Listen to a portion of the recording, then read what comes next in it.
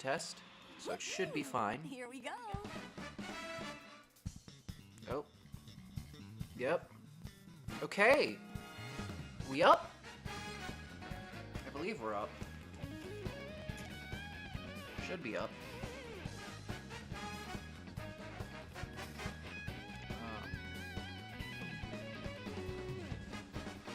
Oh, jeez. Okay. Checking we're up.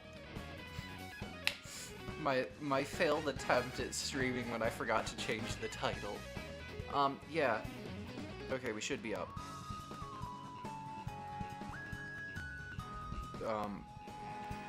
What? My phone is not loading. That's weird. Why is it not loading? Anyway. Some of you... Okay, most of you probably haven't noticed, but, is the TV too loud? It might be too loud. I fixed the audio. So as it turns out, it does not matter. What? Oh. It's not even a person. Does not matter. It does matter how far away you are from the microphone. No one told me that. I don't have, or I do have 2 separate microphones, but I don't know how to hook them up. So just so you know, previously when there have been 2 people, they have been like 1 foot away and sharing a mic, which is why it always sounds like this. Because I didn't know I could do this. I'm gonna be honest. Okay, I haven't checked to see if this is a thing yet. It's not. What the heck? Well, okay, I was gonna do all 96, but I guess that's not a thing for some reason.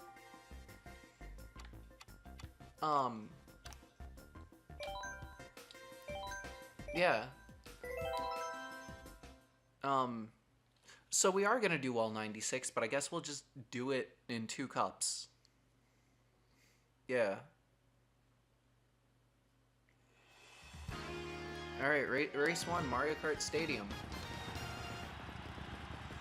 This is not the final Mario Kart 8 stream, by the way. This is just because all of it is out. I have a plan for the ultimate Mario Kart 8 challenge. However, the main problem is that it requires, well, the best, I guess, vanilla, because I don't know how to mod my Switch. The only problem is it requires a camera, because the main idea is that I play one-handed.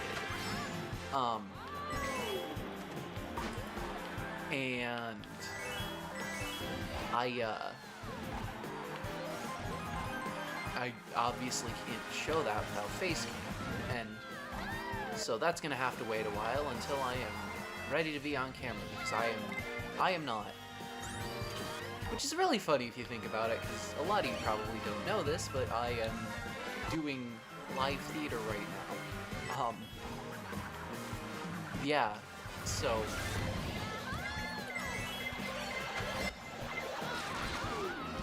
I don't know which one of those hit me. Tried to block the red shell, realized there was a blue shell, and stopped trying to block the red shell.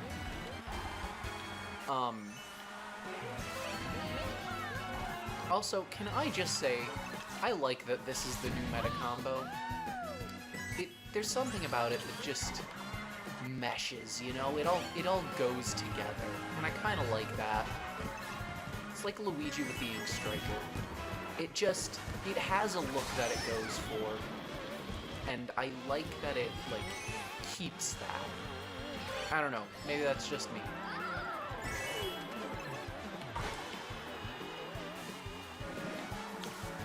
Yeah, I'm not extremely good at the game. I can't do that. Glider skip. But, you know, what I can do is just win. And, so, you know, I'll do that. It's not that hard. What the heck is going on with my phone?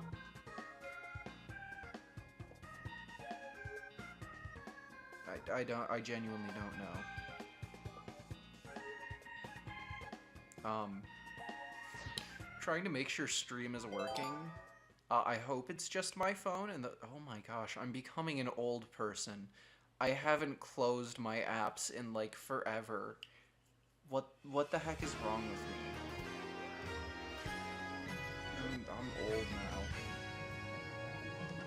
now. Alright, sorry. Getting further away from the mic. Water park. Let's go.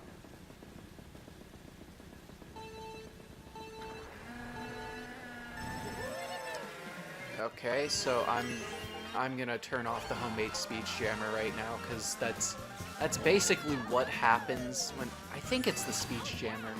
It's this thing, it's called the something... I swear it's called the speech jammer. But what it does is it just records everything you say and plays it back a second later, and so you try and not interrupt yourself. And I did not know that that was an actual thing. I thought I was just stupid. But no, that's like an actual thing that happens to people. So checking on stream is a bad idea because you will create a speech jammer. Which is absolutely hilarious to me. But yeah.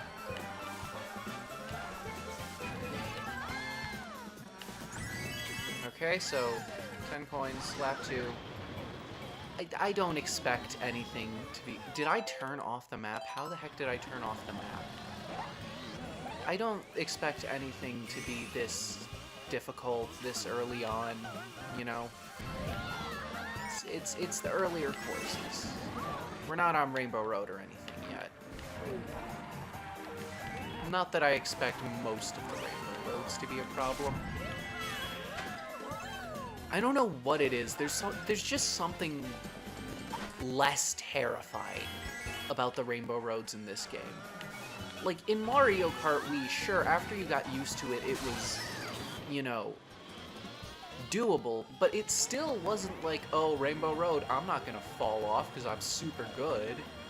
You know, that's just not something that happened because, no matter, even if you were super good, other people could be better. However, in this game, and I think it has to do with the anti-gravity mechanic, I'm just not scared of falling off Rainbow Road. It could also be that falling is less punishing. Love Mario Kart Wii, by the way. Yeah. Switch Sports is coming next time I stream alone.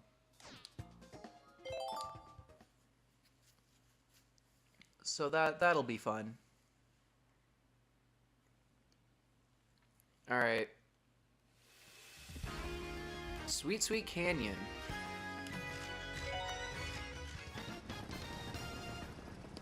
This is the Wreck-It Ralph track, right? Like, that's just what it is. No one's gonna argue with me when I say that, right? I don't know, I like that movie. You know, I feel like with movies, there are two different kinds of indifference, right? Because you can be indifferent in a positive way, like, I mean, didn't seem that bad, didn't really dislike it, or you can see indifferent in, like, I mean, I didn't like it, I guess. Did she get a boost as one of her tricks? I'm sorry. I know, like, most of the tricks for the new DLC characters, but I haven't seen all of them. So.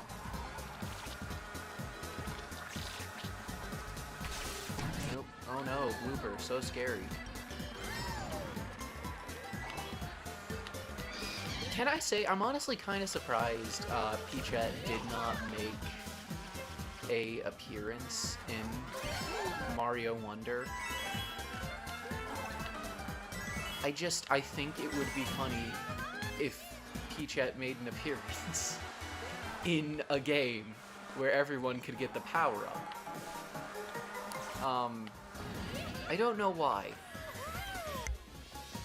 Actually, no. No, that would be awful for several reasons. But mainly Toadette losing something that is, you know, kind of iconic to her. Toadette is probably my favorite Mario character. I can't explain it. I just have this fascination with the Toads. They're good. I like them. I like the Toads. Alright, cool. Wreck-It Ralph. Done.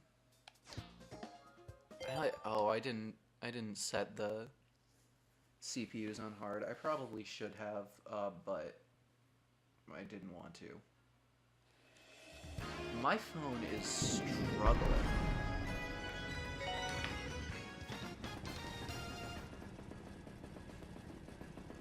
I don't think I'm gonna get to check back in on stream that often this time, guys. I'm gonna be honest. So... Oh, come on. I will say, I think that the coin item is an interesting item. I just think that it should be removed if you have all of the coins. Like 9 coins, you can totally get a coin item, but the instant you hit 10, no more coin items for you. I think it's interesting. It rewards people for, you know, being good at the game and not losing coins. It's an incentive to actually pick up coins. I just think, and like Lightning still exists, Blue Shells still exist. You know, that, I just think it's something that should be in the game.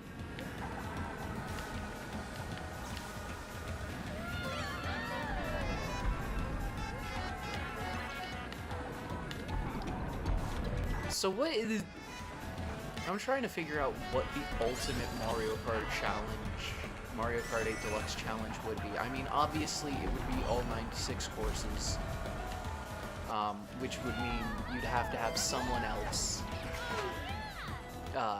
keeping track of your score, because, you know, God forbid anyone want to play all of the courses in a game.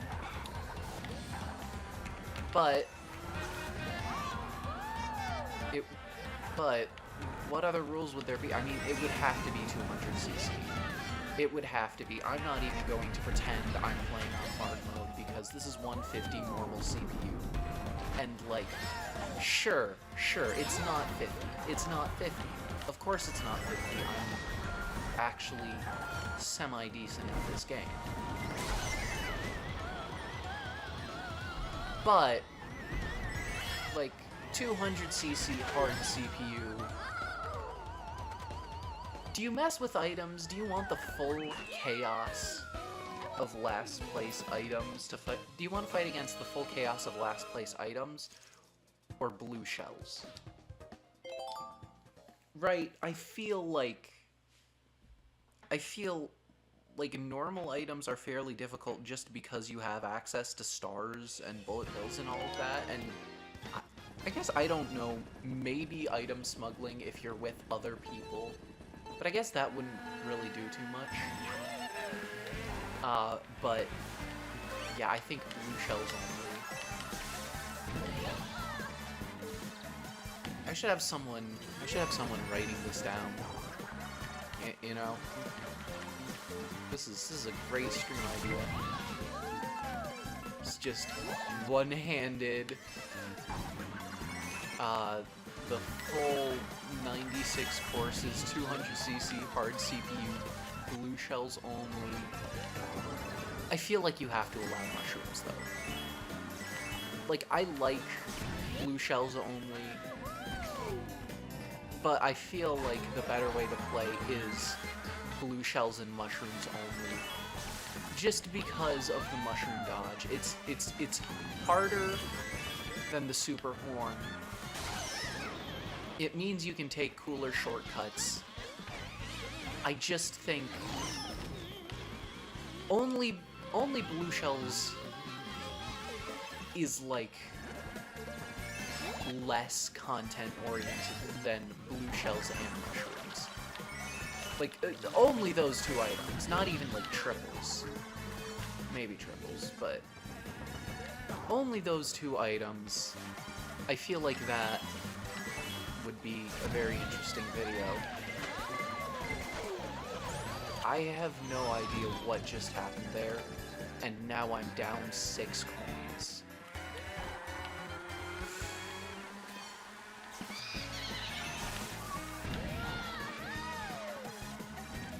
I also, you know, as my friend group's resident Mario Kart expert, I dislike blue shells only because everyone's always like, oh wow, see, you're not actually good, you're just good at dodging items, and it's like, no, the blue shell is a nuclear bomb. I don't care how good you are, you're not Indiana Jones, you're not hiding in the fridge, you're not surviving the blue shell. You're not gonna win if you're in first place for most of the race during blue shells only, because you're gonna get hit about 50 times and moved to last. And that's just gonna happen until whoever is lucky enough to be in second place wins. Like, that is absolutely... Every course just becomes baggy. I just think having the possibility to use skill to dodge it, which is why mushrooms and not super horns, plus the shortcuts thing, because shortcuts are cool, I just think that that's better. Okay? Say what you will. Actually, no, you know what? You know what? Oh, okay. After this, we're doing, like, a simple two-course race. We're taking a break, because I have to see something. Because you know how they added auto steering and auto acceleration in this game, right? I mean, I use auto acceleration because my A buttons wear out extremely easily. No comment, but I just think, right, auto acceleration, auto steering, and you just set the controller down with only blue shells. I just want 2 races of that. Like, maybe not even 2, maybe only 1. No, 1's too small of a sample size. This is science. Okay? Anything is science. Science is not a thing, it's a method. Which is something that always bugs me, because in fantasy I never see a combination of science and magic, and while I know it's absolutely because whoever does that would completely... they would end up ruling the world. It's just kind of annoying. Because combining magic with the scientific method, it just... and, like, you know, an interaction of magic and mechanics, I just think that that would be an interesting concept. And, also, it would win every fight ever. But yeah, this is science. We gotta find out how well auto steering and auto acceleration does, against only blue shells. Oh my gosh. I feel like I'm saying too much. This feels like an episode of How I Met Your... not any episode. That specific episode of How I Met Your Mother. Not the ending. The ending was awful. No. That one episode where her ratings are really good because she says too much. and and it becomes a game, a drinking game, to take a shot whenever she says That's a terrible stream idea.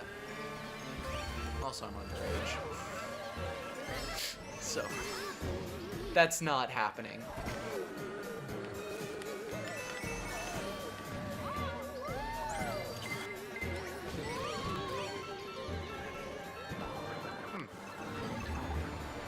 I hadn't thought about that, getting 2 item boxes by getting hit with a red shell instead of getting 2 item boxes by hitting the double item box. I mean, it probably happens.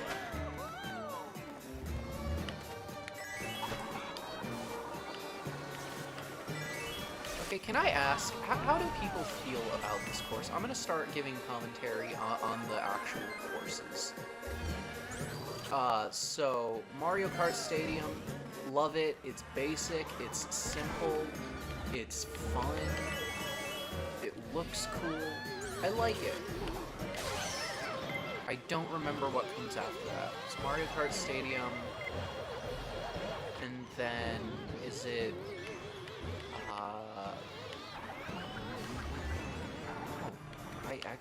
Water Park.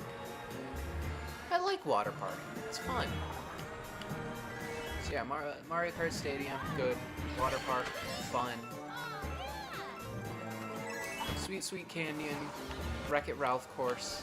I do like it though. I don't like that the water is syrup. It just makes me think about getting syrup in my hair. And I hate it. Hate's a strong word, but that's a strong emotion. Now then, that's... Oh no, Flomp Ruins. I like Flomp Ruins. It's very green, very ruinsy. You know, obviously, but I think it does it well without being just boring gray. And then on to the Flower Cup. Mario Circuit. No course that basic should be in the Flower Cup. I'm sorry. I just don't like it. It is so basic and bland. Like, Mario Kart Stadium had the whole night theme going on. They got the large crowd, you know, the cameras, the helicopters, all of that stuff. And all that stuff is really cool. Mario Circuit from Mario Kart 8? I don't like it. Toad's Harbor is a 10 out of 10, absolutely. There's just nothing else to say about it. It's good. Luigi's Mansion, I feel like, no, that's... Is it Haunted Mansion or Luigi's Mansion? I genuinely do not remember.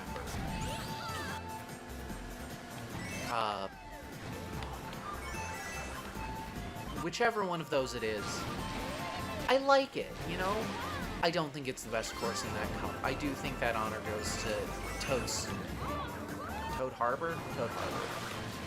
But I like it. Now, Shy Guy Falls, where we currently are, love Shy Guy Falls. I like all the little guys in Mario, you know? Shy Guys, Toad, Spike, Ninja, all those guys, you know? The Poplins from Mario Wonder, I kind of like them. I will say, though, I do not like them in the silhouette levels. They look like they have the ability and desire to eat my soul. Which is not something I am excited about. I do not wish people ate my soul. That's not something I want. And then... what other Mario guys fall under that category? Lakitu?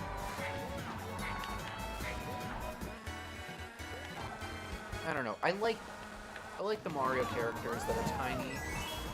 but they're like actual characters as opposed to like the Koopa Trees and the Goombas, which are just enemies. Maybe it's the clones. Black 2 has glasses, and I guess that kind of counts. I don't know how my mind works. All I know is that it does. Sometimes. If I'm lucky.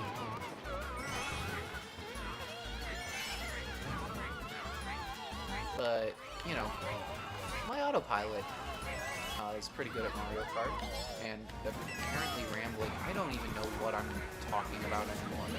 I like Shy Guy Falls. It's very green, very vibrant rock color. I think that's tan, but it's also kind of reddish. The waterfall section's pretty cool. I like the music. I like the Shy Guy sound effects. I'm a big Shy Guy Falls fan. Sunshine Airport. Oh, I love Sunshine Airport. I mean, we're in the Star Cup. It's the best cup in the game, and nothing's changing that. You know? Nothing is... they could release Toad's Factory, they could release Wave 7 with Toad's Factory, and all the other good courses are kind of taken. At least that I can think of, but I've only played SNES on the emulator when it came out. I played 7, and I have Wii. Huge fan of Wii. Toad's Factory is really the only course I can think of. Oh no, either of the Wii Sports Resort courses from 3DS. You know, they could have added like all 3 of those in, plus probably some tour track that's really cool that everybody likes that I don't know about because I don't play Mario Kart Tour. Is it still possible to get everything in Mario Kart Tour? Because if so, I might get like a phone emulator and start streaming Tour. Just because I've never played it before. I'd be going in completely blind. But I like collecting things. It's why immediately after this stream I am switching to Switch Sports to play golf and unlock all of the items and try and get into A rank with all the sports so that I can get the title. Because I think that's A rank. I hope it's not S rank because I don't know if I'm good enough at games to get into S rank on anything. But yeah. So Mario Kart Tour, from what I understand, has like a lot to collect because mobile game, and it terrifies me how much that appeals to me. The only other stream I was thinking of doing that I will start as soon as I have like an actual, you know, copy of the games is I want to catch every single Pokemon. And there are only like 4 that haven't been added to a Switch, or that haven't been obtainable in a Switch game, other than Mythicals. Which means,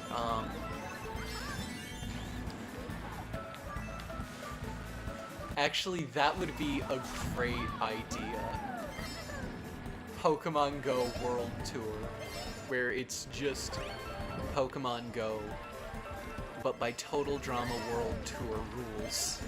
I love that idea. It's so stupid. You know, the challenge is to just catch whatever Pokemon we need.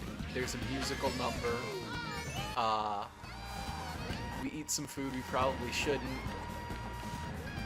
And then the stream's over. Man. World Tour was my favorite season of Total Drama when I was a kid because I don't know, I like songs. I rewatched it. Season 1 was, like, probably the best season. I don't even think action was that bad. And I don't think World Tour was bad. I liked World Tour. The music was not as good as I remember. So, you know. That was interesting. Then again, the only one that stuck out was the first song. And, like, let's be honest. They wrote that.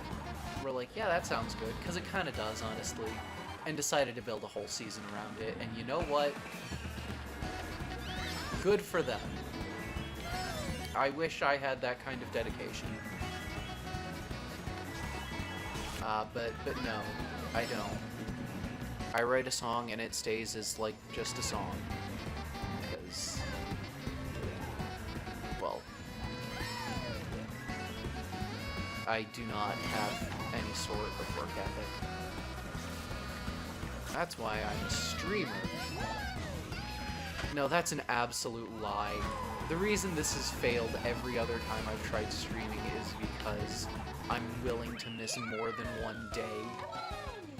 Honestly, I think it's editing.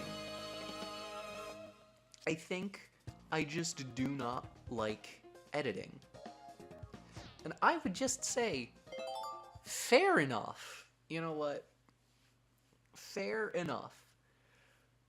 Because, you know, I think I'd be fine with editing if I could do it with any reasonable method.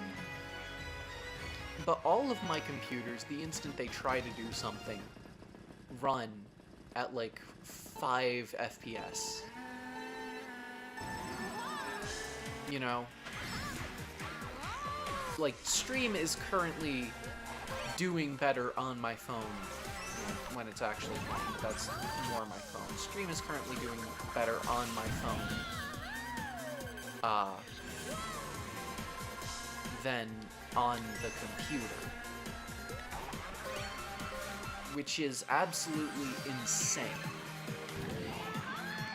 Because on my computer, we're getting about, let's see, 10 FPS. It's not as bad as when I try to run Minecraft.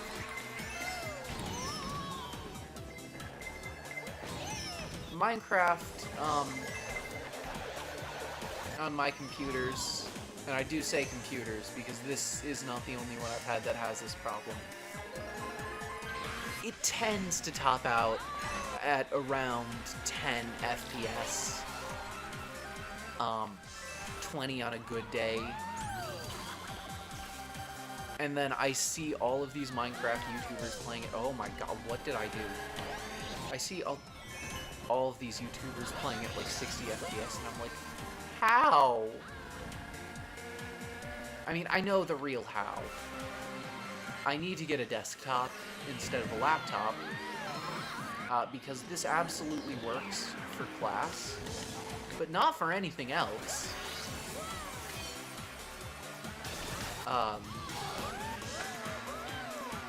But yeah, the only way I can edit is by waiting 15 minutes every single time I make the smallest change.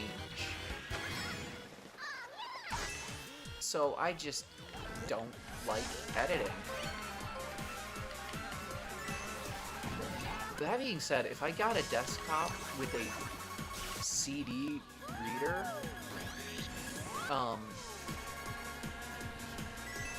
which, like, is a thing, I still have a copy of Pinnacle Studio 22 CD. I still have that, because that's the editing software I use. And, like... Okay, they're gonna put me back. I could actually just get a desktop that can read CDs, and unless it requires like some sort of activation code, which I hope it doesn't, but unless it does, I should be able to just, you know, put Pinnacle Studio 22 on my computer, which would be pretty cool. Because you know, I could edit without it taking an hour for a 5-minute clip.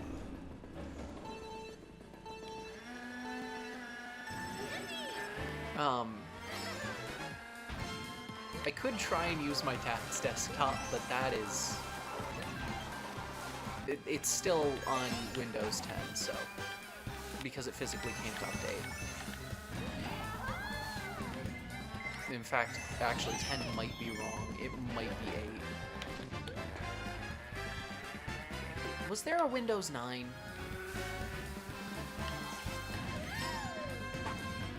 I don't think there was, but I don't remember.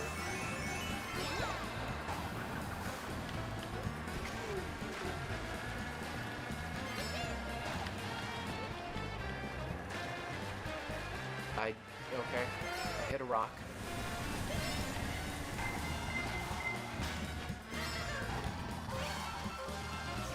Okay.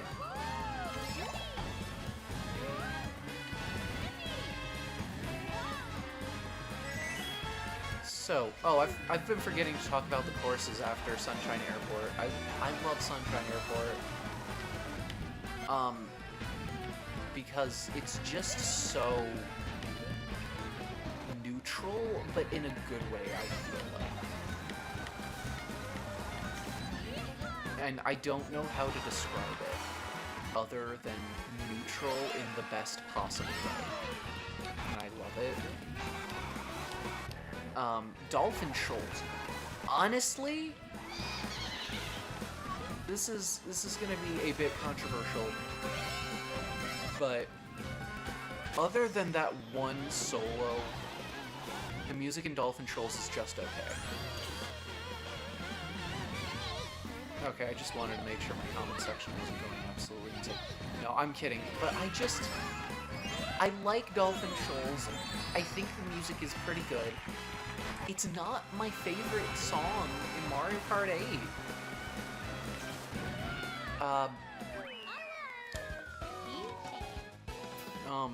Electrodrome? I like it. It's Music Park, but rave-themed, and I can absolutely get behind that. You know? And if they make Music Park, but it's like game music themed, or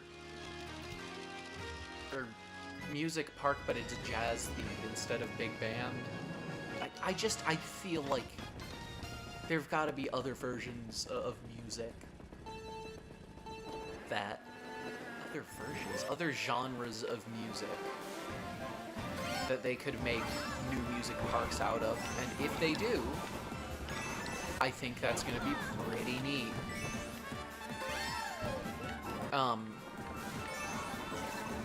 Yeah. My neck hurts. For context, I am ridiculously tall. Even when sitting, although less so when sitting. But I also have a ridiculously low table that my recording setup is currently on. So to be as close to the microphone as I have to be because I don't have a normal mic stand, I'm just completely hunched over. Like I'm leaning in to tell you guys a little secret. And, I have to do that while looking up.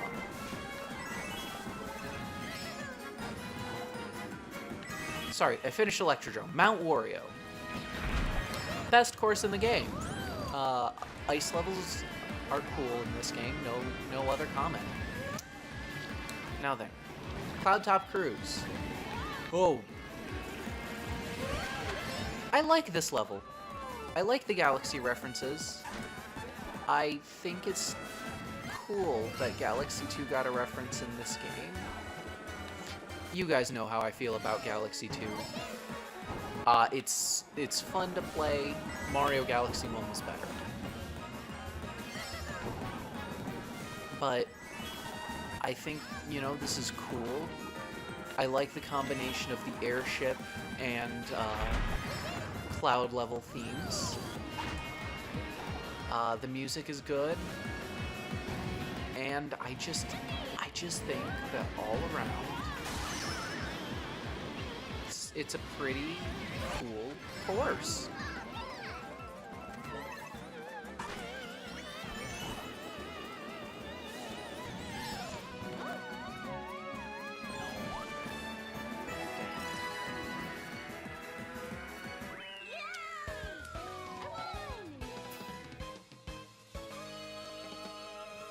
Wow, really, the middle's still moving around. I don't know why. I figured the middle would have stopped moving by now, but I guess not.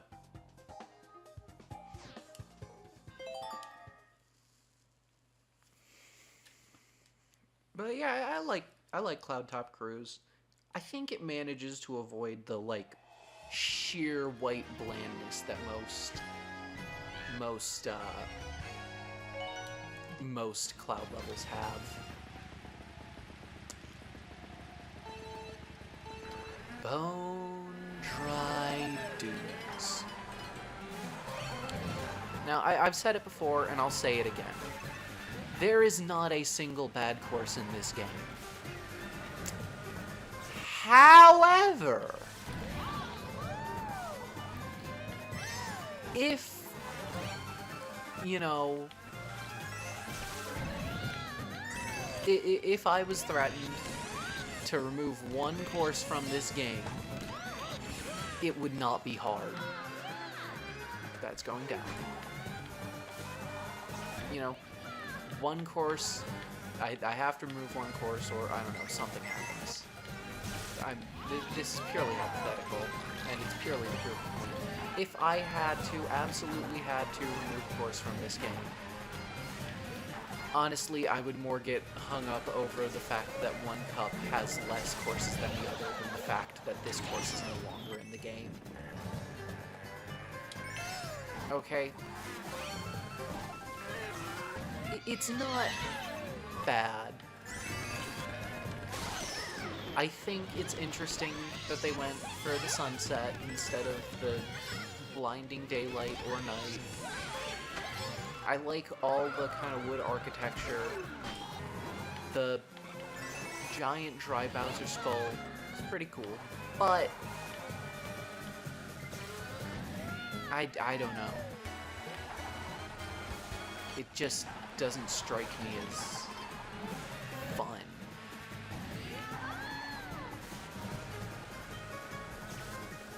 It's hard to explain.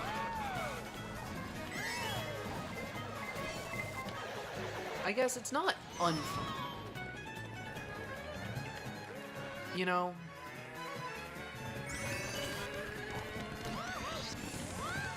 like this, I guess this is what I'm talking about, kind of neutral in a negative sense. Because, like, if someone was like, hey, I made a mod that got rid of Bone Dry Dunes, I'd be like, okay, why? And they're just like, oh, I didn't like getting it in random. I'd be like, okay, but, like, why? But if someone was like, hey, I made a mod that replaced Bone Dry Dunes with Toad's Factory, I'd be behind it 100%, like, every single time. Toad's Factory is a great course, and it is a literal sin that it is not in Mario Kart 8.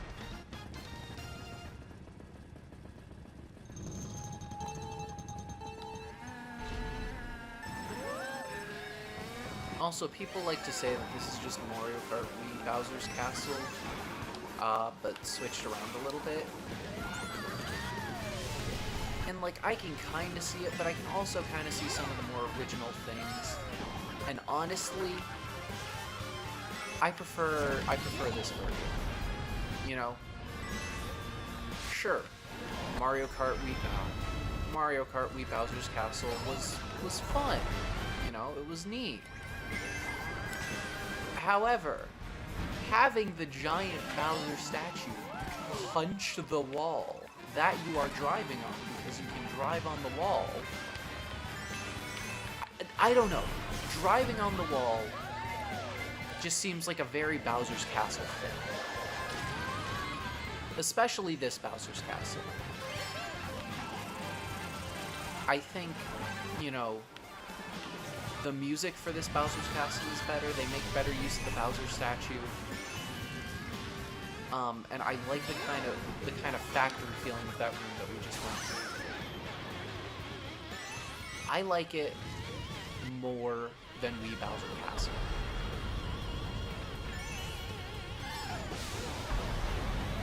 Maybe I'm just used to it because I've been playing this game for so long because my Wii broke and I can no longer play Mario Kart Wii Online or CTGP. Because I don't know how to set that up on Wii U, and the only other functioning Wii I have does not... Well, I was going to say, actually, I was actually going to say doesn't have the internet channel, but then I remembered that, I used the disk drive to replace a friend's Wii. So I actually don't have a functioning Wii right now.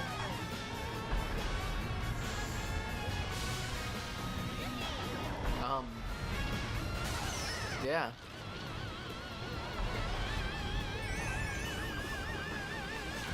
Well, guess I can't play Sunshine then.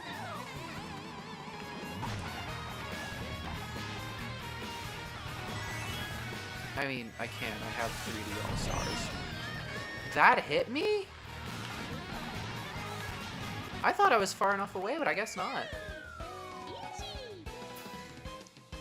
I have 3D All-Stars. I could beat Sunshine if I wanted to. Even if my Wii was fixed, I couldn't play Sunshine. My GameCube controller doesn't work. What the heck am I saying?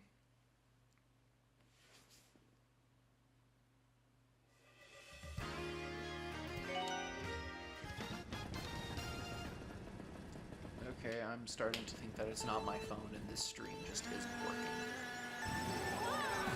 Because I took my phone off of Wi-Fi, thinking that my Wi-Fi was just being slow, and maybe it is, and not in a funny haha, oh, your videos are slow. Maybe the upload speed is slow. I hope not, but maybe it is.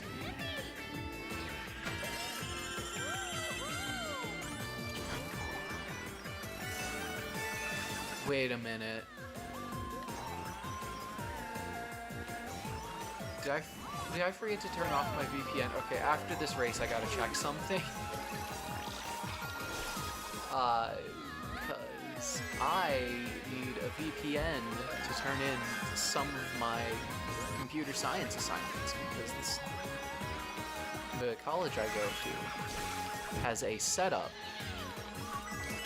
where you have to turn it in from on the school's network, on the school's Wi-Fi, and I can't do that from home, nor can any other student.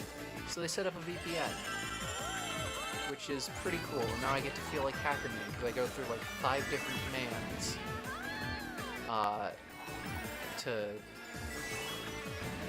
open up my school's Wi-Fi on my computer from my house. But if I turn that off, I could be trying to stream. If I forgot to turn that off, I could be trying to stream from my school's Wi-Fi.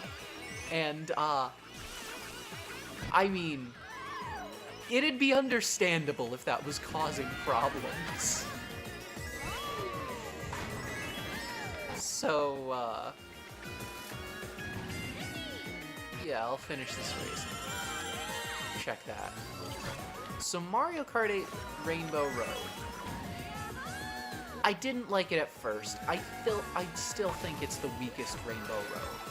But I like that shortcut. I think having it all space station themed, I think that's pretty cool.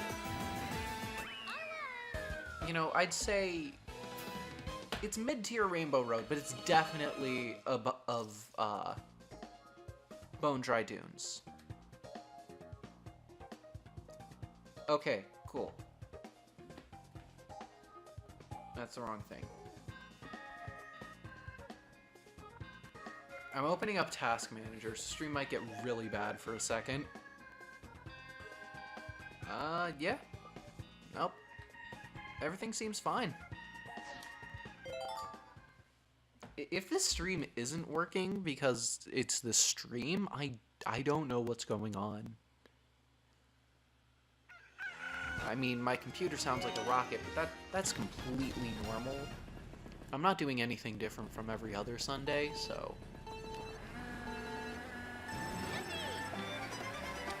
Anyway, we're on to the retro courses.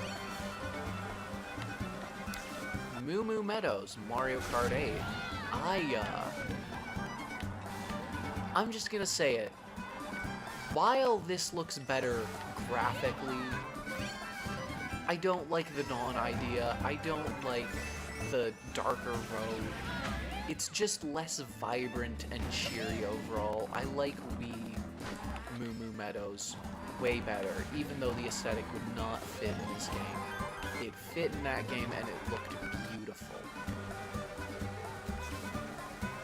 Like, seriously, when I first saw this course, I was like, ha, you know, it kind of looks like Moo Moo Meadows. I wonder what this is. Is this Moo Moo Farm from N64? And then I saw that it was Moo Moo Meadows, and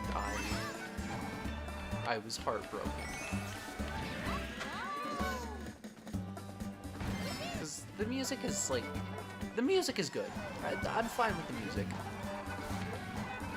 But just look at how, I guess, realistic everything looks. This does not look like it came out of Mario Kart Wii. This looks like it came out of, like, a farming simulator.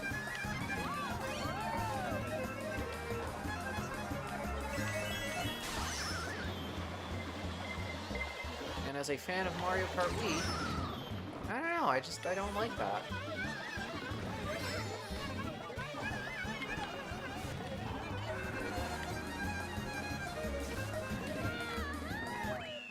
I successfully lapped 2 people.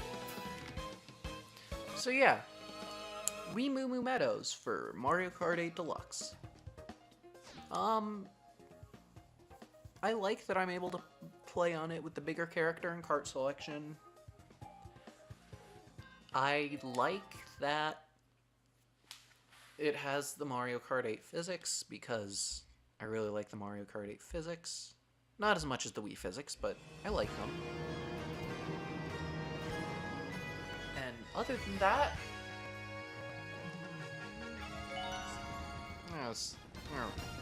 I don't like it.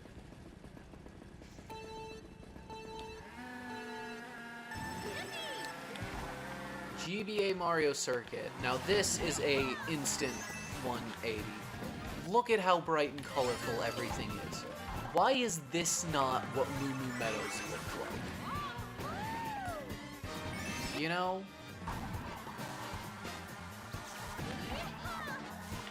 Because it absolutely should have been. I like this course. I like the SNES and GBA courses, you know?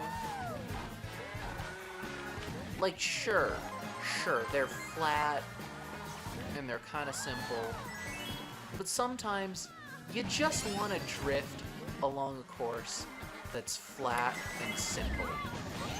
How did I miss? Why are there 3 bullet bills? This game is not... This round is not having it with me, huh? But I like that it's simple. I like that it's bright and colorful. And you know what?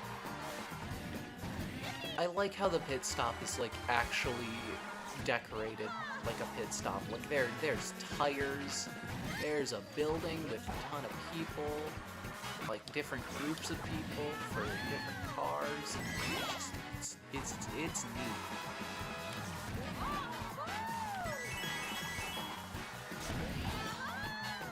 Also, I'm gonna say it, I was really happy to find out that Peachette was meta. Because I played the DLC a little bit before finding out the meta, just so that I wouldn't feel bad playing the characters that weren't meta. And I gotta say, I just gotta say, I like Peachat, right? Like, I think that the whole kind of mushroom theme is what Peach needed if she was going to be Queen of the Mushroom Kingdom. I'm going to argue that this should have been what Peach looked like originally.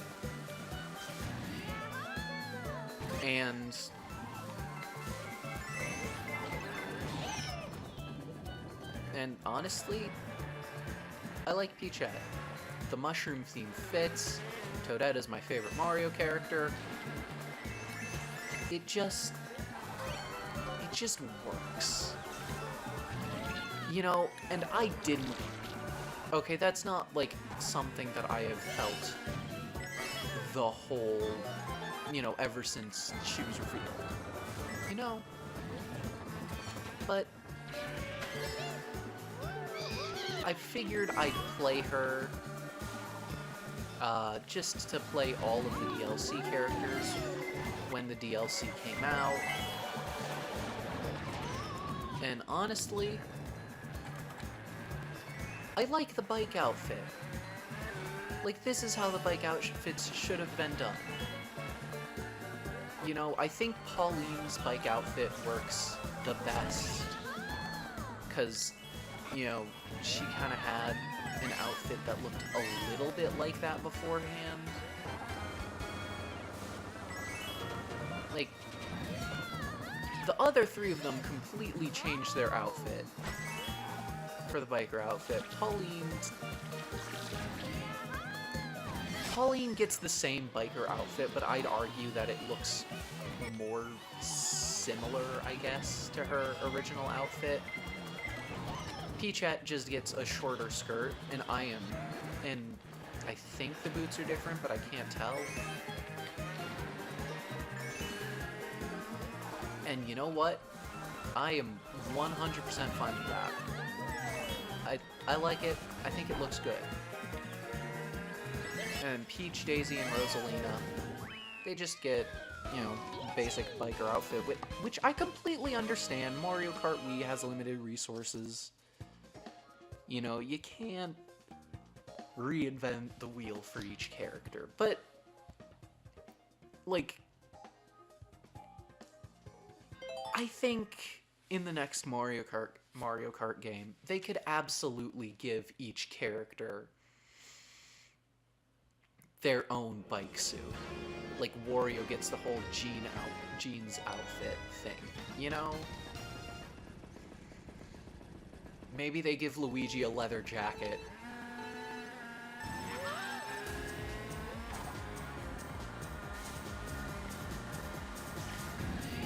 I guess Peach's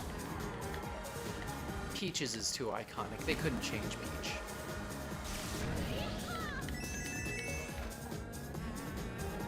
But I don't know.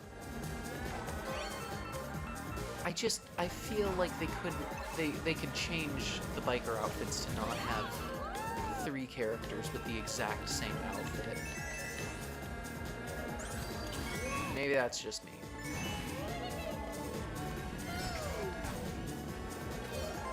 Did I talk at all about Cheep Cheep Beach? I talked about Moo Moo Meadows. I talked about... No, I didn't talk about Cheep Cheep Beach. Honestly, completely deserved. I hate Cheep Cheep Beach.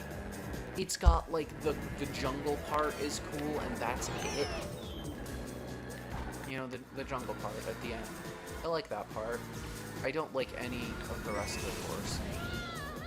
I gotta say, Mario Kart Beach courses are some of the worst courses. I just don't think Mario Kart has ever had a single good beach level. You know?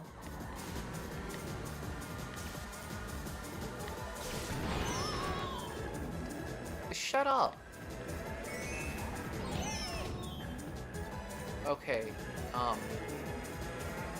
guys, I swear I passed my test. Okay, I did not steal my license. Okay, maybe I did. No, I didn't. That's a joke. I did not steal my driver's license from somebody else. I swear, I promise. I need to get to class. Don't take my driver's license away. But I don't know, Cheep Cheep Beach, I don't like Mario Kart Beach levels. And I also don't like... No, I'm fine with Toad Turnpike. Toad's Turnpike is pretty cool. Man, I just realized there are probably at least a few confused people who hopped in to watch us play the new Mario Kart DLC, and they're just like, Dry Route, that's, or no, what is this, Dry Desert? That's in the base game, that's not even in the booster course pack. Like, I swear, we're getting there, we're only, I probably should have mentioned Mario Kart 8 Deluxe and not the DLC. We're getting there, but it's only like the last 8 race. Okay,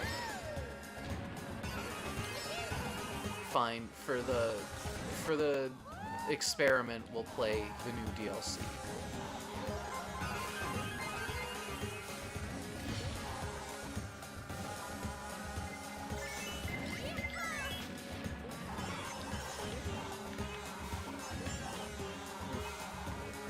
For the experiment with auto acceleration and auto steering versus only blue shells.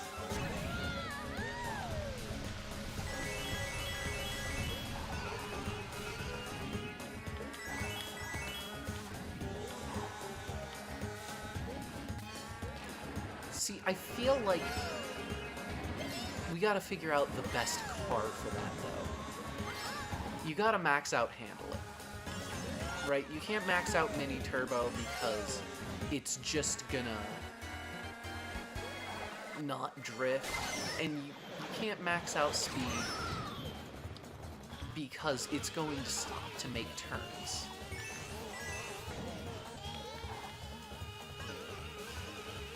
So handling is really the only stat that we can max out.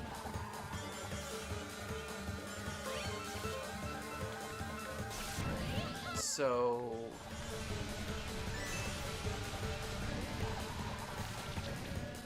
I guess you'll get like 5 minutes of me speaking very intermittently up against the menu as I try and figure out the max handling vehicle. But we still have, let's see, that was 300? That's 5 cups. We still have, let's see, they're 20, not 20, 12. They're 12 normally.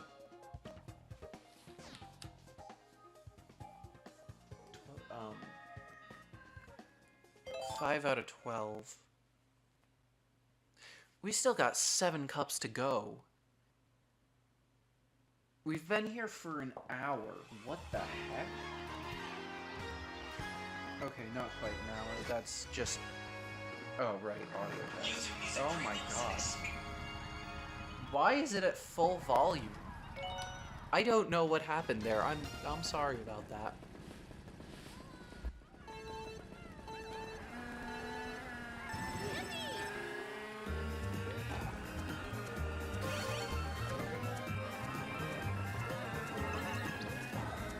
What is with the whistles? I don't exactly hate them, but I never noticed them before.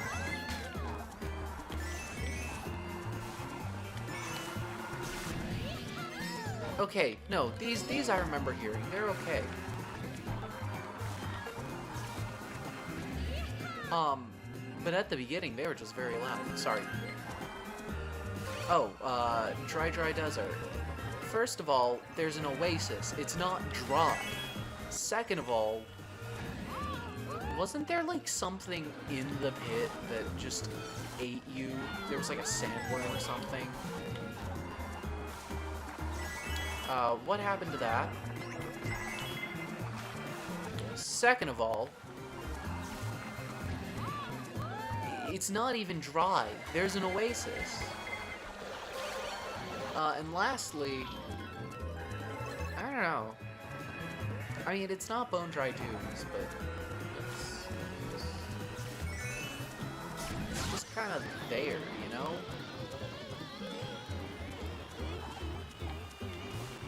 Like, I think it has the opposite problem with blandness of Bone Dry Dunes, where Bone Dry Dunes, it feels like they really tried to give it an identity, and they succeeded. It just wasn't deserving of an identity. You know, it wasn't a fun enough course to be given an identity. Whereas Dry Desert has the exact opposite problem, where it's a really, really fun course, but just, like, what does it have? You know? And then, not Bone Dry Dunes.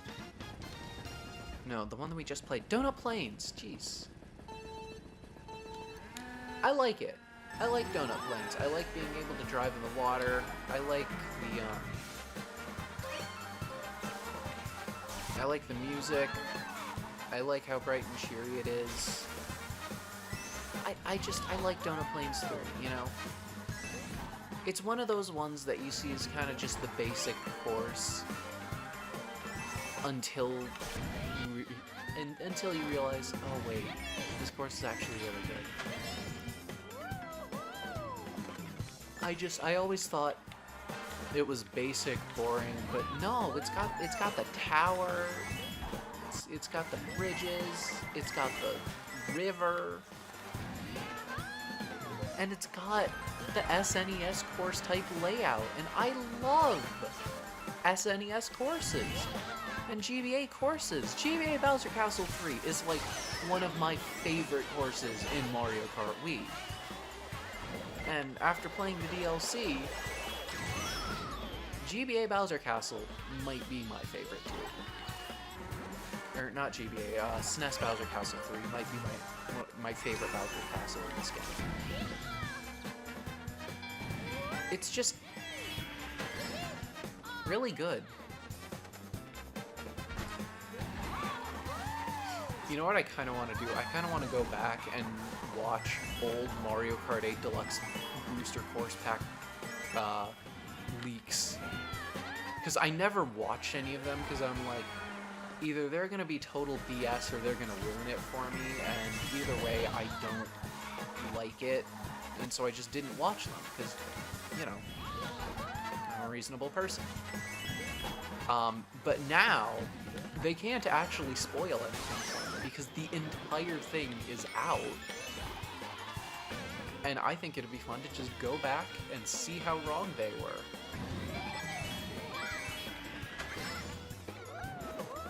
I say that like the first thing I saw after Wave 1 wasn't some video saying that DS Peach Gardens was going to be in the Booster Course Pack.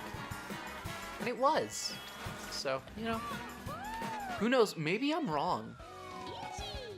Maybe I'll go and watch that, and we'll I'll see that there's actually they had it figured out. They all had it figured out.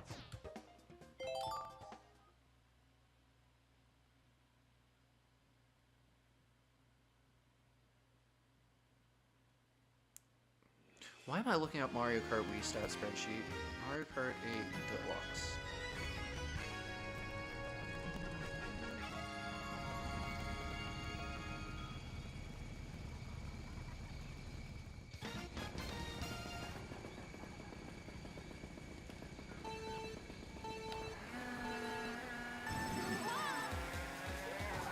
Okay. something... Oh yeah, N64 Raceway. I love N64 Raceway. I like the music, I like how bright it is. It's fun to drive. The only thing I will say is that they should have let you go by the castle. But other than that, absolutely love it. Now, DK Jungle. I like this course. I played it on 3DS. I like it there. I like it here.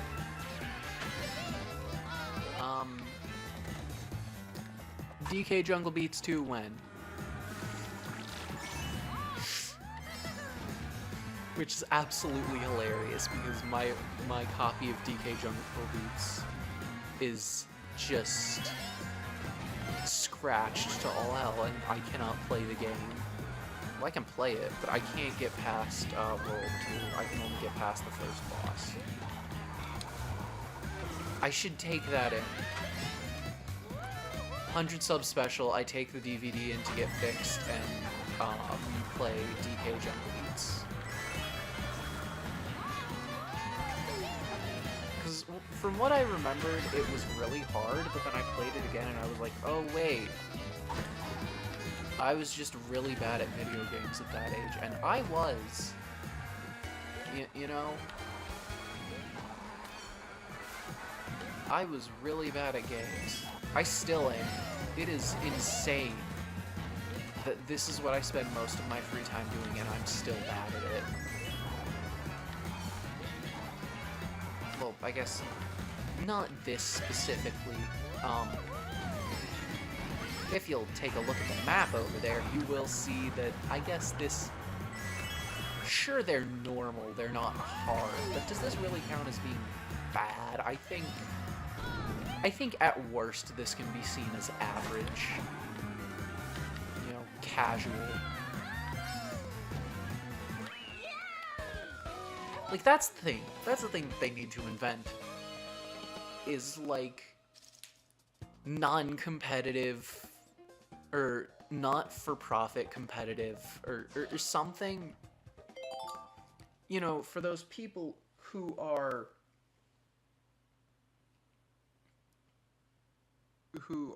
really good.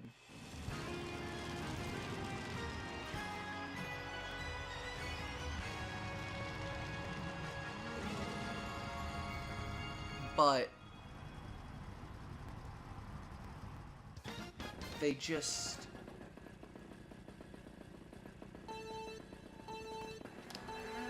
For those people who are really good... Sorry, I'm trying to figure out Max Handler. For the people who are really, really good, but they're not competitive good, you know?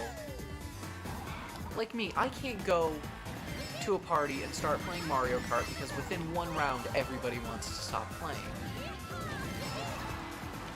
But I can't play competitive because within one round I don't want to play anymore.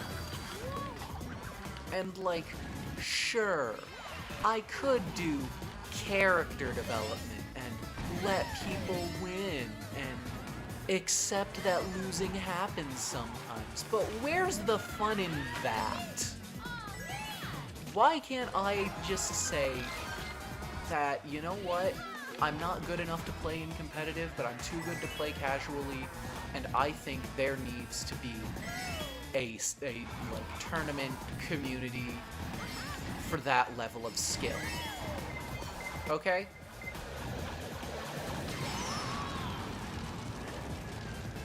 You know?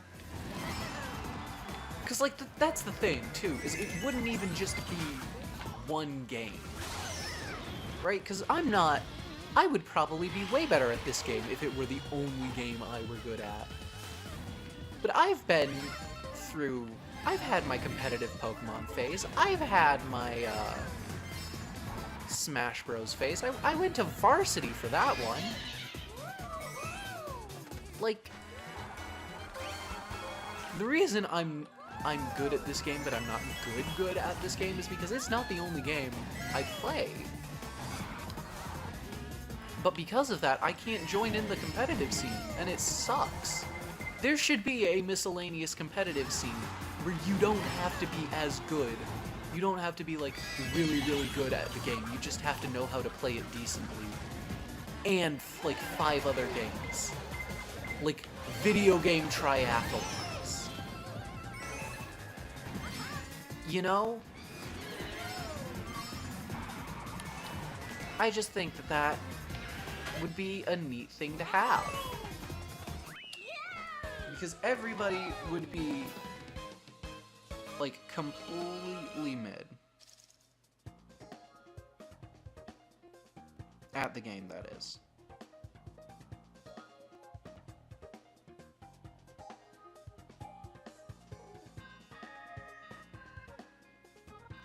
Okay, sorry, I'm on my phone trying to figure out the best build for handling.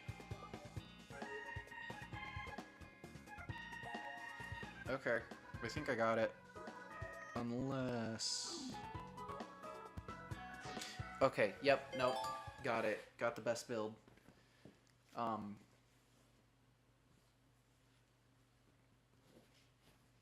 No, I should mill that out. Perfect.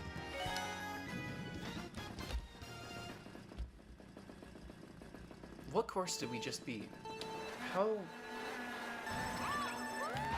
Wario Stadium.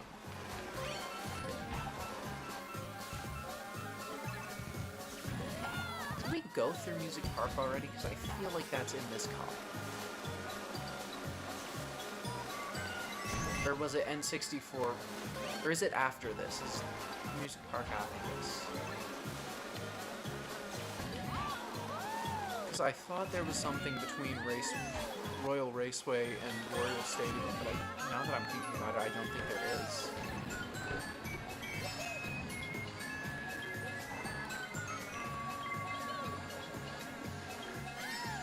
So, yeah, Wario Stadium, I like it. It's loud, it's cool. It's one of those this is the positive neutral that I was talking about, you know, Bone Dry Dunes, that's negative neutral.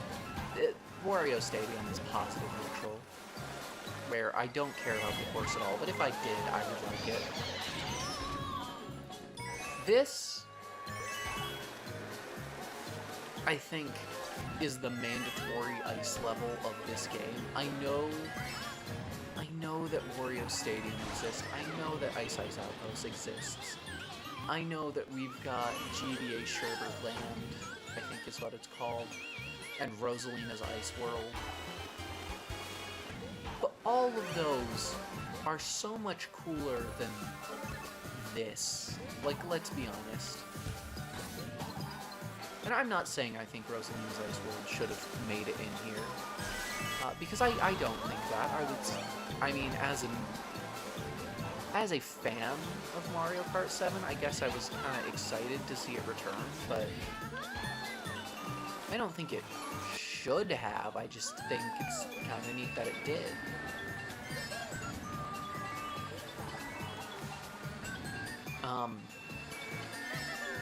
Would have much rather seen Toad's Factory, but I just think that this ice level, it's nice level.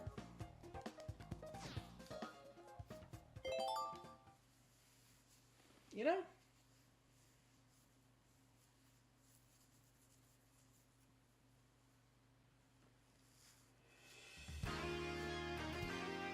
Okay, yeah, here's Music Park.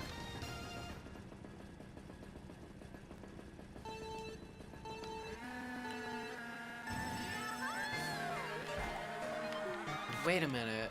Hang on. Am I misremembering the cup? Royal Raceway...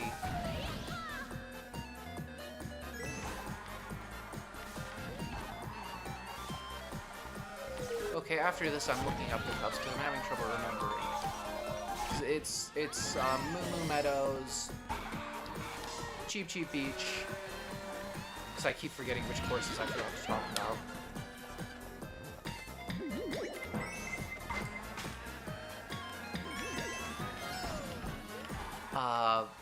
Okay, so let's see. We were just on was Oh, geez, it's all starting to blur together.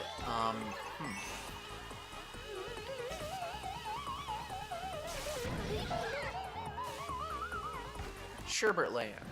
Right, and I did talk about that. That's what I just spent. Oh my gosh. You ever do something and immediately become more concerned for your mental health?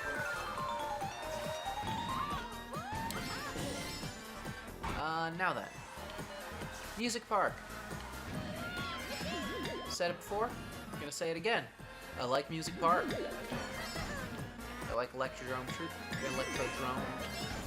I can't believe it's Electrodrome. What even is a drone? I know what Electrodome is. It's a dome. It's Electro. It's cool.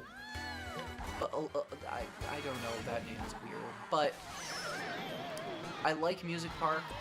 I think having Electrodrome as the sort of spin-off of Music Park is a great idea, and I want more Music Park spin-offs. Okay?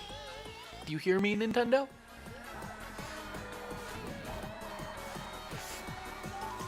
You know, with Mario Wonder having, like, several music-related rhythm courses,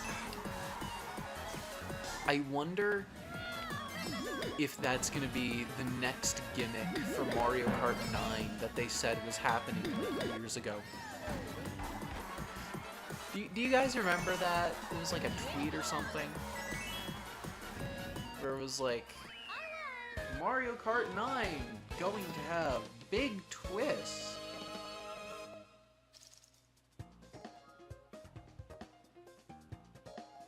Yeah. And then we just never got Mario Kart 9. We got the deluxe booster pass. Oh wow, Nintendo has it. Okay. Moo Moo Meadows, GBA Mario Circuit, Cheep Cheep Beach, Toad's Turnpike. Okay. Donut Plains. That's the one I was forgetting from the Banana Cup. And then the Leaf Cup. I mean, I talked about it. I just forgot it was there. Wario Stadium. Pretty cool. Sherbert Land. Eh. Music Park. I like it. And then... oh. Yoshi Valley. I love Yoshi Valley. I wish that there were more mazes in Mario Kart. Right? Like, look at that absolute insanity of a map. I love it so much. Also, I'm pretty sure that this is the only Mario Kart 8 base course to not have anti-gravity, other than Moo Moo Meadows. Toad's Turnpike has it on the walls. Does Cheep Cheep Beach not have it either? Oh man, I thought they added it to like every course.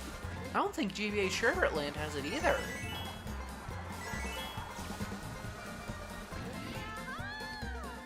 Yeah. Huh.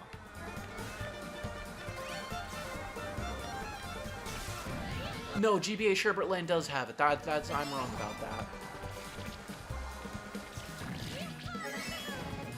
Royal Raceway doesn't, though.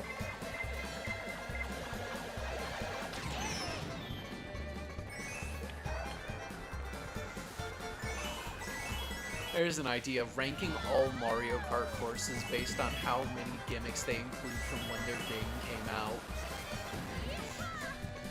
All of the SNES courses automatically get one. Actually, no. All courses before DS get one for the new drift mechanic. All the SNES ones and GBA ones get one for being in 3D.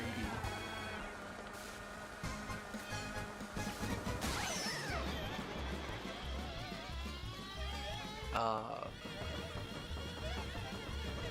Wii ones would get a pass for gliders and anti-grav. 3DS just anti-grav. Anything before we would get tricks.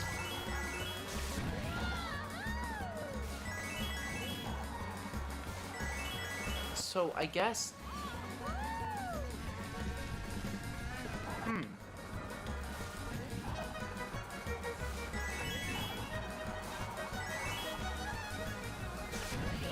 Do I give the SNES courses an extra one because technically that's a handheld, the Switch is a handheld?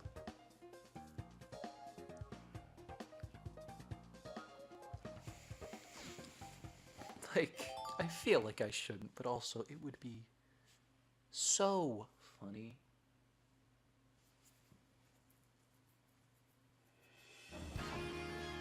Alright, TikTok clock.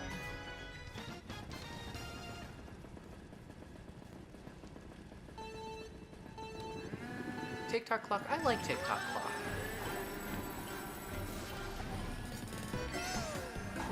I didn't at first, because it just felt very open, but, you know, as I've grown as a person since the Switch came out, I mean, I didn't like it in Wii U either, but I just didn't like Mario Kart 8, so. As I've grown as a person, I think TikTok clock, it's a pretty good course.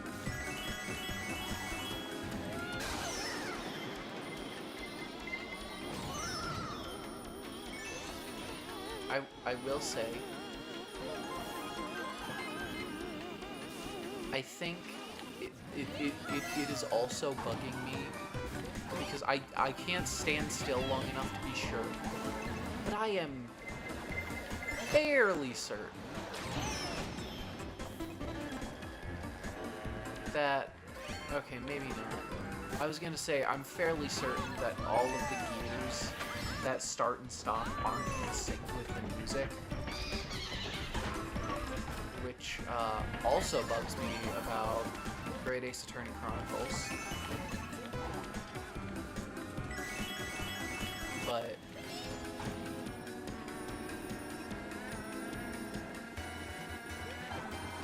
we'll have to...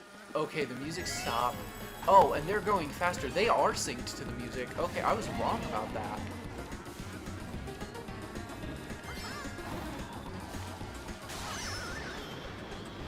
Okay, that's actually cool.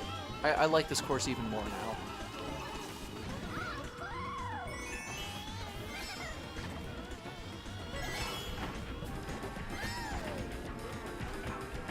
Man, it's a shame that Rhythm Heaven isn't getting a new game. 'Cause come on, guys, like, I want one too, but it's been 6 years. I don't think it's happening. Unless we have, like, a Kid Icarus situation. Which is, like, insane. How... Does the original Kid Icarus have lore? Because from what I understand, a few of the Kid Icarus characters were in Smash before the new one came out. And that's just surprising to me.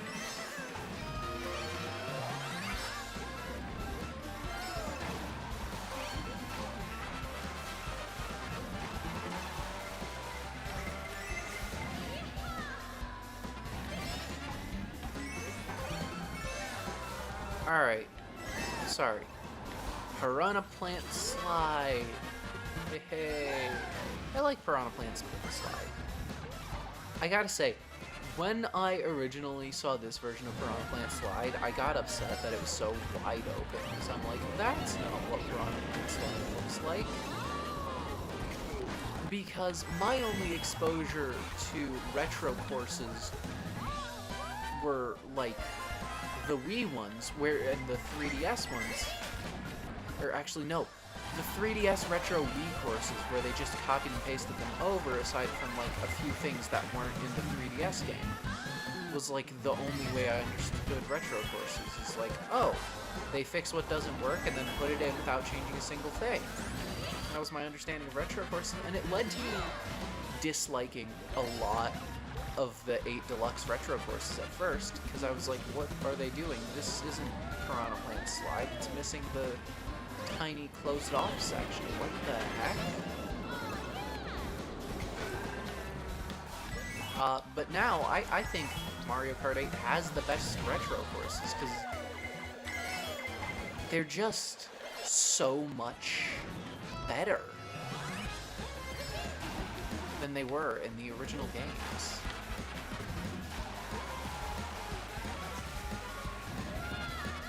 I think Mario Kart 8 has the best approach to retro courses. And I think that it's an absolute shame that that approach got basically cut in half for the booster course pack, because we were getting no new courses.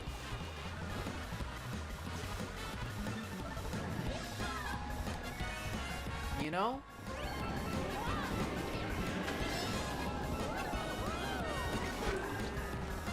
You're getting no new courses, and they were barely updating the retro courses that we already had.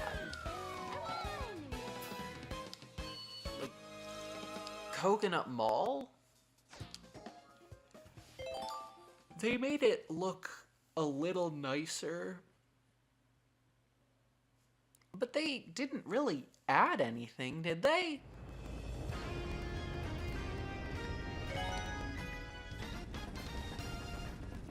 I guess they didn't here, they just made it look nicer.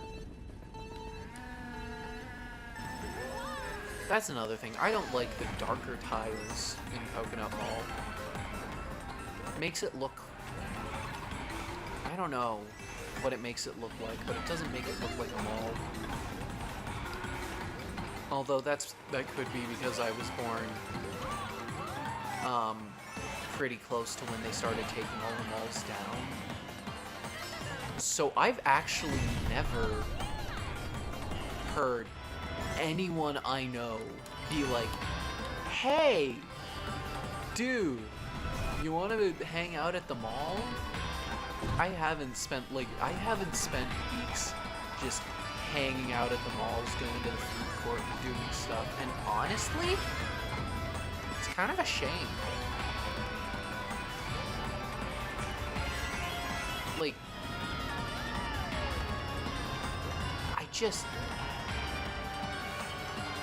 I feel like I've missed out on a huge part of being an American. There's like one mall near my house, and like, if my friends ever need something that's like not gonna be at the grocery store, we'll see if there's a store there that might have it, but other than that, we don't really go to the mall.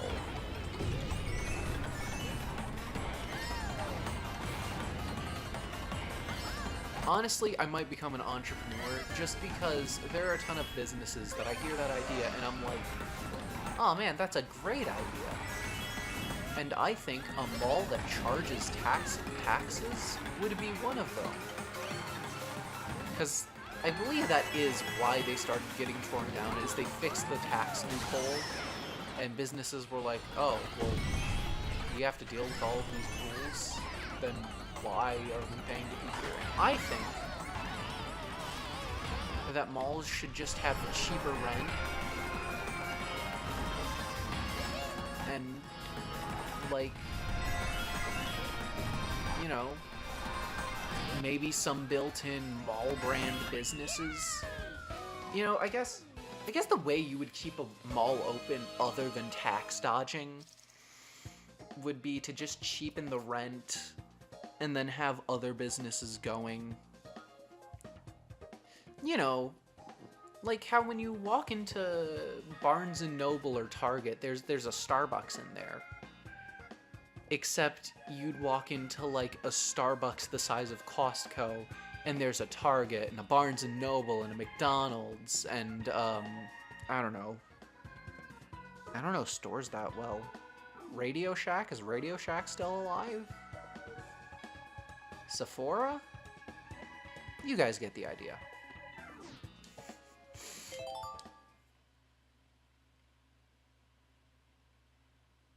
Oh, Grumble Volcano. is better than the Wii version because it's less deadly. And the Wii version just annoyed me so much. N64 Rainbow Road. As much as I do appreciate the fact that this is on the box art cover and totally deserves to be, by the way. Like, this is beautiful. I will say, it's a shame that a retro course was the best looking thing that they had. You know?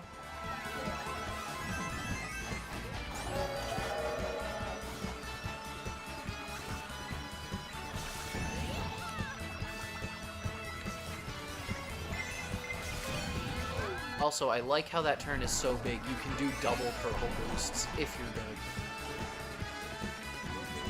It probably requires some very bad lines, though. Like, that's probably the slowest way to do it. But you can. I just think that's hilarious. Hey, it's Toad! I love Toad!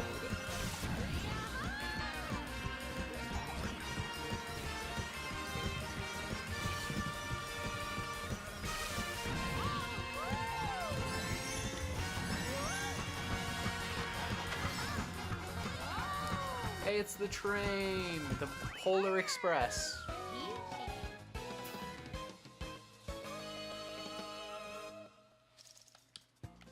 Alright. Oh, I was about to say I think that's it, but it's not. Because we have, like, 4 more cups to go because of the original Mario Kart 8 DLC.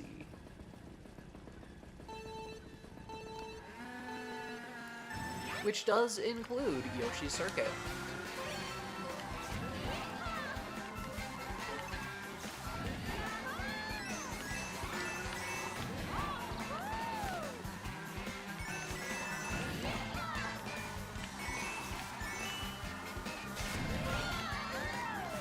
Yeah, I like Yoshi's Circuit. I love doing that. Although usually I don't mess it up that badly, but it's been a while since I've played this, okay? I've been focused on the DLC. Because I'm bad at time trials. Like, humiliatingly bad at time trials. And I've been trying to beat all the ghosts. I don't know if I get anything for it, but I figured, you know... I beat all the Grand Prix, you know, 150, Mirror, 200. I beat all of those for all the cups, including DLC. Might as well try for time trials. See, aside from the lightning, that's how that jump is supposed to go. But sometimes I just can't do it, and I don't know why.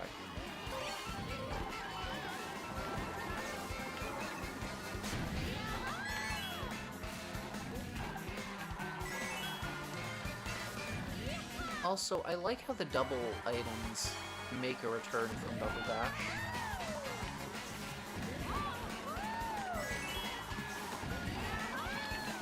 I like how in Double Dash... I wish they would make Double Dash too.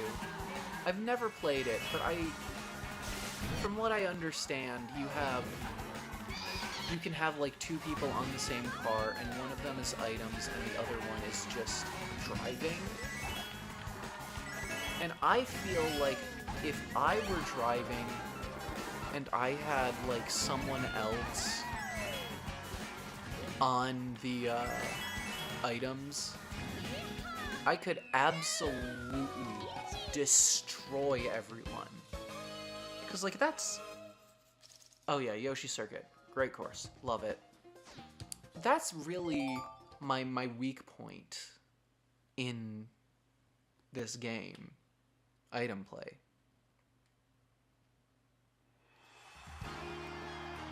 Alright, Excite Bike Arena.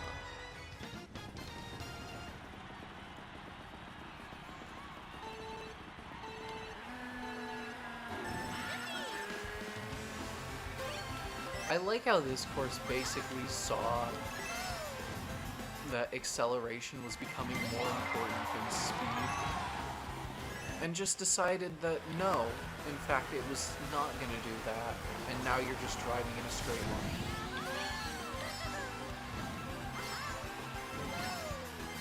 I still think that the idea that you don't have to go in a lap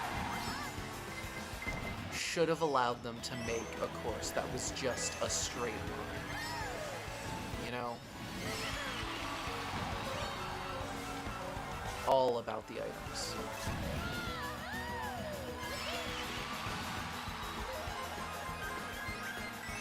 I wonder if that is like a Mario Kart Wii custom track, just called Learn to Snake or something.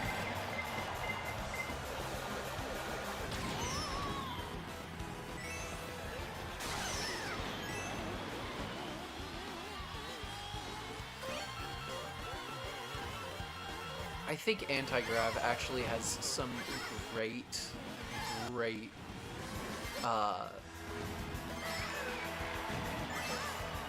what is the word? I keep wanting to say influence, but I think that's wrong. It's not abilities, but that means basically the same thing. Not patience. It starts with a P, I should have hit the mushroom. Promise. Yeah, close enough.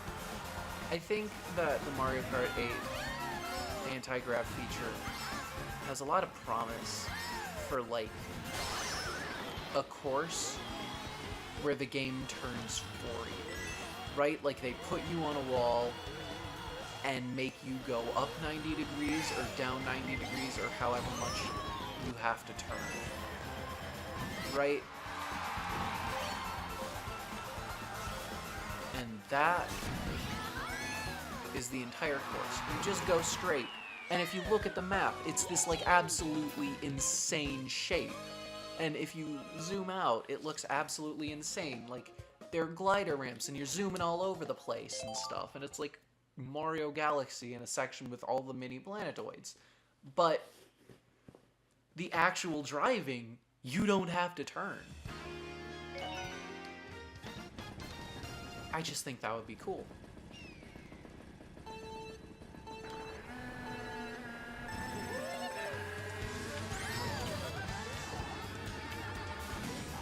Alright. Pokemon Go is texting. So, Dragon Driftway. I like Dragon Driftway. I like the Gobblegut reference. Just because he's basically that one guy from Jetpack Joyride. And also, it's a course entirely about drifting. And the modern drift is my favorite mechanic in any video game. It just feels so smooth. Especially in Mario Kart 8. I think Mario Kart 8 perfected outside drift. And I just love it.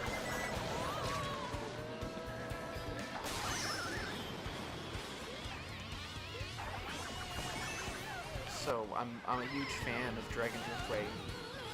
Also, cause like, you really think you're gonna see this course and not immediately know, oh, that's Dragon Driftway. If you are somewhat familiar with the Dragon Driftway, you don't have to know everything about Dragon Driftway to immediately recognize it, because it's just so visually unique. I think the style is good. I love drifting.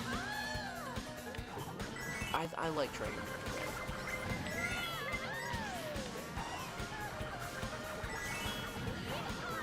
Also, I love when I have to dodge a red shell with a bomb, and I know I'm going to get blinded for a few seconds, because the explosion is going to take up the screen, because I'm supposed to get hit by it.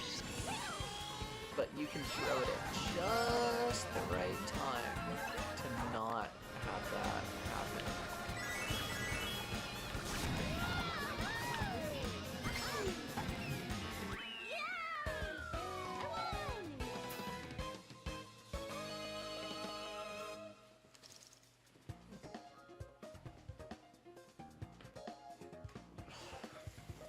Okay, I had to lean back a bit. The hunch was getting to me. It still kind of is.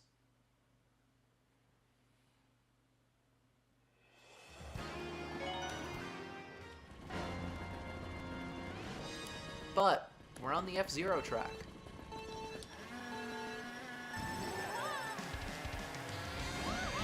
So, first of all, just grab all the coins. How? Second of all, speed. I'm gonna be honest. This course works so well in 200cc. And, like, honestly, so do the other ones. They fixed 200cc in Deluxe. In Mario Kart 8, it was sheer chaos and impossible to control. And in Deluxe, it's still kinda bad. But it's usable. It's playable.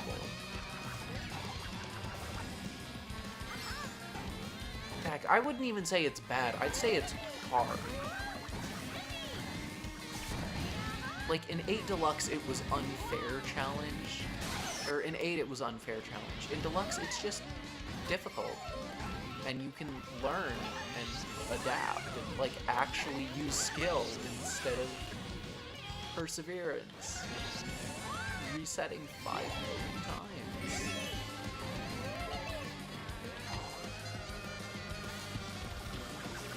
I like 200cc in this game. I'm not willing to play it. Does anybody know what CC battle mode is in? It's like it has to be in one of them, right? But which one?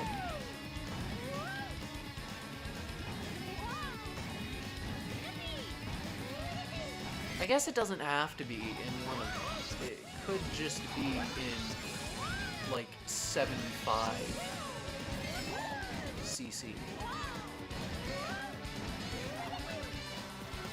But the point is, I don't know what CC battle mode is in. That makes me curious. Oh, good grief. Yeesh.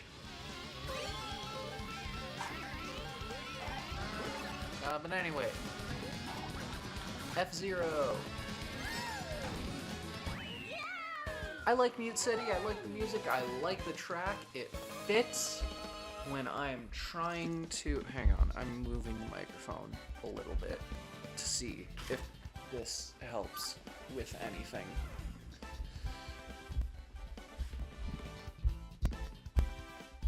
So far, not really. I don't know what I just hit. Hang on. No. What just happened? I don't know what any of that was. I am so sorry.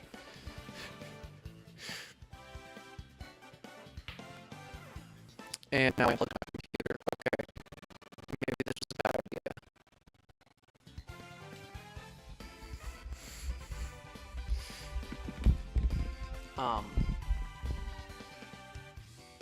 There.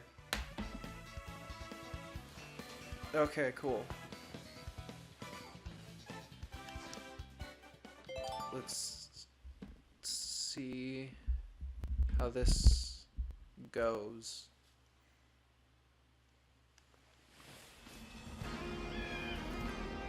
I like how I see that, like I can hear the stream. I can't, because, you know, makes it hard to speak. But I'll put in earbud, listen, see how this is.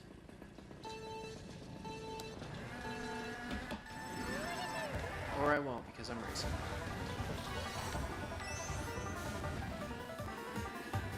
Okay. Where is Gold Mine? Honestly, I like this version more of Mario Kart. At first I didn't, because I thought it changed too much, but I am so glad. Hey, it's Shy Guy! And Zubat, but mainly I'm excited about Shy Guy. I am so glad not to deal with those stupid minecarts that don't mess up my jump due to lack of jump physics, you know? Just glad that's not a thing anymore. Okay, this is definitely streaming. The way I'm answering this is through bots.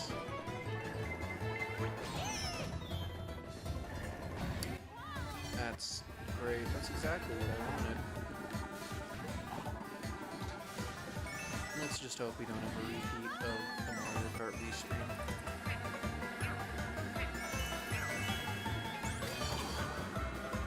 Man, I'm so upset that stream doesn't have audio. I like 100% of Mario Kart Wii. I beat every ghost, every Grand Prix, and I got nothing. So I had already unlocked everything before. It wasn't hard. I just wanted to see if I could do it in 10 hours, and I did, but I had no audio!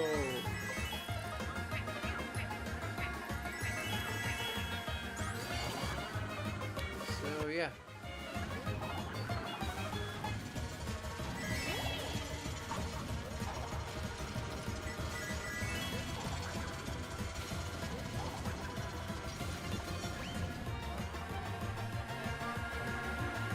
Alright, and Warriors Gold Mine is done.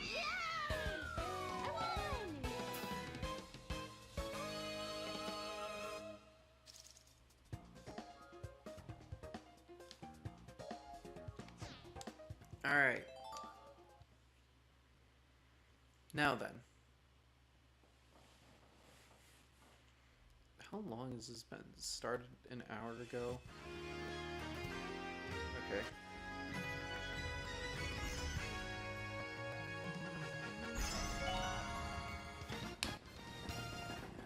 And it's not loading.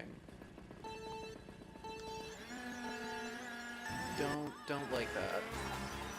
Maybe my phone's just being weird. Hopefully my phone's just being weird. But anyway, we're just gonna assume that this is working somewhat because this is more comfortable than what I was doing with the mic before.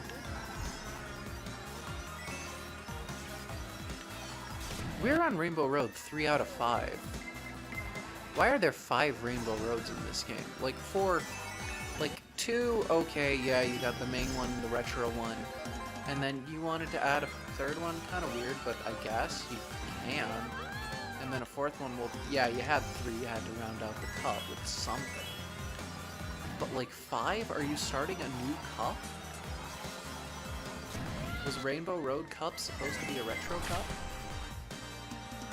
Yes, I do make bad decisions. Why do you ask?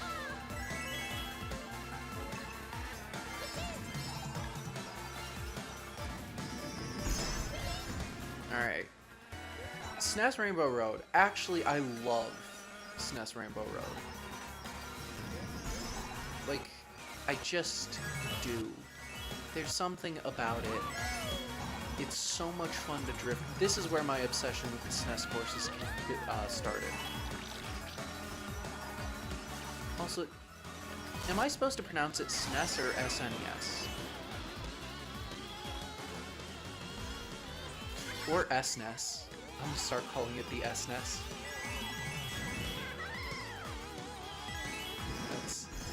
That's the SNES. It's fun. It's... What the actual heck is going on here?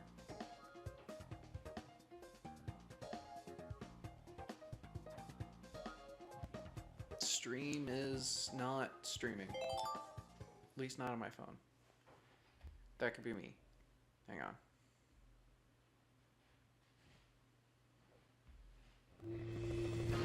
No, I don't think it's me.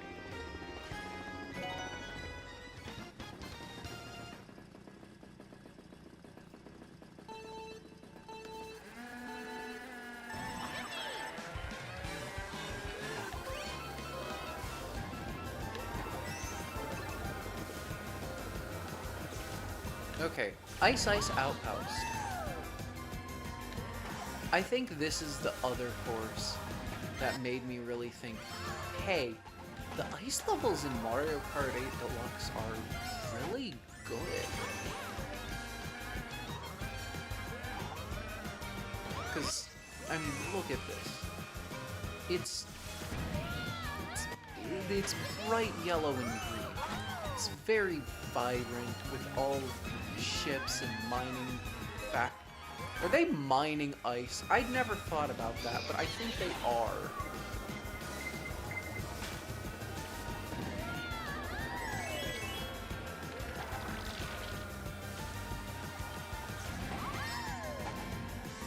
Oh geez, I missed. I don't know, but whatever they're doing, they're having a good time doing it. The ice looks pretty cool. You know, I don't have a lot to say about it. It's just bright, cheery. I like it.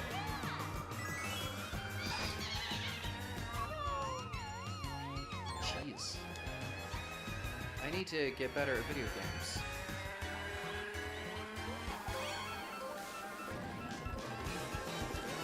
My phone played for a second, and I did not hear myself.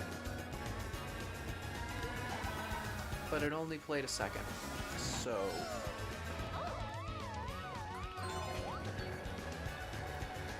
Okay, so, yeah, that did not go well.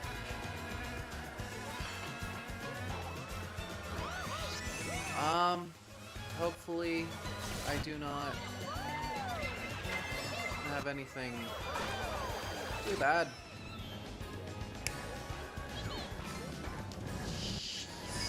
Okay.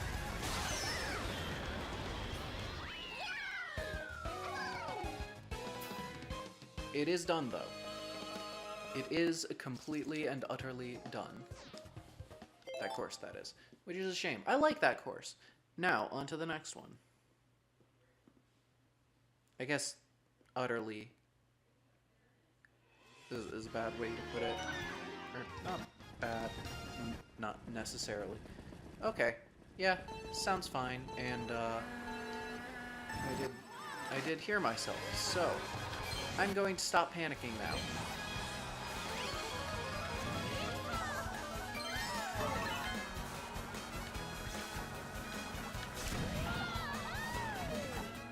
Now then, this one! I know nothing about The Legend of Zelda, so I can't really comment on it as a Zelda reference course. But, just as a standalone Mario Kart course, I like it. You know, the music's good. The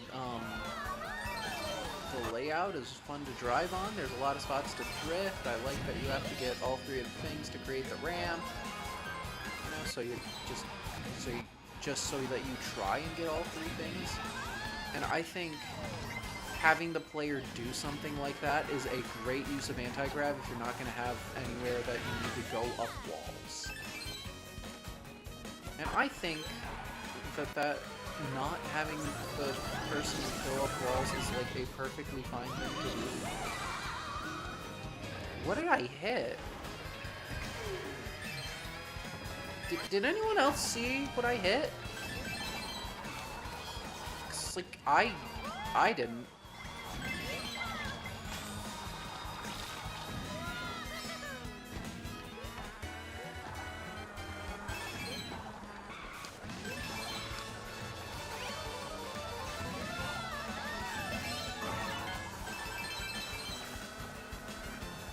I'm gonna have to, like, go back and watch this once I'm not streaming.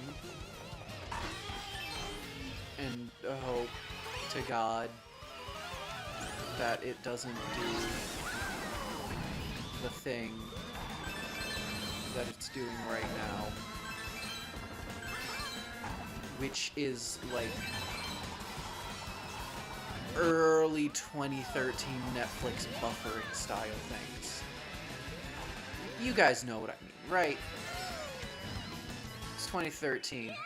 You're upstairs, friggin' trying to watch, I don't know, Wipeout? Was Wipeout on Netflix in 2013? You're trying to watch Wipeout. It's 2013. You're trying to watch Wipeout on Netflix. And just, you look at the little spinning dot, and it takes 5 minutes just to see one person fail at one obstacle once. And then the circle of doom starts again. But like you've never had normal functioning internet like we have today. It's all slow. And so this is like the best time you've ever had. Like, are you kidding? You can just rewind that and watch it again if you want it.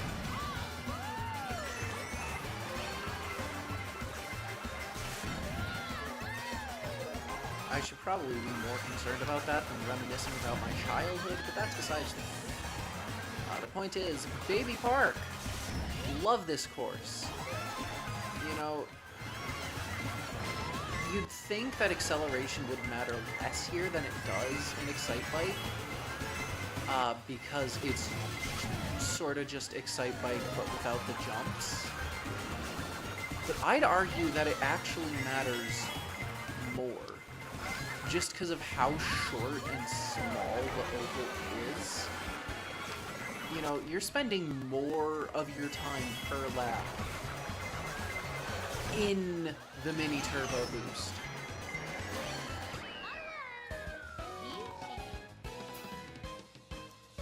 You know, the ratio's off. So acceleration matters more. But I like it. It's sheer chaos. There's a reason that it's a fan favorite.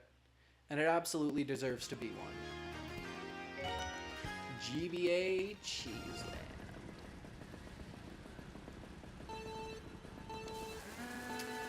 This is undeniably, undoubtedly, unarguably a desert level. There's the sand, there's the rock. It's a desert. And I am 100% willing to argue that it is the best desert level. Look at that. There's pizza. Is it real pizza? No. But is it cool as heck? Yeah. You know, I've heard a lot of people say a lot of bad things about Cheeseland, and frankly, I don't get it. I like Cheeseland. Looks like cheese. You know, it's absolutely a desert level, but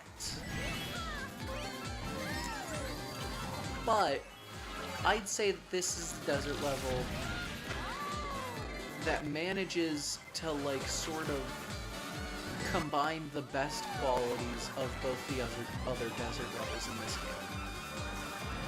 It manages to bring out, like, the fun-to-play side, the actual gameplay part of Dry Desert, while bringing out the actually pretty good theming that Born Dry Dunes has. The only other desert level that I can think of that's this good is Dry Ruins from Mario Kart Wii. And you can fight me on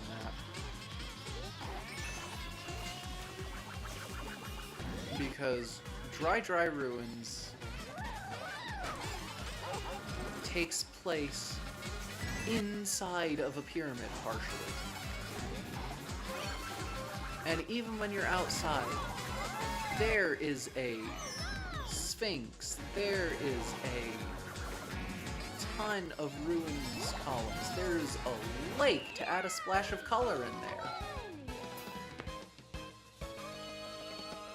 The water doesn't even look that good in Dry Desert for Mario Kart 8, okay?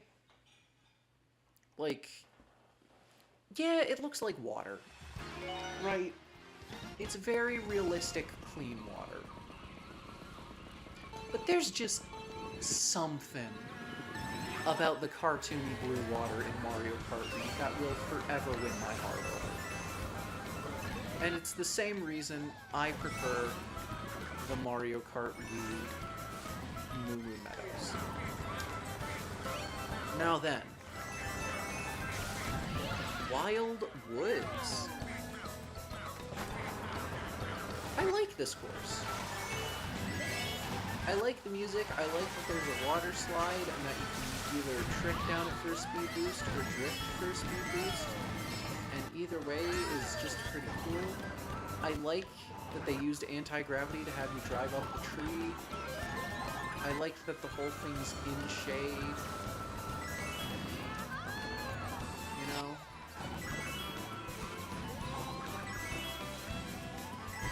And I like the Shy Guys. Hello, Shy Guys. I love Shy Guys.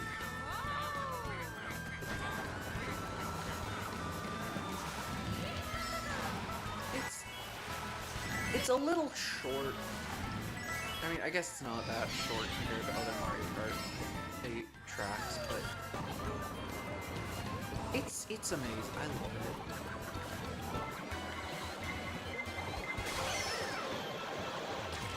it. And we got Toad. No, they're more at the start, but they're there.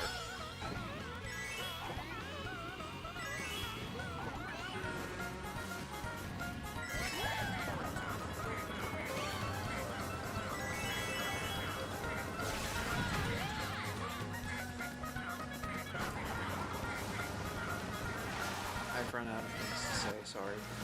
Sorry, guys.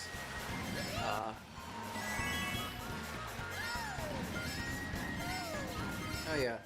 I also always love these kind of shortcuts where you can just use a mushroom to kind of take an alternate path. And it's a jump, and it's right at the end, and it doesn't cut off that much because it's never the best place to use a mushroom unless there's no other shortcuts in the course. But it's nice that it's there, right? Right?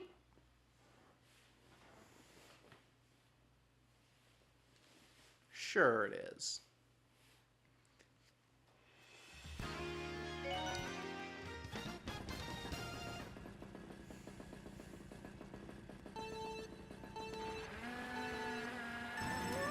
Animal Crossing.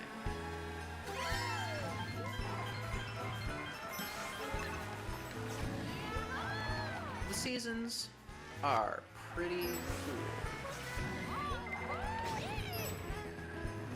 Except for Christmas. Listen, I don't care what kind of Christmas Carol propaganda you give me. Christmas does not like me and the feeling is mutual. Okay? Thanksgiving is better. And this course just cements that with its ice physics. That being said, all the other versions of this course, I like them. They're just chill. I've never played Animal Crossing. Maybe I should.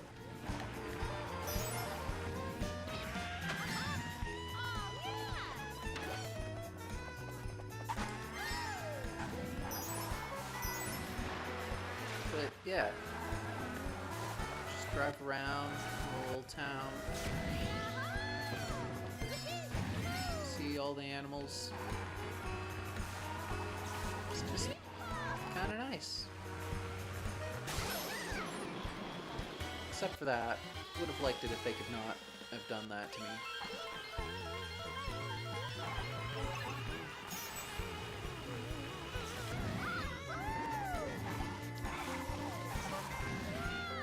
Why am I all the way over there? What the actual heck?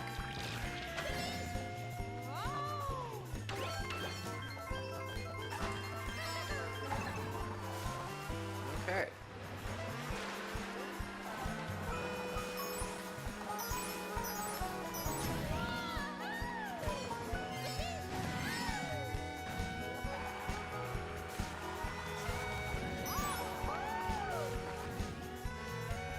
we're done.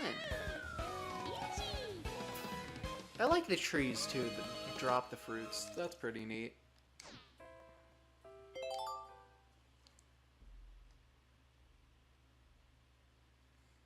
Alright, now then.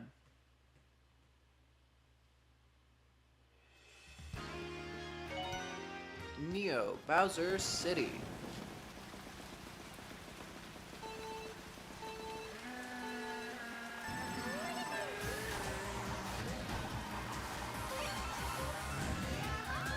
Honestly, I didn't like this course that much in 3DS version. Honestly, though, I was wrong. This course is cool. It's all neon, it's dystopian. I shouldn't have done that, but it's dystopian, which is a very interesting choice for a Mario Kart track. But it works.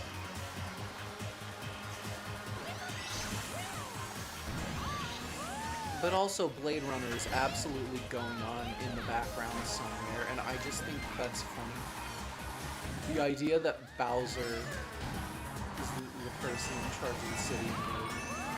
I don't remember Blade Runner.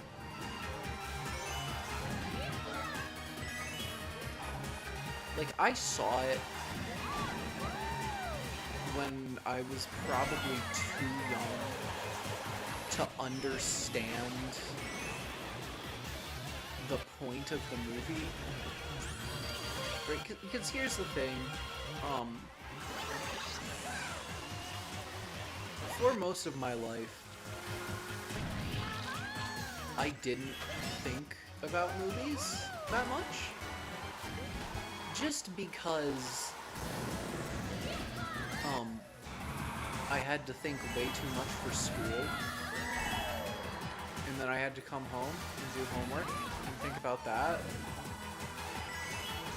and then I just wanted to turn my brain off, and so I watched movies. And so sometimes I'll like watch movie reviews on YouTube because I'm like, oh, I like that movie. And they'll be like, oh yeah, I thought the symbolism was really good. And I'm like, what symbolism?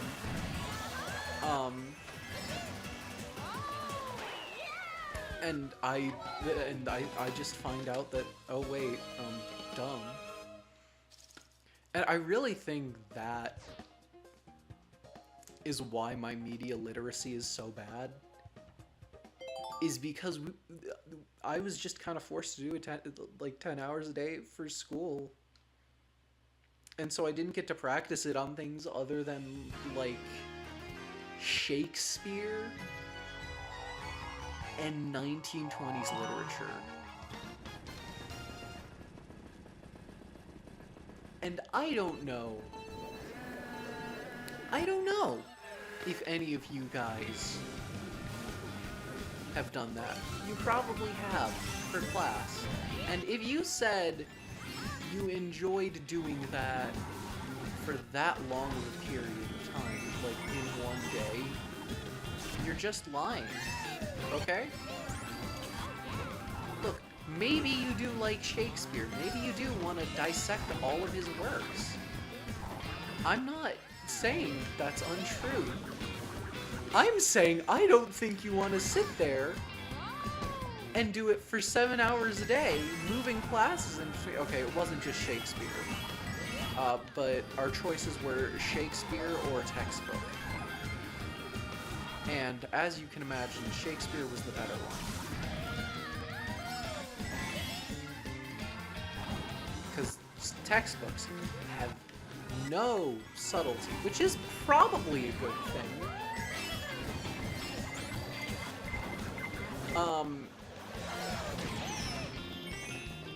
But they're just kind of boring. Did anyone else have the textbooks that included, like, the road trip activity book sections where they would try to, like, make a joke or have an interesting funny conversation type scenario, and you would just look at them and be like, why is my teacher making me do this? That was my middle school experience.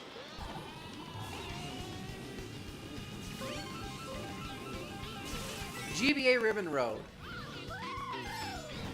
I like GBA Ribbon Road. Why was I talking about text? Oh yeah, media literacy, because, yeah.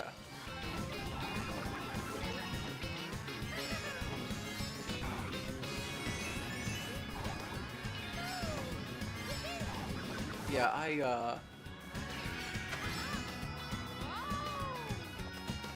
I'm not good with subtlety.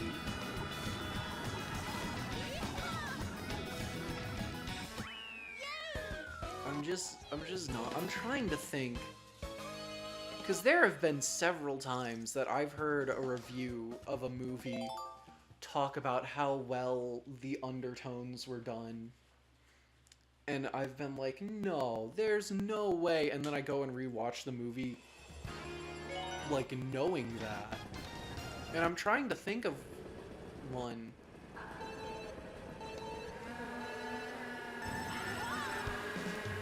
I think the biggest one is Dune. Because I just took it at face value.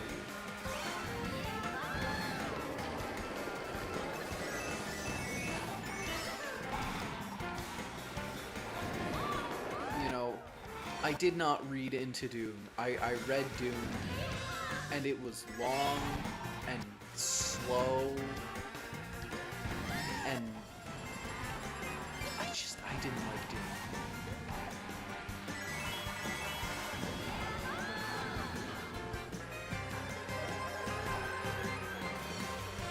I'm trying to think of what books I did like.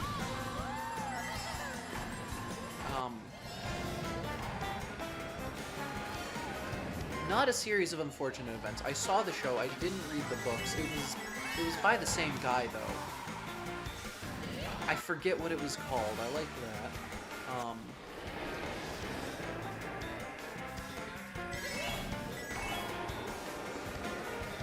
What other books have I read? I read Altered Carbon in middle school because I was looking for books to read. And my dad was like, here, read this. And I was like, oh, okay.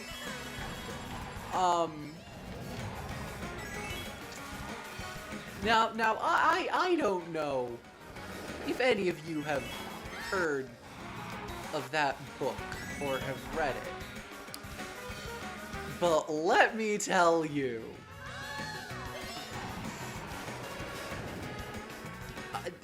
there is not a single chance that that book is actually allowed in schools.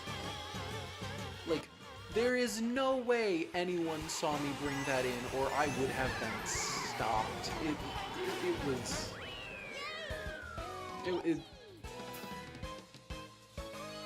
It has some graphic scenes that, you know, I won't describe because I'm not insane.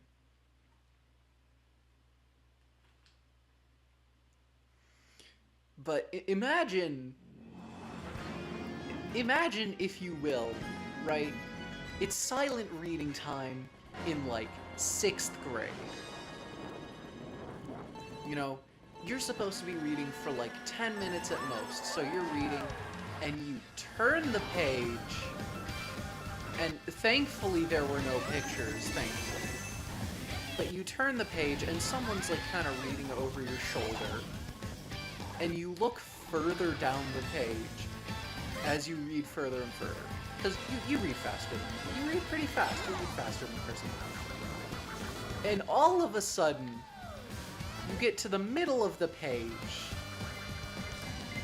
which just vividly, and I mean, I guess I don't really know to say accurately, but definitely vividly describes some things.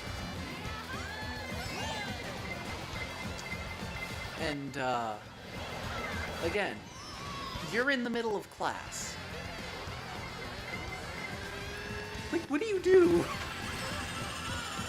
So that was hilarious. That was fun. It was not.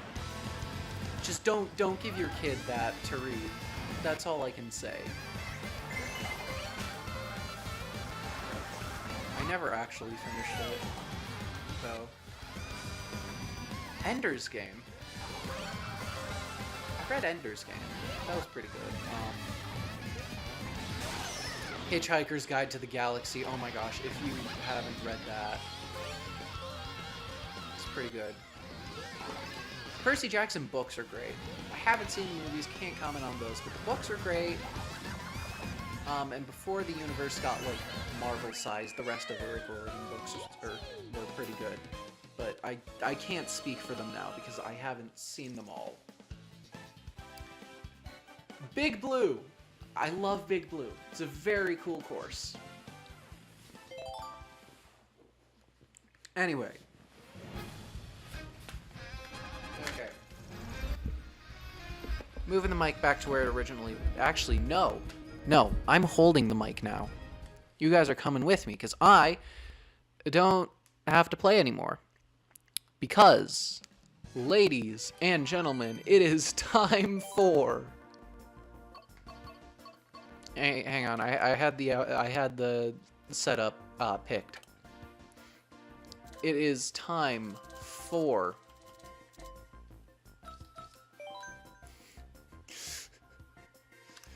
Do we set it to 200? We set it to 200. Custom items, no teams. Okay, we're not doing all 4 then. Random courses. All off. Save for blue shells. Okay. Now, commentary time.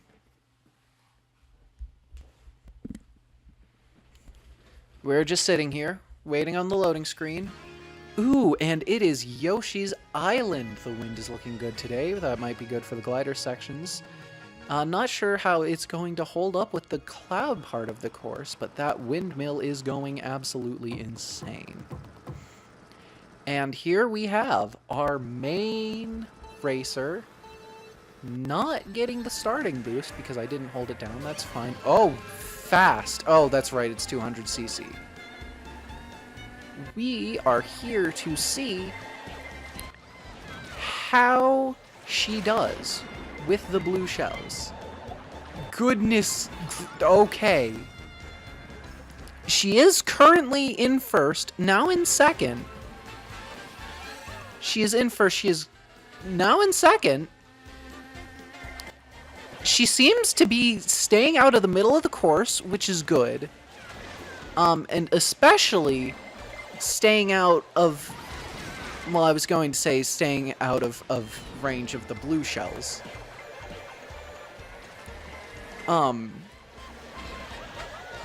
She does seem to be staying up near the front of the pack, though. In fact, here she is, in first, getting hit with a blue shell. 3, actually. You know, it's pretty good, I must say. Honestly, I think she has a chance to win this. Ooh, not if she does that, though. Okay. That actually might be something we do. Just a stream of... Oh god. Just a stream of betting on... We set up like 4 of them.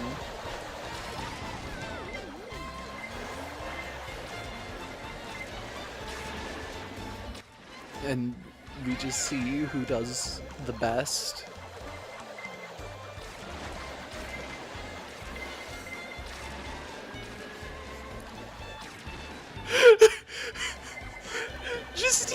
cornering it. This is absolutely insane. Oh, and wow. She was going fast there for a while. She's holding her own, though. She keeps getting hit by that. That's... Ooh. That's not great.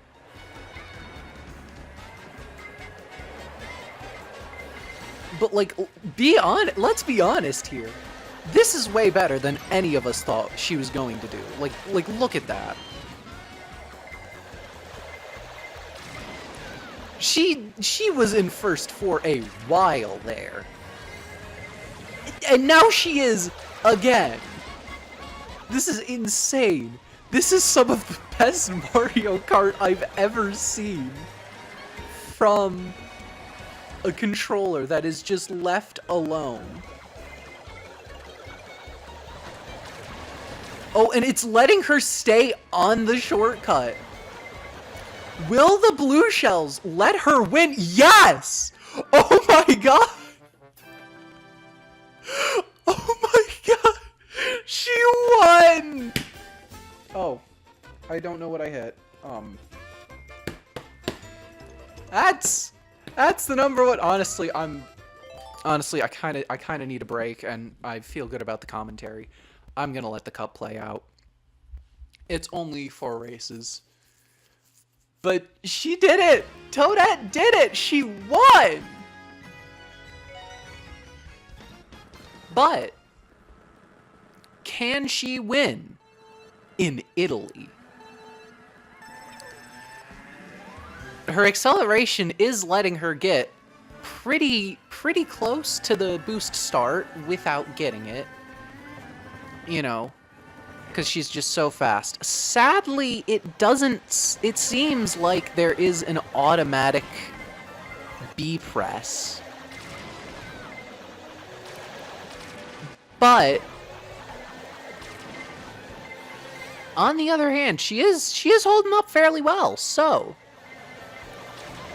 yeah. Yeah, she just has to stop a little, you know. Check out the sights. She's in Rome, and you know what they say, when in Rome. Yeah. Oh wait, you can jump over those things? She's braver than me. I didn't know you could go over the manholes. I thought those would be like a hazard or something. But no. And here she is in first, with the blue shell.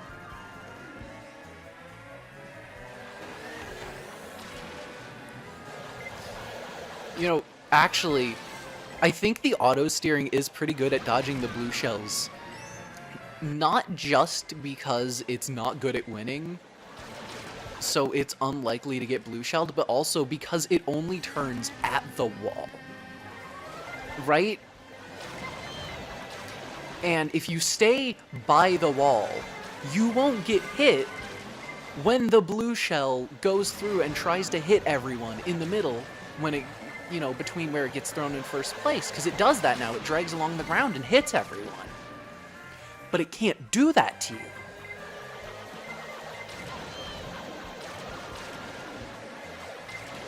When did they get rid of the blue shell having wings? I swear it had wings. Is the blue shell having wings a Mandela effect thing? Or is that just something that they got rid of after Mario Kart 8? Or Mario Kart Wii, I mean.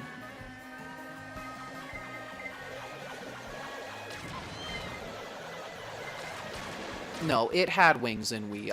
I'm so sure of it. Ooh. Ooh. It's not looking good for Toadette with all the... Oh, yeah, okay. She's getting a break, luckily. She's getting a break. But will she win? Will she make it? Can she survive the onslaught? Ooh.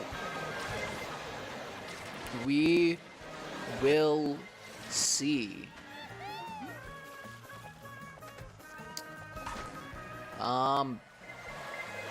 Ooh. It looks like no. But still, a respectable 4th place moving her down to second overall. Can she win the cup? This is absolutely the most unhinged a stream has been. GBA Boo Lake. Ooh, interesting. Will Toadette be able to keep up with the angles? Now, this does have the potential for some very wide turns and a lot of tricks, so I don't know how... Okay, they just blue shelled themselves. I don't know entirely how I feel about this course for Toadette, but I don't think good is the right answer. Still, though, she seems to be doing fairly decently. You know, getting blown up, which is a good thing, because it means she's in first. So, ooh, will she will make it, okay. Now then. Ooh, but the blue shell's coming, and there it is. There it is. Now.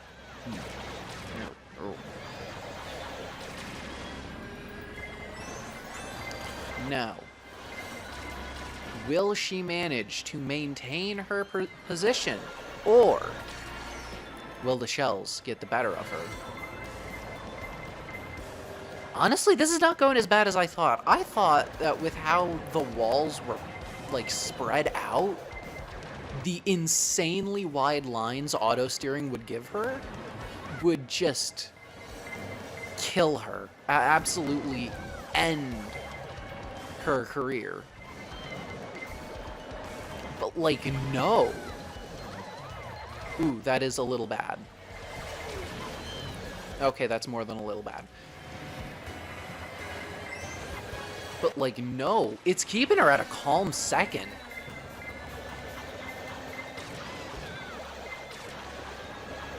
I guess not in this case, but still. Like, she's doing pretty good.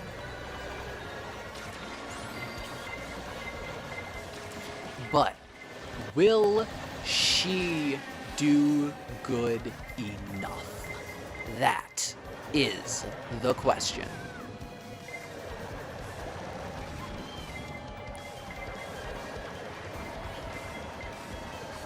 Answer, seemingly quite possibly, is yes. Oh my goodness! Holy that was a lot. Oh, that is... No! Oh, that might be bad. That might be so bad. No, it's... Yes! Taking home her first place of the cup, Toadette comes in just under with a blue shell to the current first place, moving Villager back to second overall, taking back first. But will she be able to hold up in the final round? Let's see. Meanwhile, my phone hasn't caught up with any of this. Ooh, Sydney Sprint. Another course with 3 different laps. Will this show any signs of affecting her performance? Or was Rome just a coincidence? We don't know. But what we do know is Toadette is ready for another sightseeing tour. Let's go. Alright, she's going in. She's taking in some opera. Must be nice. Ooh, this turn might just end her, considering how wide she has to take it. But seemingly... Ooh. She just got lapped by a blue shell. I just realized something. The blue shells aren't showing up on the map. Is that normal? Is that a bug because they're the only item, or what? Ooh. She's getting hit a little bit. They're just not stopping. But she's fallen behind. She's taken to second place. Third to second. To avoid the blue shells, sadly, she just barely touches it.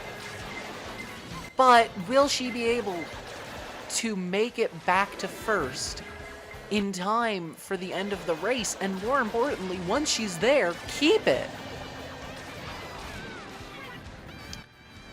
Odds are looking slim.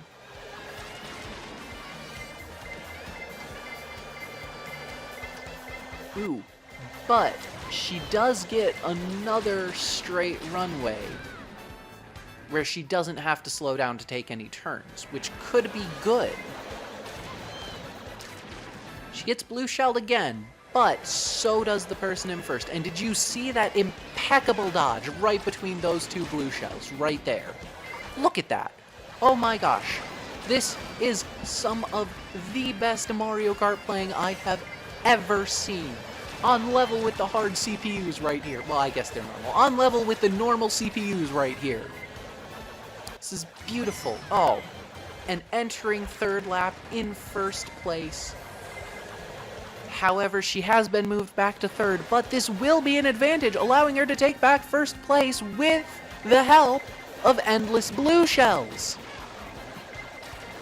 Ooh, it sounds like Metal Mario got hit? Is Metal Mario in here? I don't know who's in here. I haven't been paying attention to anyone else. Sounded like Metal Mario. Anyway. Ooh. This turn, taking it wide, might just be enough for her to... Yes! She's taken back first. Ooh. She's taken back second, I mean. Fourth.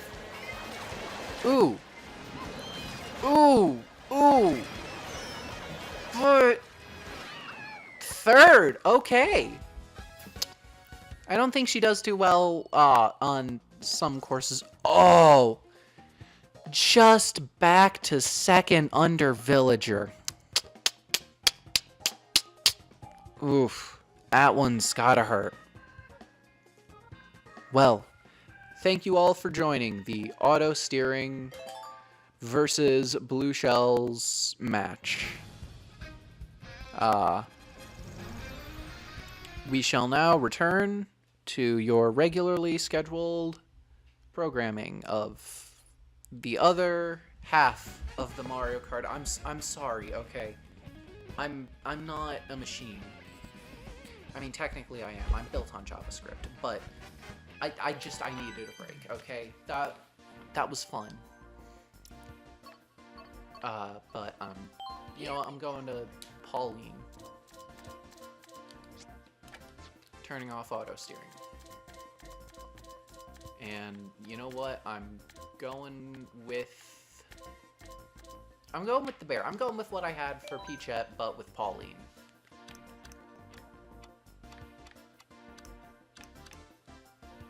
We're going in order, and we're going back to 48 races, and we're turning off custom items. Alright, that looks good. Now, onto the booster pack, and we're starting off with Paris Promenade. That's probably not how it was pronounced. Anyway.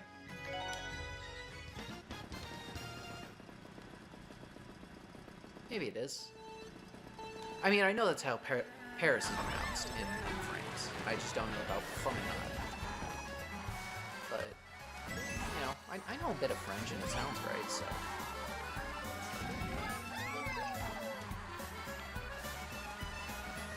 Actually, promenade isn't French. I don't think. I think it's from another language. Which would be absolutely hilarious if that was what happened.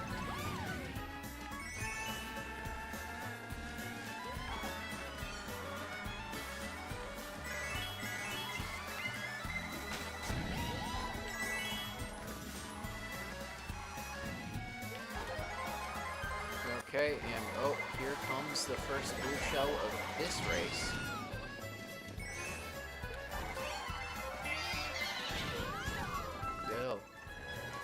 Okay. Yep, there we go. Alright. Banana, and back to the glider section. So, back to talking about the courses. I like Paris Promenade. You know, it's cheery. It is a little basic, but, you know, has the Eiffel Tower, has the Arc de Triomphe. What more do you want out of a Paris course, really? It's just cool.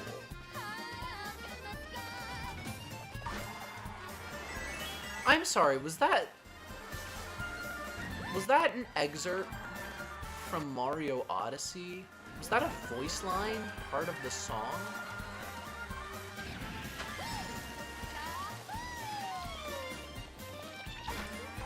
Does she sing Jump Up Superstar as part of her tricks? Oh yeah, anyway, I've been to Paris. I don't remember seeing any of these other buildings, but I could have just been in the wrong parts of Paris. Yeah. Did she sing Jump Up Superstar? And I just didn't know that?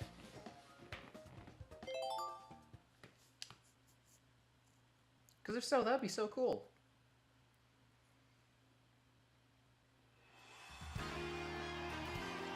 '3DS Toad Circuit.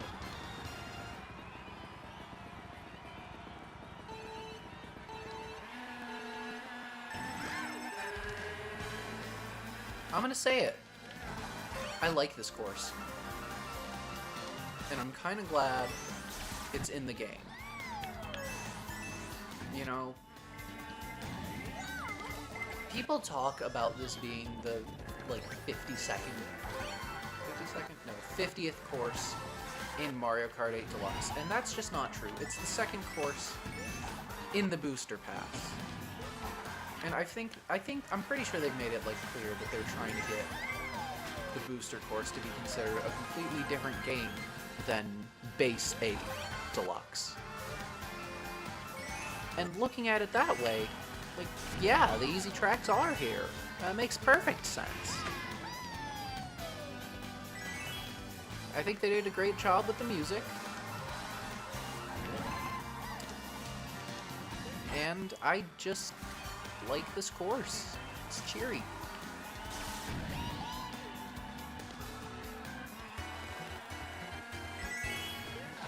Lap 3.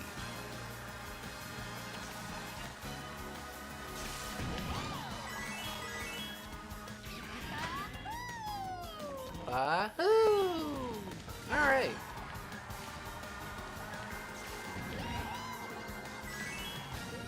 I will say, I swear, I did not mean to do that. Oh. I lapped someone. I swear. They updated the textures for this, okay? Everything was so much more plasticky, I'm pretty sure, when this first came out. I could be wrong, but I don't think I am. Now, N64 Choco Mountain. This one too. This one's the exact same thing. Everything was so flat when this first came out, and it's not anymore. But I never really had a problem with this course. I love this course. It's very nice. I think all of the crystals, I will say, adding like crystals to all of the caves for this course, I love that they did that because the crystals look so nice. And where was the shadow? And are they absolutely pandering to my shiny object instinct? You know, the fact that I'm part pro. 100%. But is it working? Also 100%.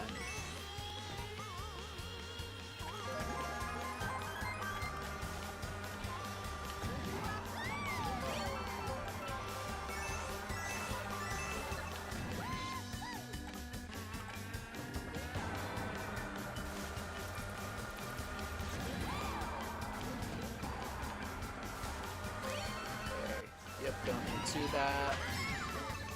Do this.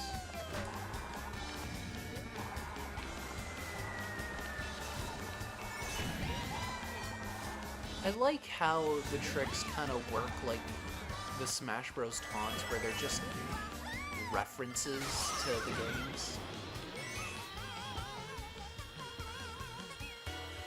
Like, that was definitely added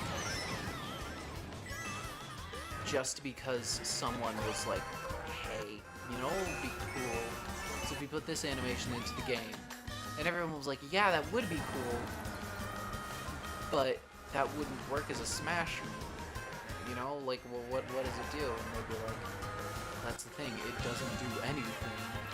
You know, we just put it in for people to press. And it's like a facial expression or words. And people were like, oh, cool, that makes perfect sense. And now, they're taunts in Smash. I don't know why you can't use them online, though.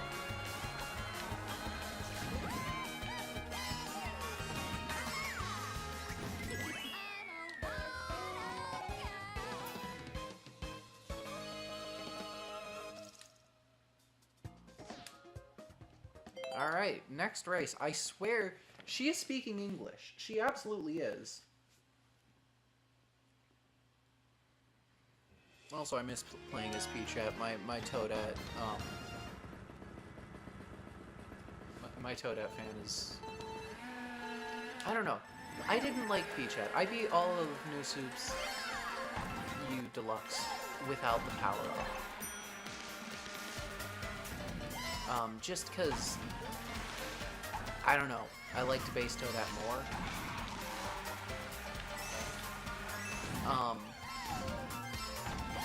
And I still think,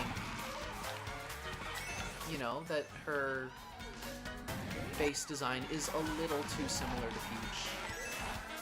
But that biker outfit with the skirt, you know, is that a skirt? I don't know. I don't know anything about fashion.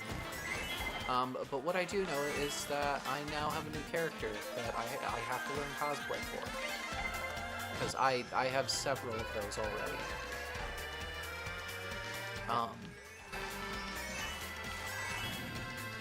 Mainly Apollo Justice and Herlock Sholmes, due to the fact that I'm a big Ace Attorney fan. Don't know if I mentioned that.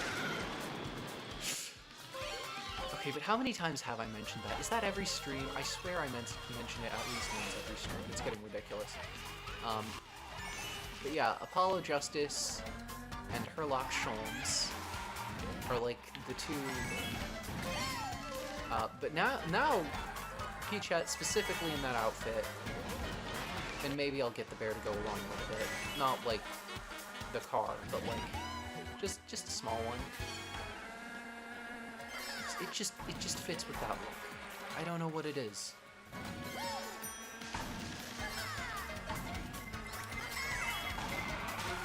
Oh, I haven't been talking about Coconut Mall. I like Coconut Mall. I like how I haven't missed a single course, at least I don't think I have. Despite the fact that I regularly forget to comment on a course until like halfway through and I go, oh wait, I'm supposed to be reviewing them as well, adding some sort of commentary, so that this isn't just person plays Mario Kart for however many hours straight, you know? Because as much as I sometimes want to watch some person plays Mario Kart for 8 hours straight, when I do want to watch that, I want to watch someone be good at it, you know? And I'm not. So, I guess I just have to rely on being charming. I'm screwed. But anyway. Yeah. Coconut Mall Mario Kart 8. I like it. I don't like the new tile. But that's really all I have to say about it. Tokyo Drift. I don't know, I like Tokyo Drift.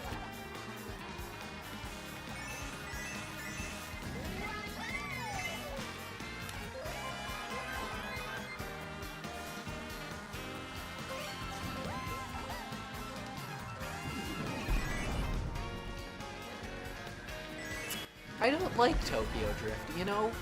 Like, I feel like it's coming, but the thwomps are too... no, I like Tokyo Drift. I like the music. I like the upbeatness.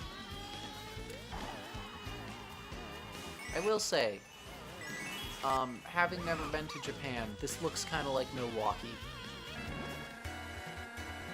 Except for the mountains in the background. There are no mountains in northern USA. You know.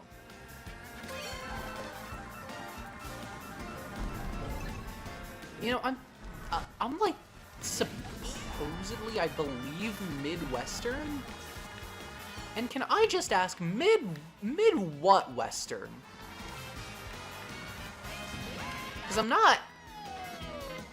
First of all, I'm not even in the West. I'm closer to the East. Second of all...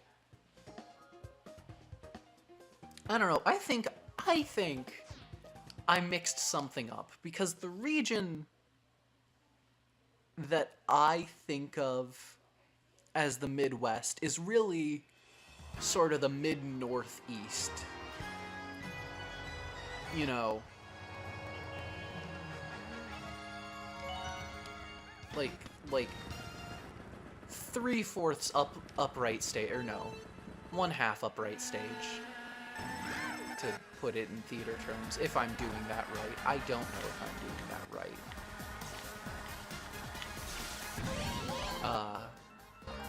It's a good thing.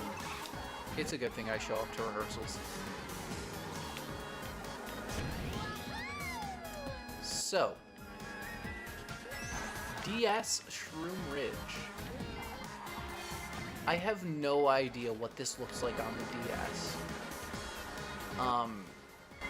Nor do I really care. I will say, though, I'm glad that this looks plasticky as, like, anything else. Like, look at this. Look at how plastic it is. And you know what? I like it. I think it works here. It looks like clay, and it works with, like, the upbeat. It didn't work with Paris, because Paris is real. And it didn't work with Toad Circuit, because Toad Circuit is like the second course. It should have been the first course in the Booster Pass. That's the only complaint I have about it. It should have been the first course instead of the second if they were going to include it. But it's just so important being a part of the first cup that cutting corners isn't really an option for any of those 4 courses. And I feel like Toad Circuit, the plasticky look, is cutting corners more than it is here, because here it's just an aesthetic. It fits with everything. Like, you look at it and you don't think, oh, wow, they cut a lot of corners. You look at that and you think, oh, wow, it looks like claymation. That's kind of cool.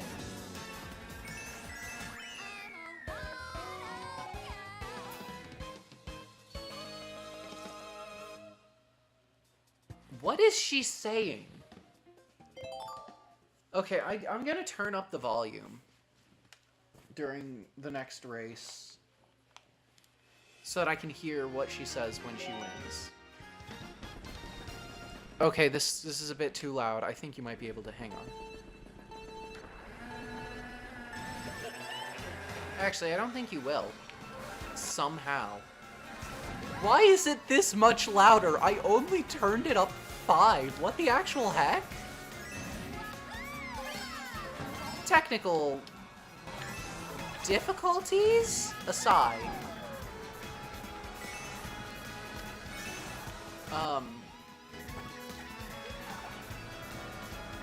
Yeah, technical difficulties aside, block that.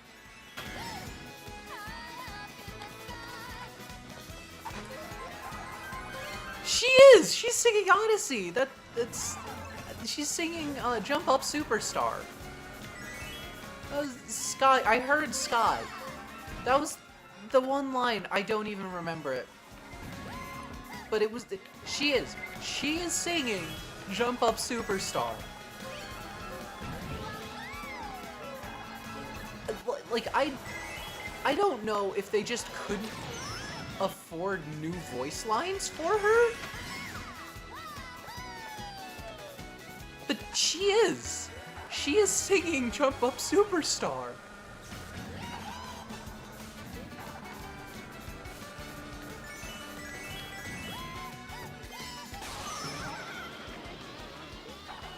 I don't know who decided that, but I kind of like it, honestly.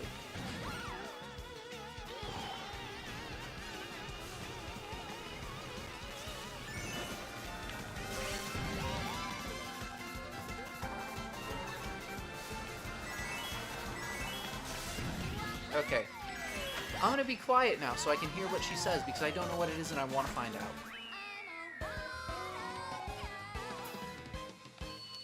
Huh.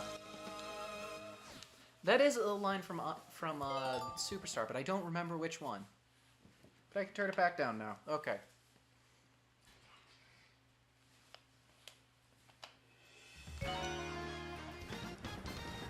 Oh yes, Sky Garden. Fun course, great music, very bright. I have seen the DS version. I think it looks better than that. Do kind of wish it was longer.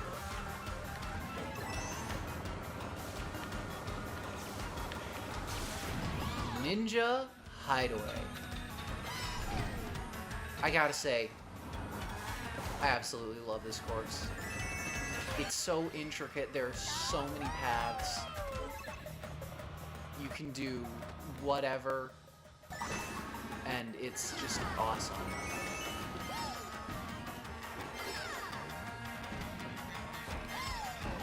You know? Like, I'm gonna go a completely different route this run. Pauline's gonna get back to singing Jump Up Superstar, I guess.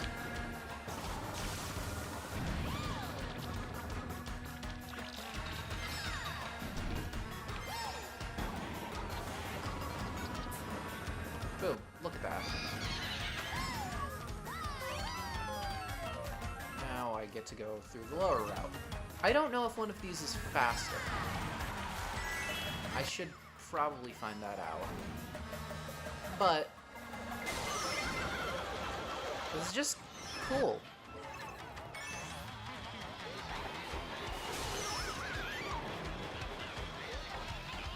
Because now I'm gonna go an even different route.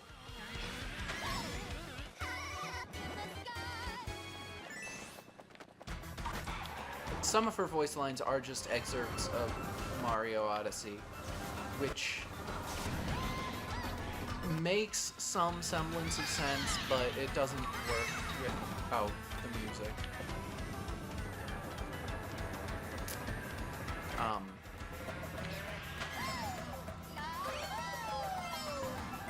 Also, she has a concussion.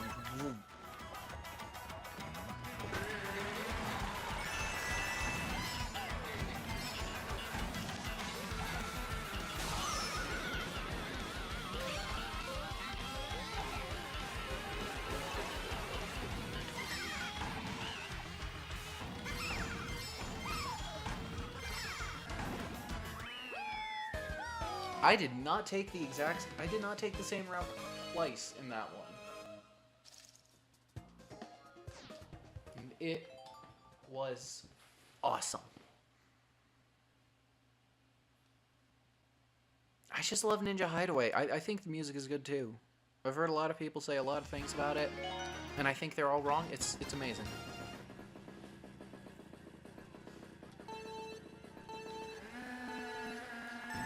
New York Minute.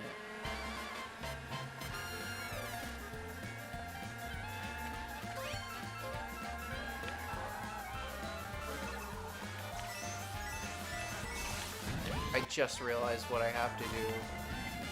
I have to set up a series, a tournament of the best auto steering competitors in the land.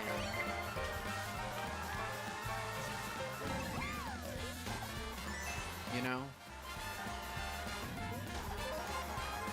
And we set up all of the courses so that they're like 4v4 and the top 2 win. Except for the last one, which is 4v4 free for all. I mean, they're all free for all, but four person, and only the winner wins.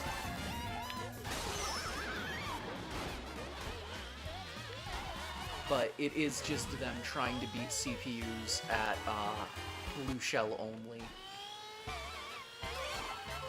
But I'd have to organize all of the courses into a tournament bracket.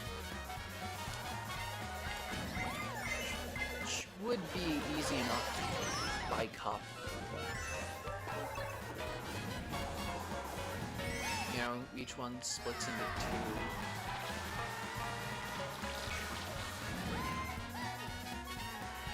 2. Ooh. 96 isn't a factor of 2.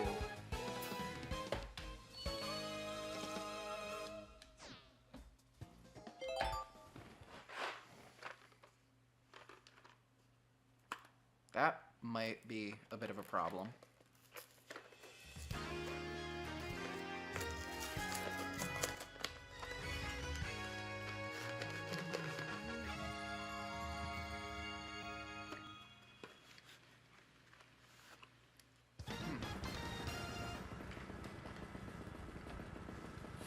Oh yeah, New York Minute. I like jazz. I like that implies both New York and New Donk City exist in the Mario universe. And I like the idea of Super Mario the Broadway musical. I like it.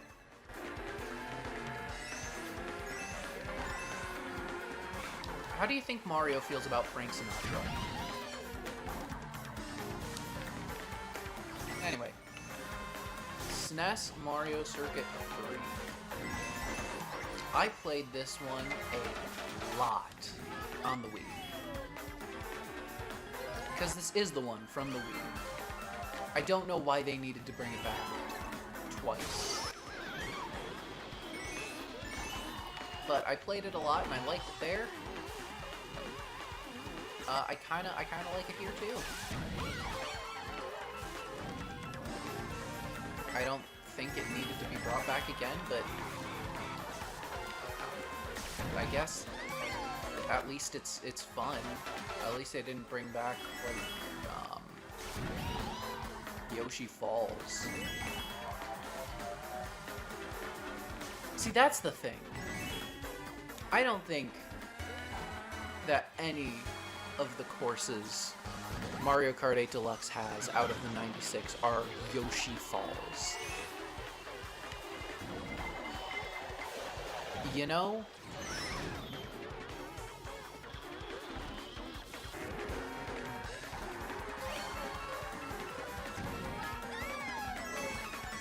I will say though, it bugs the heck out of me that they included Waluigi Pinball, and I know a lot of you think I'm absolutely insane for that. But hear me out. I am now forced to acknowledge the fact that Mario Kart 8 for the Wii U exists. Right? I can't pretend that it's Mario Kart Deluxe, or Mario Kart 8 Deluxe. Because it is Mario Kart 8 Deluxe. Because Mario Kart 8 now holds the title of the only Mario Kart game to not include a song twice.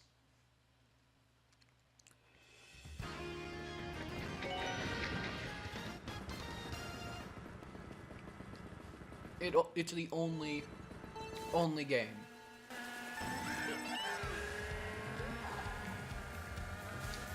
And the only song that gets repeated in Deluxe is Waluigi Pinball. Like, they could have at the very least remixed it.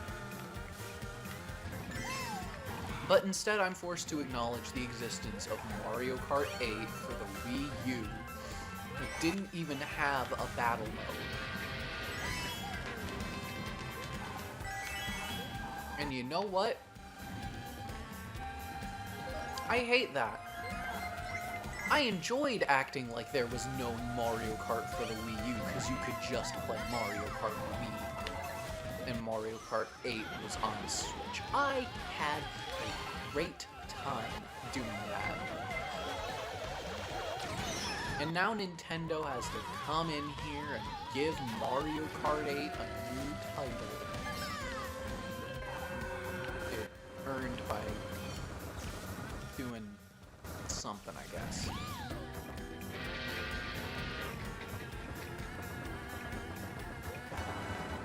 I mean, I guess it was the first Mario Kart not to have a circuit.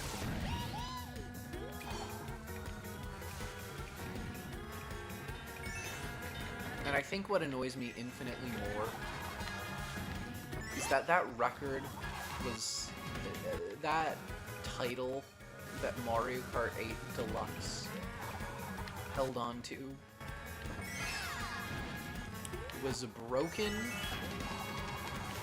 by a retro course. They couldn't get creative enough to think of another retro course. Like, yeah, okay. It sounds stupid when you say it like that, but still, it annoys me because I don't like acknowledging that Mario Kart 8 exists. And now, I have no choice.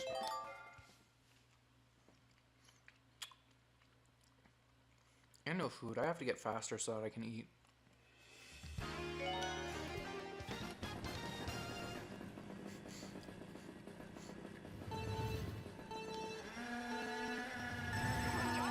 Sorry, that was out of nowhere. I just checked the time. It's fine. I'm out of breakfast food, so I just made myself a ton of food for breakfast. And I haven't been doing this stuff, so I'm not, like, hungry.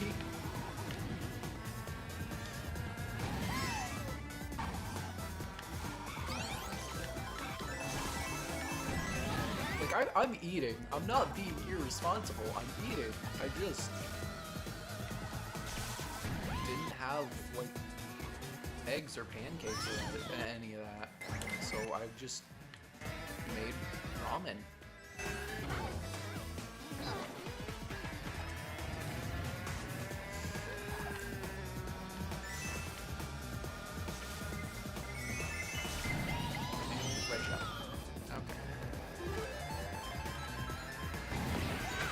Oh, another red shell. How exciting.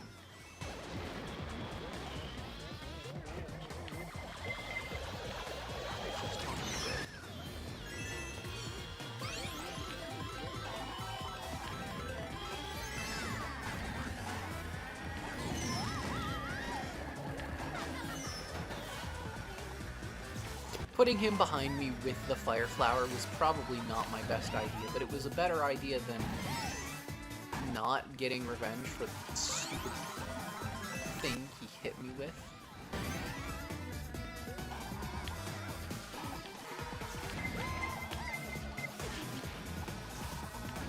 I feel so cool every time I manage to hit a red shell with a bomb, because it is cool.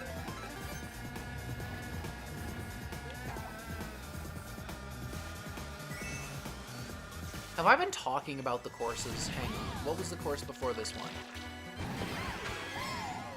Calamari Desert. Yes, I have. Okay, so Waluigi Pinball. I like it. It's a good course. I'm glad it made it into this game. I just wish they had remixed the song so that I didn't have to acknowledge Mario Kart 8 for the Wii U.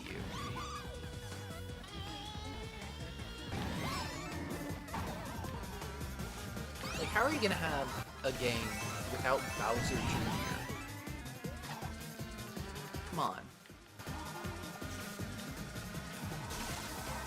I mean, I guess 7 didn't have Bowser Jr.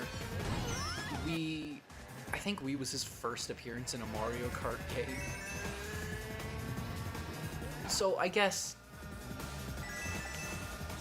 But still, you're gonna include all of the Koopalings, but not Bowser Jr. You know? It's just a weird thing.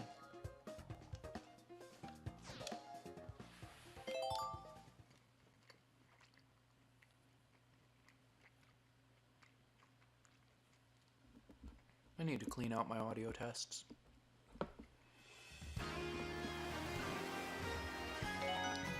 Toadette, give me strength.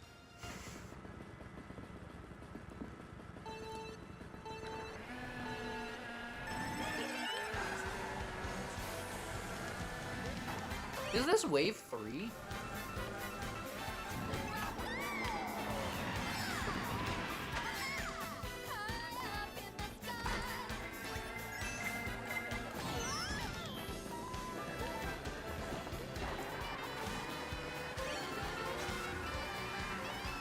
Can't be.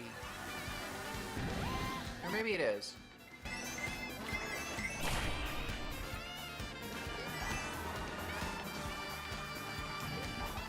No, no. Sky High Sunday is wave 2.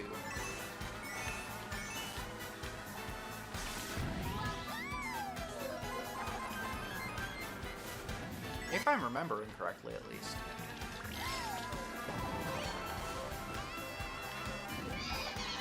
I think I am. Because I always get London Loop and Rock Mountain mixed up. I think Mushroom Gorge was in that wave as well. And I know Berlin Byways was, because I listened to that all the time. You want to talk about good music. Anyway, Sydney Sprint. I like the Opera House. It's a shame that Mario Kart 8 has dynamic music and they didn't decide to do an opera cover of the theme for Inside the Opera House. Just saying, missed opportunity there.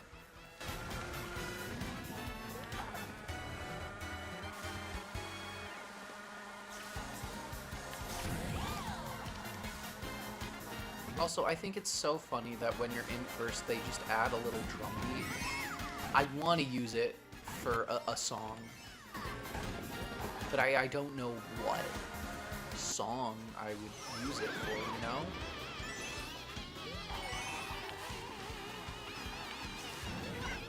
Also, that would require me to actually get inspiration and go on GarageBand again.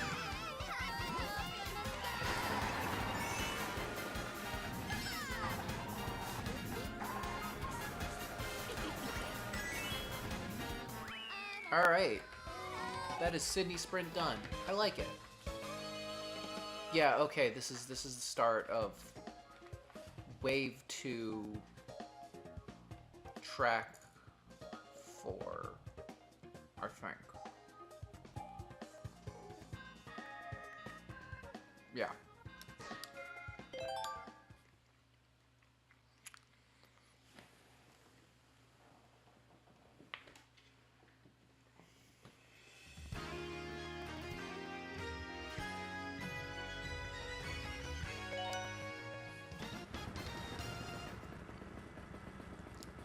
GBA Snowland!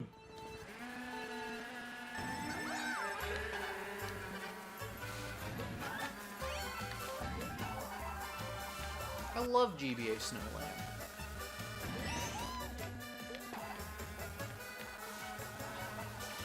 You know, it combines the fact that pretty much all of the Mario Kart 8 ice levels are good, with the fact that all of the GBA courses are good in this game. And it ends up with just one of the best courses. I especially like how the background looks like the skybox, not the background, but like the skybox looks like Flipper Flop mixed with Fall Guys. You know? It does. It really does. Also, my phone is probably dead. So, at this point, I'm just assuming stream isn't held together with 2 pieces of duct tape and floss.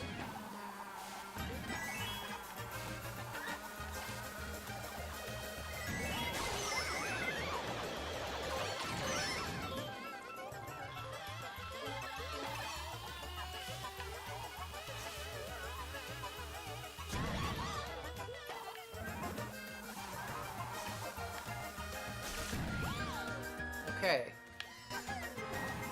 Thankfully, it looks like I might not lose this. I don't know what I mean by might not. It would take some sort of black magic for me to not win this.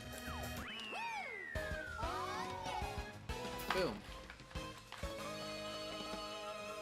Link. Hey, Bowser Jr.'s almost made it to all firsts.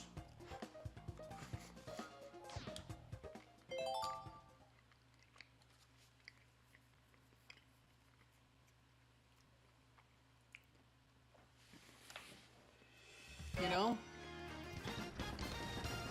Almost at his full 60 points.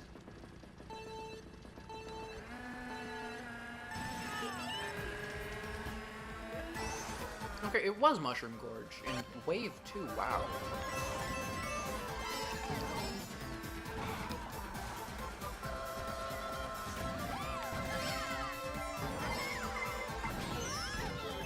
I've been hit.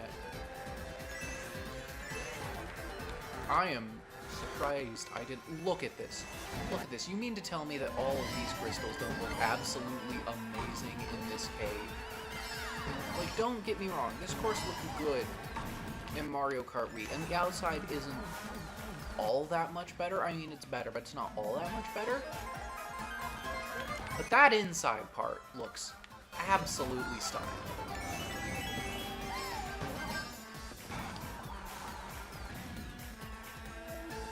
And the music is just on point. I mean, it's barely changed, but did it really need to be changed?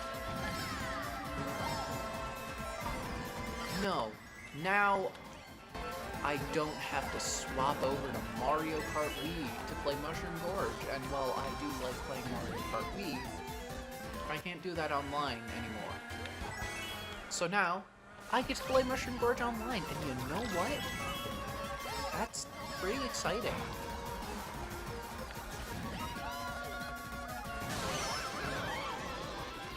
And then something like that happens, and I'm like, oh wait, no it's not. No, but like, come on, do you expect me to say something bad about Mushroom Gorge? Like, I know, I've said a lot of things that most Mario Kart fans disagree with. But Mario Kart Wii is the Mario Kart I grew up on. And so, nostalgia protects it.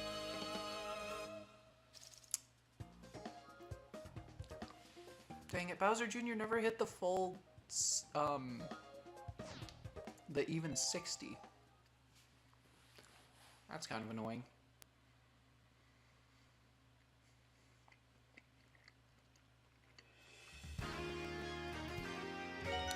Sky High Sunday.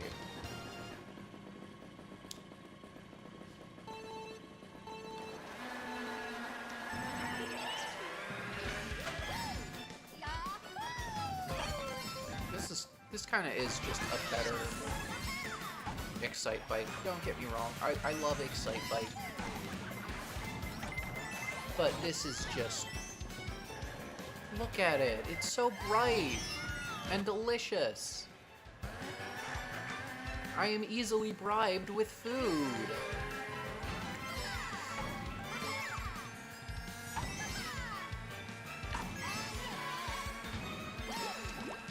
I like how she has the laser light show. That's pretty cool.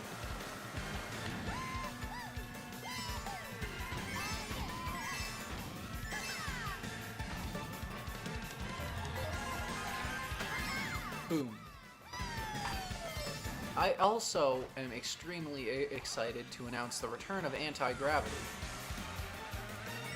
It's not going to be used normally, because the people making the booster pass kind of forgot it existed. But it does indeed exist. So that's cool.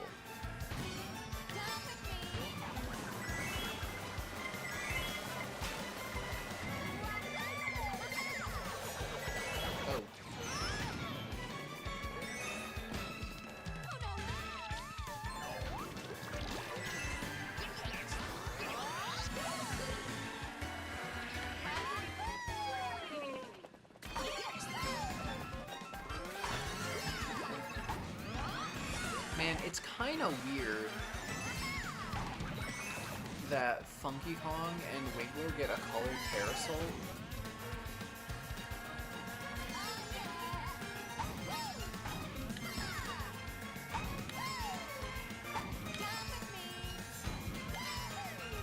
Like, no one gets a colored parasol except Daisy and Rosalina, and technically Peach, because it's her color.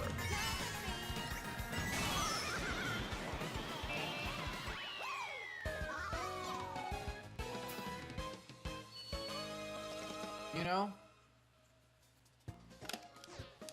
Which, I guess, then that includes Cat Peach.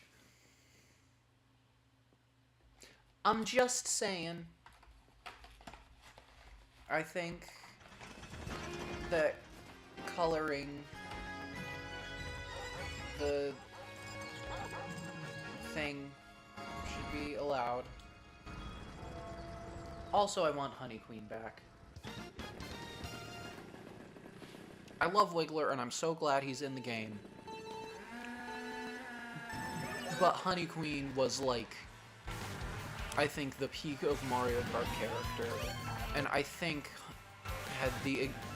Like, Wiggler, Honey Queen, and Funky Kong fit into the category of probably shouldn't have been in a Mario game, but it is inarguably good that they were.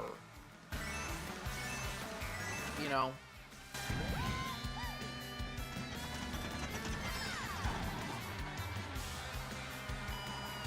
Anyway, London Loop. And that is all of my thoughts on London Loop. No, it's good. You know, the music is very punk rock, which, as I understand it, is fitting. I don't have a problem with it.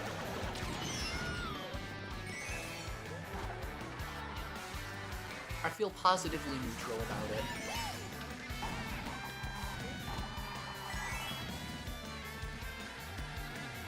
But I do feel extremely neutral about it. Like most courses, if someone disagreed with how I felt about them, I'd be willing to debate them, be like, yeah, but have you thought about, but no, not this one. If someone was like, oh, I hate that course, I'd be like, oh, cool, makes sense.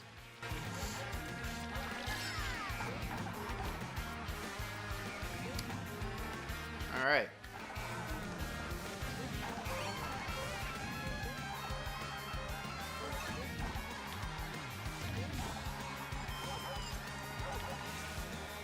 I don't think I've ever done that before, cut inside the chain shop. I didn't even know that was something I could do.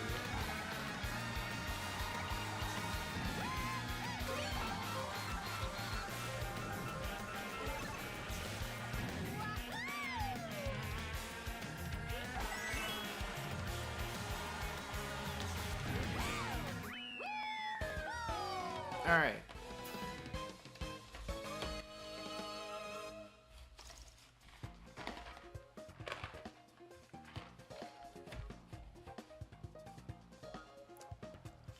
255.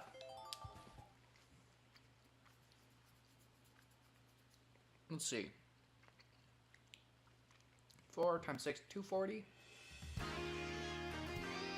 No, 60 times 6, 360.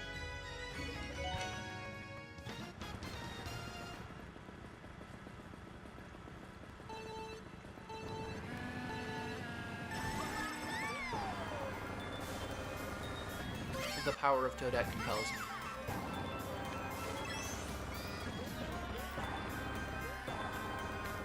I have to win this for her.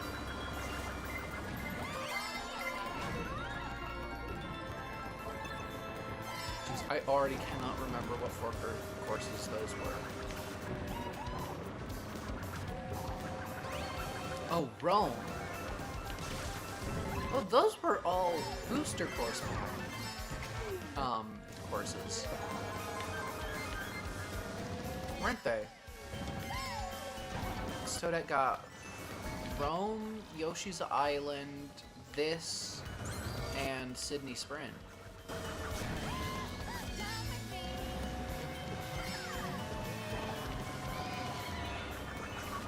So now we'll be able to summon her to beat those courses. I'll learn spirit channeling.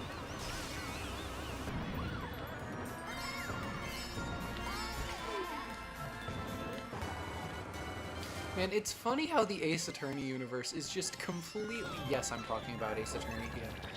How the Ace Attorney universe is just completely grounded, right? And then there's Maya. She can bring back the dead. It's not important.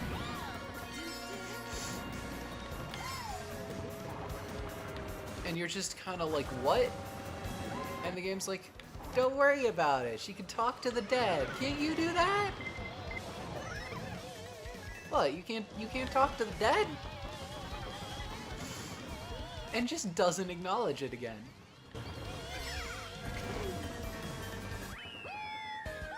It's great.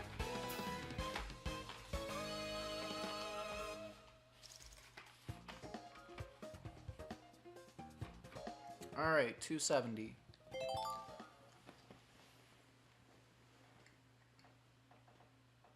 Oh, we are on wave 3 now. Oh, GBA Blue Lake. I like GBA Blue Lake. Although, I much prefer Ghost Valley 2 for Wii. I don't know what it is about that shortcut, but I like it way more than Blue Lake, because I get to do a shortcut.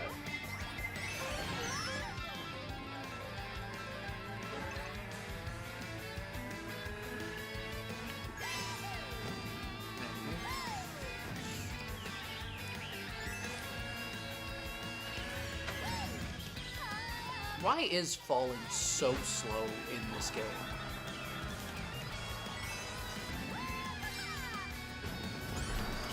Because it is. It really is.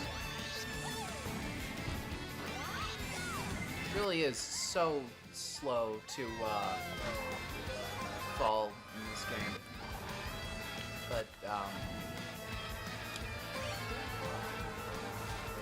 But yeah. So, Rock Mountain, I did not remember this, or I remembered this being a 3DS course. All I remembered was that jump. And I did not know this was the music. Although it felt familiar when I heard it, I was like, really? That's what Rock Mountain sounds like?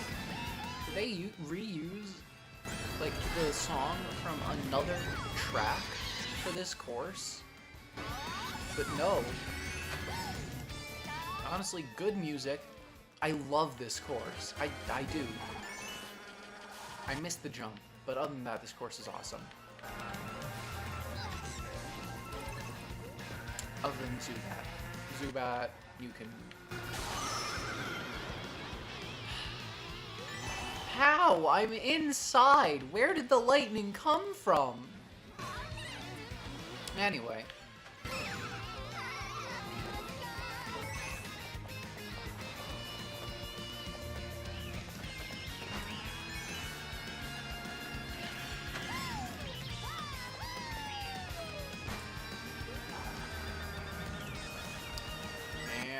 coming up on lap 3 here.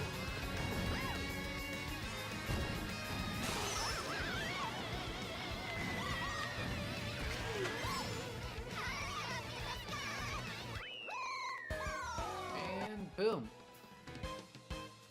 We've did it! 85. Next race.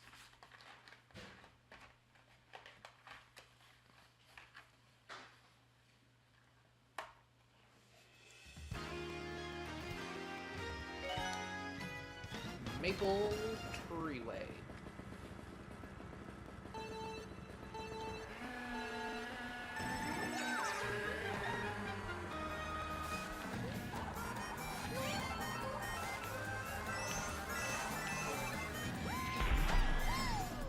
I don't know. I liked Maple Treeway a lot in Wii. But here I just feel neutral to it positively.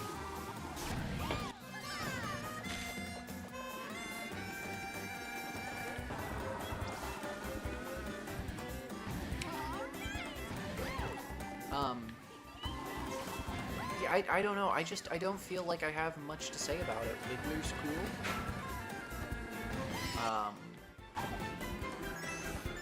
And it looks nice. Is this what pandering feels like? Like, if so, it's totally working. But is it? That's what this course makes me think. It does not make me like it less, though. Pretty good.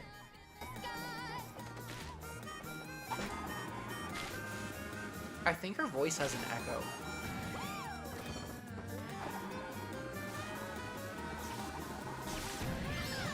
Man, can you imagine just laying down on that road on like a cold winter's day when there's not a race going through it? Like, just laying down, sheltered under the leaves from the cold, the bright autumn light just flowing through all. It sounds so romantic. You like bring a blanket, a partner, and just lay down there. That sounds so nice. I wish trees were that big in real life. Sequoia National Park. I'm gonna climb a national treasure, and no one can stop. Okay, actually, I probably shouldn't do that.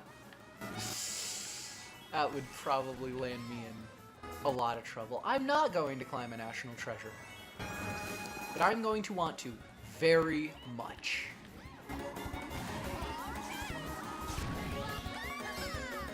Bears are pretty cool, right? I like bears. I feel the need to specify that I'm talking about the animal in this scenario. Although most kind of bears are cool.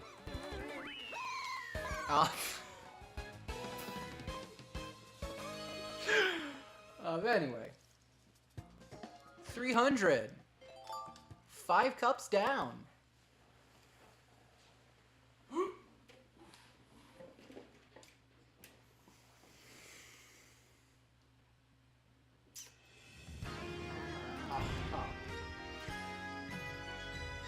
Well, I will have to worry about that later. I just took down,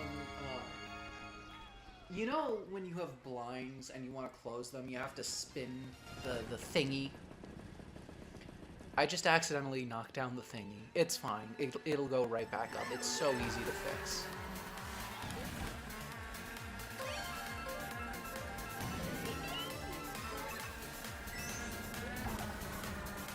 Anyway, Berlin by ways. It's pretty cool. I like it. I've never been to Germany, so I don't know how accurate this is.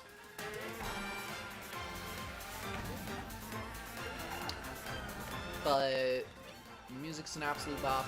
It's fun to drive.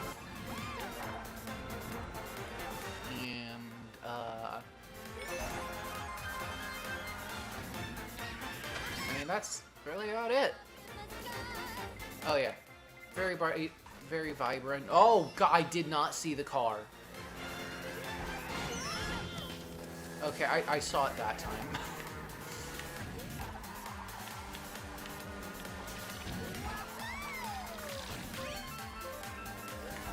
Man. My American nature is coming through because I do not recognize so many of these landmarks. Also, those street posts with the flags, I haven't seen them in any other Mario Kart courses. Are those specifically a Berlin thing? Because I feel like we have those here. In the 1/2 upright stage. That's what I'm gonna call where I live from now on. Good luck figuring out where that is. Actually, I'm pretty sure people have said it before, so.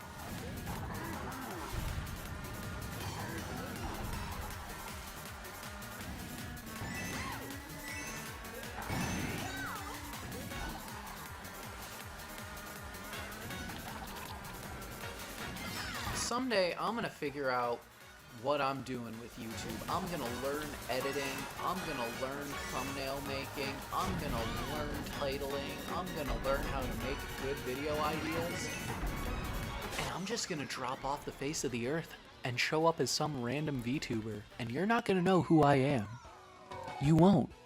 You won't find out.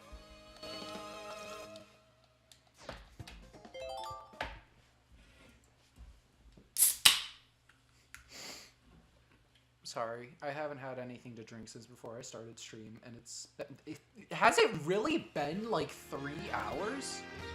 Oh right, I can't check, my phone's dead.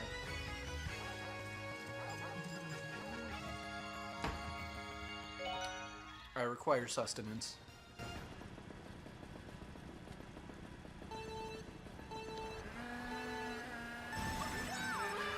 DS Peach Gardens. Another course that I only know from Wii.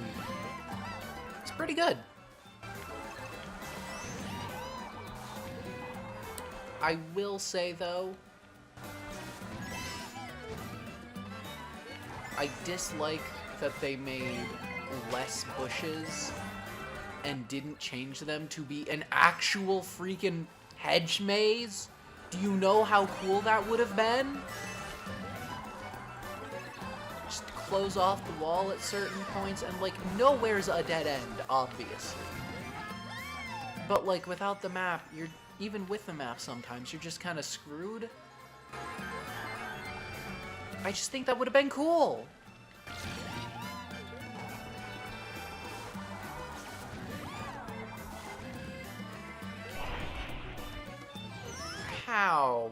How did I miss that?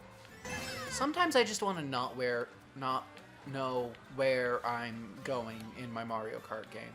Is that too much to ask, Nintendo?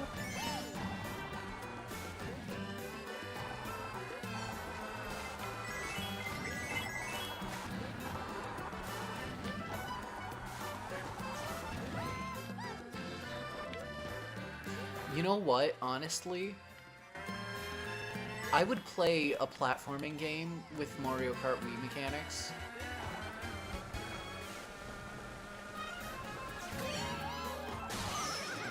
Because let's be honest, Kaizo Mario Kart Wii platformer would go so hard. It would be the best thing ever.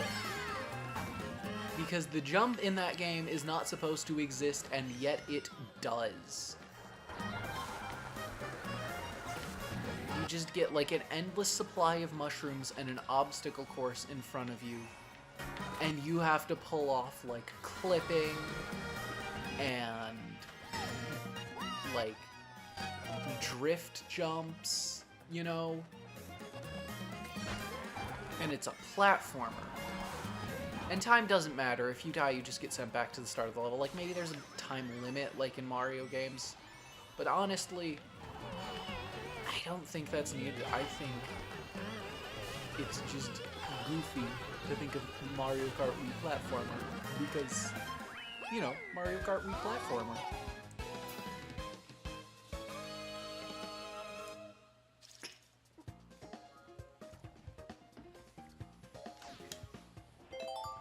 Next race. Oh yeah, DS Beach Gardens. It's pretty good.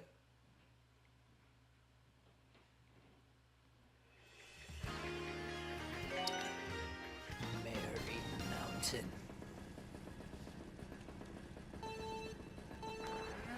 Look, you can send the ghost of Christmas past, present, future, whatever you want. I firmly believe Scrooge's problem was not that he disliked Christmas, but that he was a massive, massive... I don't know what YouTube allows me to say, so I'm just gonna say he was not nice about it.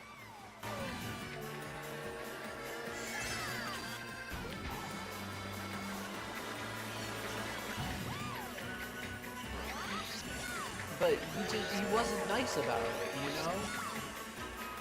He told some guy that he wasn't allowed to go see his family, and that is not cool.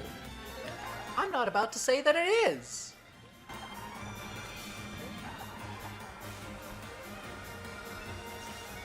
But I don't think you should be forced to like Christmas, okay? I don't think that there are enough villains that just straight up like Christmas. You know?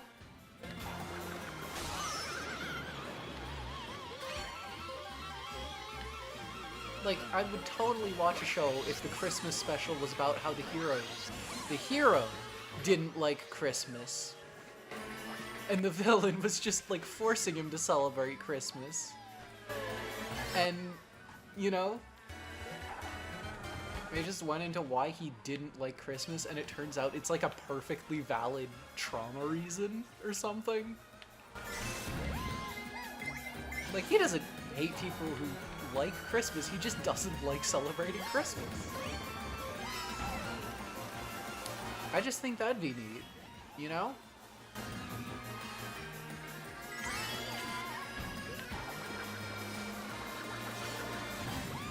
I just don't like Christmas, okay?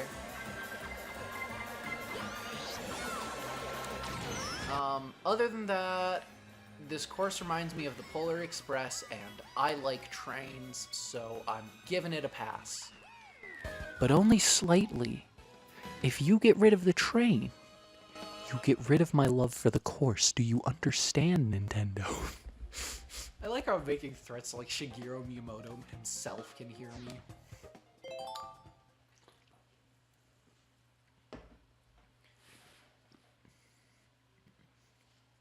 Just know that none of this is to be taken seriously, okay? Don't. I'm not gonna hurt anyone. Anyway. And here we are. That is the wrong game. That is Kirby and the Forgotten Land. 3DS Rainbow Road! This is my favorite Rainbow Road, hands down. Okay? Look, I get it. N64 is good. And it is. It is my second favorite. But the music, the colors, the planet theme that isn't Galaxy related. Like, don't get me wrong. Okay, Galaxy is a great game, and I'm glad we're getting Galaxy-themed tracks. But sometimes you just need an outer space track that isn't in that world. That is okay. What the heck happened there? Why was I just tossed?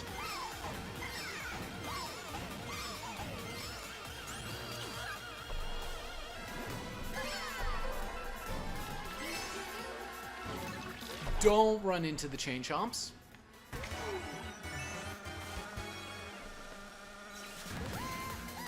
Don't run off the track. Bam. Missed that. Bam. Bam.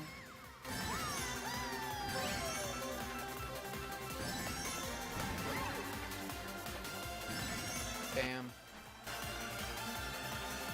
Oh, hey, what do you know?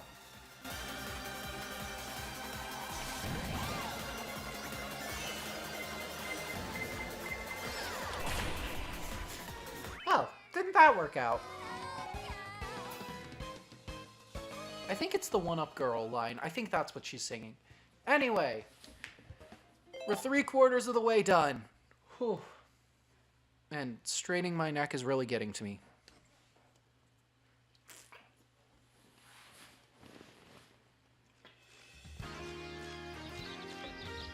I wonder if I could just...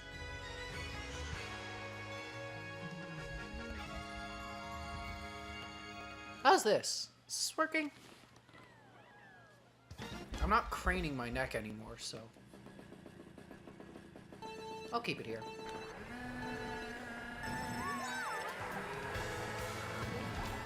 Okay, Amsterdam Drift, Wave 4.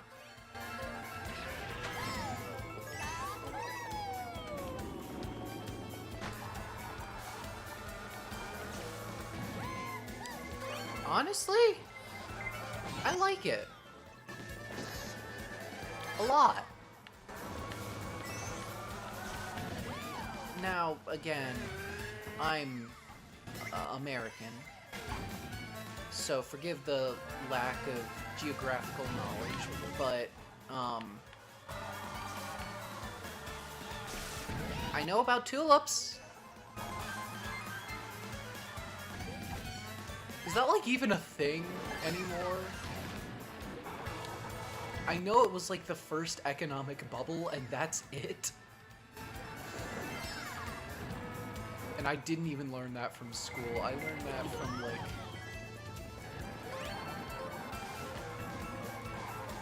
I think I saw it on, like, Adam Ruins Everything, and then I had to do research to find out if it was true. And it was.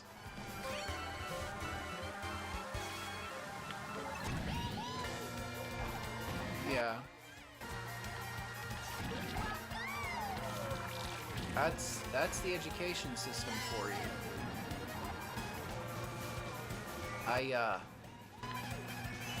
I didn't like history class because we just talked about America for an entire year.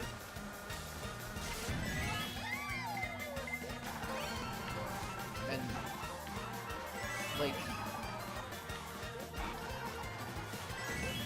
I don't know. I don't know how many of you guys have been through an American USA history class, but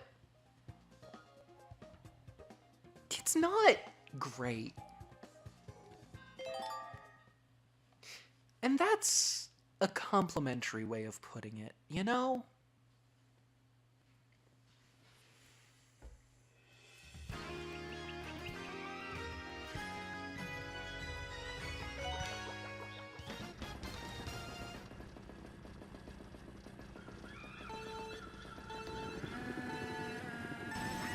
So,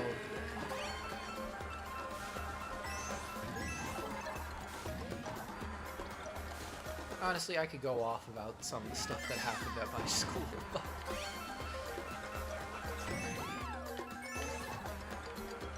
but hey, I survived it. I don't have to think about it again.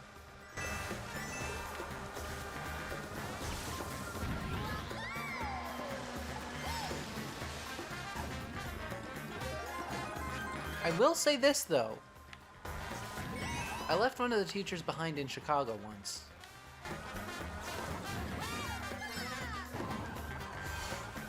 And I got, like, a full-on anime protagonist moment passing one of my classes because I was not gonna pass. unless I got extra credit, and the only extra credit left was this competition for building skyscrapers, model skyscrapers. Um,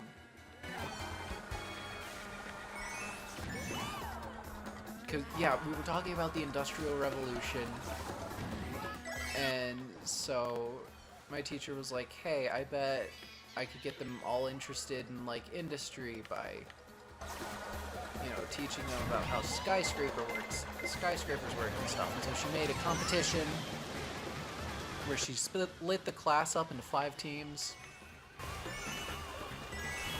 and they were forced to build a skyscraper. Whoever made it highest won. And there were 2 teams who tried with marshmallows. One of them had straws, one of them had dry spaghetti. They gave me some of the leftover dry spaghetti. It is raw spaghetti. I don't care how bad it is for me. It is crunchy and it is delicious, and you cannot stop me from eating it. I didn't get straws or marshmallows though, so that sucks.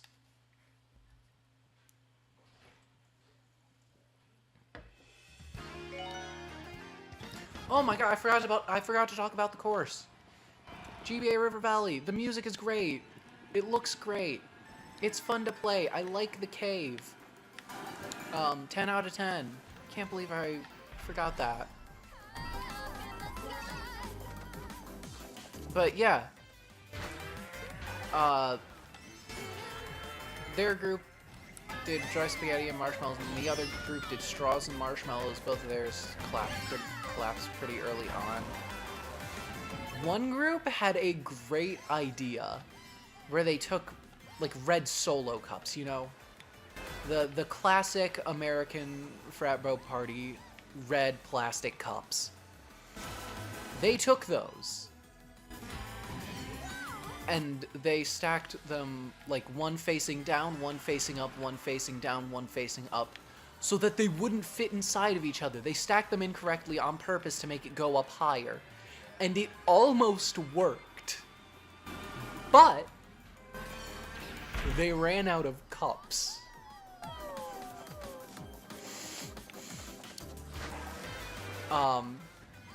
And I feel really bad about that, because I had a friend who was in that group who was in pretty much the exact same situation as me.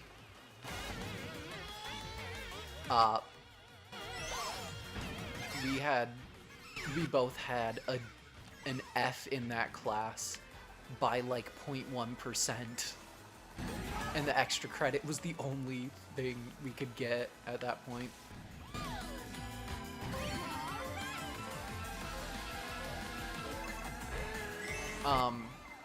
But my group's strategy was, we brought in it was similar to the red Solo cup strategy. We brought in styrofoam cups and paper plates and skewers, like shish kebab skewers. And we brought in like a full bag of styrofoam cups, by the way, and a full bag of skewers. And due to my inhuman height, I was asked to do the stacking. And the person who brought, I believe, the plates, brought in like a 1 foot tall styrofoam cooler, which the teacher allowed us to use as a foundation to stick things into. Probably because she didn't want us putting stuff through the floor. And so we had like a foot before we had put anything on. And so we put the cups. We put 2 cups side by side. A plate on top, stabbed a skewer through the plate to hold everything in place. 2 more cups. Bam, bam, plate on top. All with the skewers. The plate was to stop the cups from stacking. And we kept going, and we kept going. And it got to the point where I was standing on the table at like 6 foot tall. which doesn't sound inhumanly tall, but this was 7th grade, so. I was standing on the table at 6 foot tall, and I couldn't reach the top. You know, like, everyone else was trying to stop theirs from falling apart. Oh yes, the power of Toadette runs through me. DK Summit was... DK Summit's pretty cool. I like DK Summit. I don't like that they got rid of the single, or at the very least made it harder to do, because I cannot figure out the single anymore. Yoshi's Island. I like how it looks. I like the variety of where you drive. I like the secret up here. The question mark cloud. Love doing that. Yeah. But, you know, we were basically at the ceiling, and everyone else, except for the people who ran out of cups, were still trying theirs to get up, like, more than 3 feet off the ground. And at that point, she was like...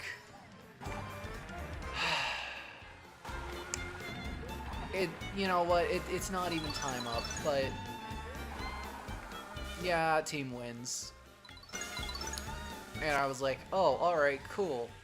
And me, in my everlasting stupidity, picked it up expecting it to just fall apart really easily so I wouldn't have to disassemble it. Because I didn't think about the fact that millions of skewers would be falling all over everyone if I did that. So I pick it up expecting it to fall apart, and it just doesn't. Like, it bends over, sure. It's like basically half horizontal, half vertical now. But it's staying together.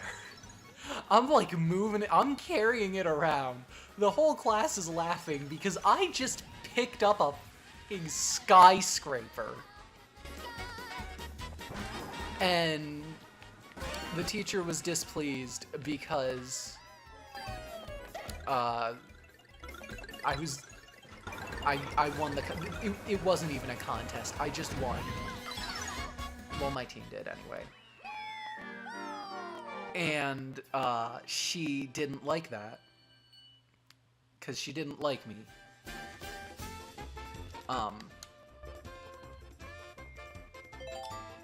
Mainly because I never did any work for that class. I literally did the final presentation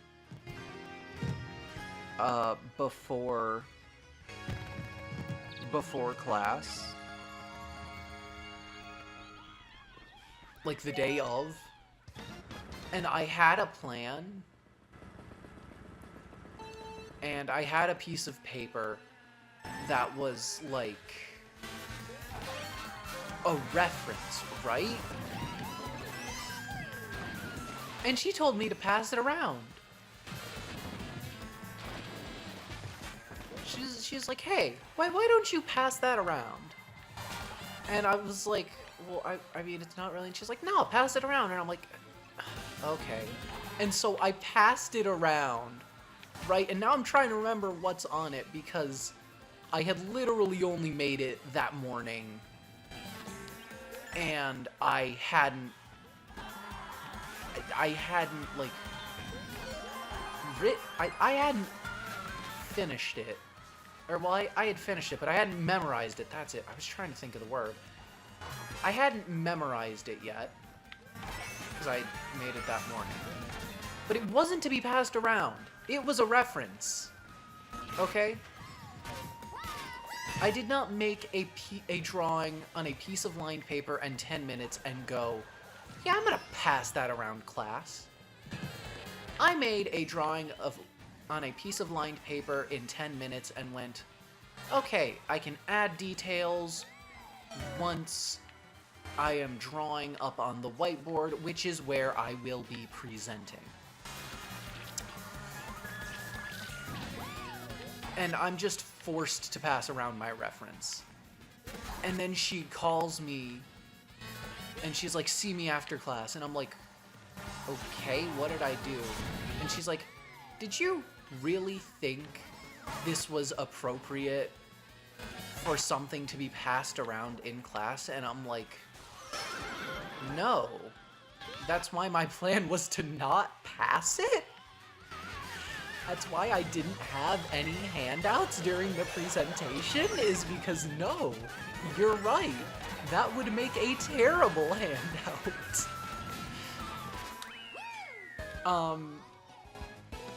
And then, oh, what was it? It was a presentation on World War II. Or not specifically World War II, but like, kind of, I guess, yeah, World War II. And a simulated battle. And so I talked, it was trenches. It was on trenches. That's it. Oh god, what course did I just finish? Bangkok Rush? I don't know. It's my least favorite of the tour tracks, but it's still okay. I like it. But yeah, it was a presentation on trenches, and I drew elevation levels, talked about how that, you know, kind of, the people who had the high ground had the advantage. It was over Anakin, yada yada. Right? And I talked about that, and she wasn't listening to my presentation, and you can tell because she came by, and when she said see me after class, she took me in after class and was like, hey, why is there elevation on there? And I'm like, you know, so I can talk about the effects that it would have on the battle, because it's something that would be in like a real map. You know, this is my reference diagram. I wasn't supposed to pass it around. And she's like, okay, but like, why is it there? You know, you could have talked about how it gave it. And I'm like, that's exactly what I did. Like, are you kidding me? You could have yelled at me for how obvious it was I was unprepared. You could have yelled at me for the fact that that also had an essay that I did finish in time, but I forgot to do the citations, so I went in after the due date and fixed the citations. And she did call me out for that. Because she knew how to use the whole Google Doc check last edits thing. But she didn't go in to see what I had edited. So I was like, listen, I messed up the citation somehow. I'm so sorry. And she was just like, oh, really? You expect me to believe that? I'm like, you literally know how to check this. She did not like me. And I did not like her. Mutually, we didn't like each other because, you know, I was not, she was not my only teacher, and so sometimes I had to do things for other classes. One of them in particular was I missed a retest because I was part of the yearbook club, and she didn't let me retake the test. You know, I was like, oh, I'm here to retake the test. She was like, that was yesterday. I'm like, oh, sorry, I couldn't make it yesterday. And she was like, well, that's too bad. I'm like, okay, can I retake it then? She's like, no. And I'm like, okay, yep, not right now. I get that. But, like, what about, can we set up a time? And she's like, mm-mm. And so, or no, it wasn't even a retake. It was a finish the test. Which, like, by the way, me not having this done was not, like, a weird thing. Okay? There were 4 kids in this class of 30 who finished. 4. And she had the audacity to suggest I was a bad student for not finishing it. Like, am I a bad student for not being like, hey, heads up, I cannot make the retest because I have to do this for another class. Is it okay if I come on another day? Look, I should have done that, yeah. But also, Jesus Christ, it was a middle school. At least I think it was. Might have been high school.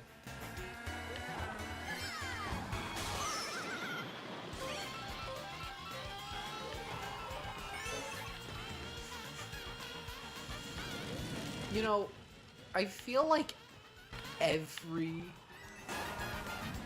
middle/high school movie ever portrays like the scariest thing at school as some guy who's gonna beat you up, and I don't know. From what I heard, my school was the only one that didn't have stabbings regularly. So maybe that's true. Maybe I should fear the knife. But from my perspective, the scariest thing was the principal who didn't actually run the school. And I don't mean that that school wasn't being run and that the principal was I mean, like, he was a puppet. He was a complete puppet.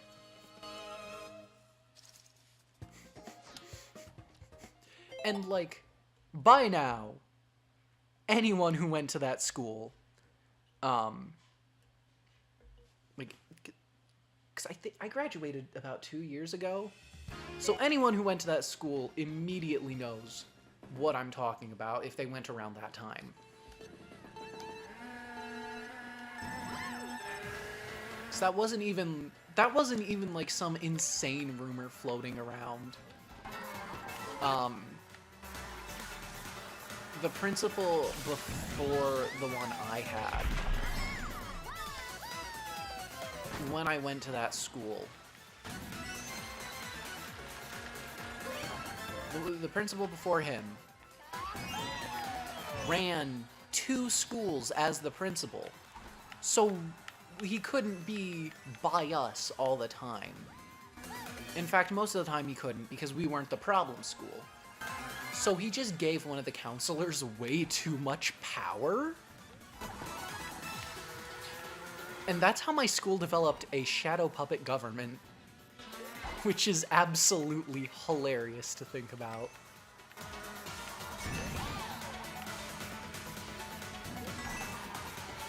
But yeah, I got called in once because one of my older YouTube videos, it's down now. So even if I told you, you wouldn't find it. One of my older videos got sent to a teacher's private email, and I got accused of doing it because it was my video, and they, like, I don't think they checked whose email it was, either that or it was from school, or it was from a non-school email that they didn't know, and they couldn't just ask for my email for some reason. Which, like, I can understand why it'd be weird if they asked for my personal email out of the blue, but if they were like, hey, what's your email? One of your videos got sent to this random teacher's personal email, and we don't know who did it, and we think it was you. Can you just prove that this is not your email? If someone asked me to do that, I'd be like, oh, okay, bet.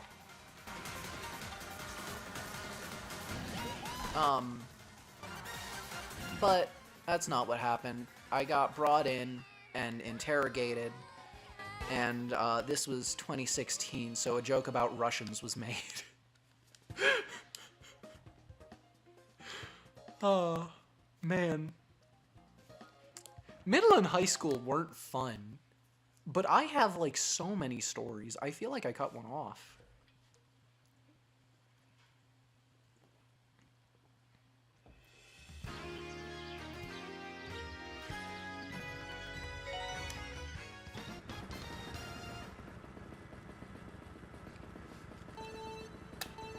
Oh, yeah. So I mentioned that I went to Paris when we did Paris Promenade. Oh my gosh. I forgot to talk about Singapore Speedway. I keep forgetting to talk about the courses. And DS Mario Circuit. I like DS Mario Circuit.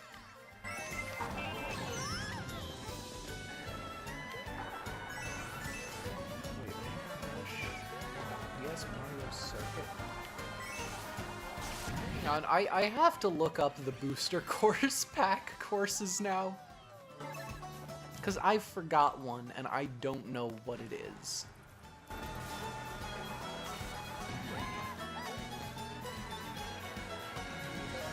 I'll do it afterwards. No, actually, I won't. Because hang on. I just realized something. I can plug in my phone. I don't know why I didn't think of that sooner. Yeah, just give me a second.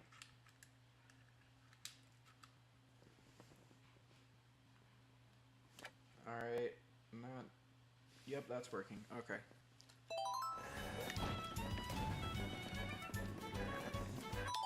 Oh.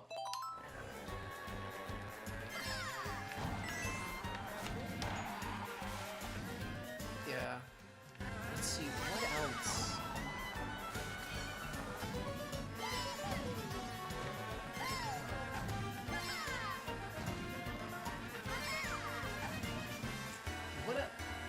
Oh, right, that's what I was talking about. French. I speak French a little bit, and not fluently, but I do speak it. I can understand, read and write written French. And I can some spoken French and speak some French. But, you know,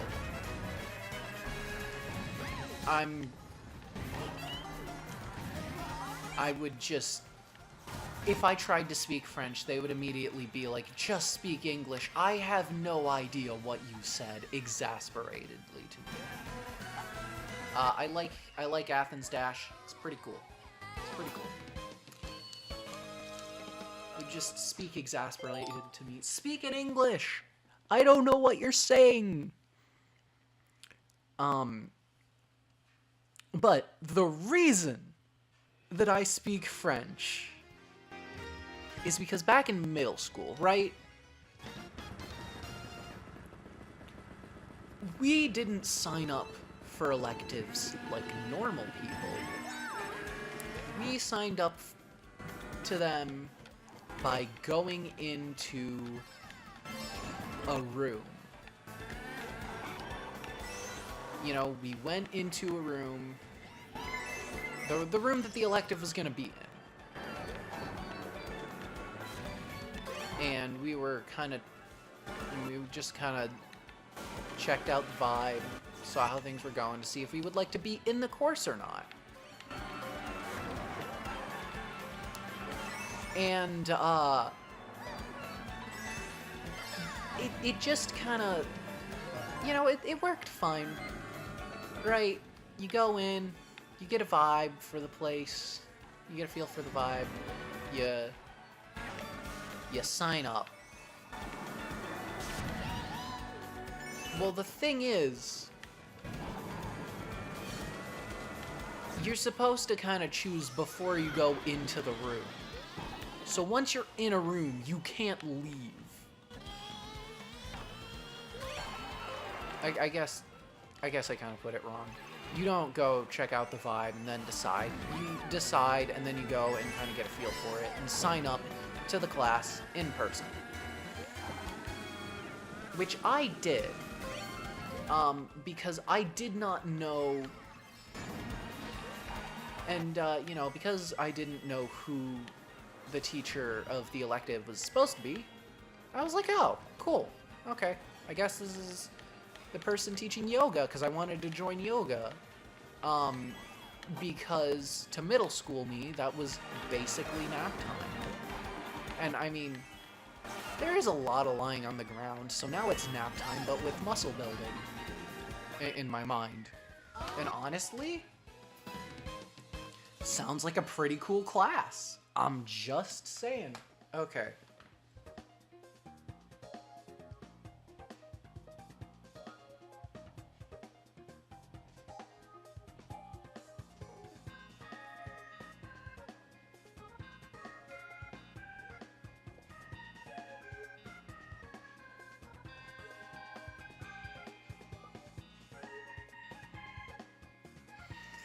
Sorry, I'm trying to find the class that I forgot.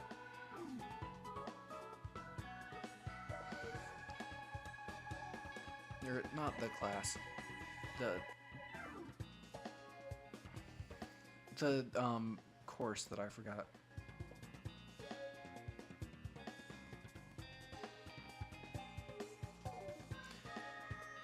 Oh, yes, right. So you have to go into the room and sign up there, but once you're in, you're not allowed to leave.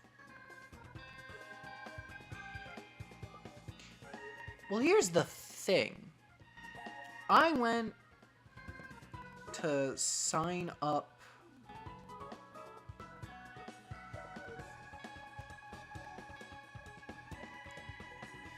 I went to sign up for... Come on, Nintendo. There it is.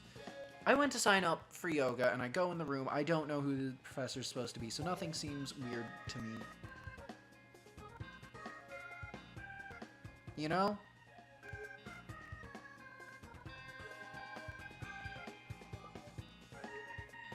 And so I go and I sign up, and I'm like, man, this seems pretty tense for a yoga thing. And then I found out why. Waluigi Stadium, that's the one I forgot. Waluigi Stadium. Loved it in Wii, loved it here, loved the remix. That's all I have to say. I was wondering why it was so tense for yoga, right?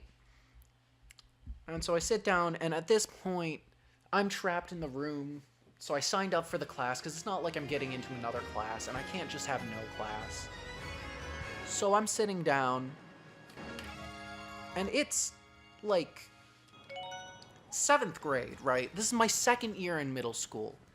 And I had never been to a public school before this one, so I didn't know what the heck was going on.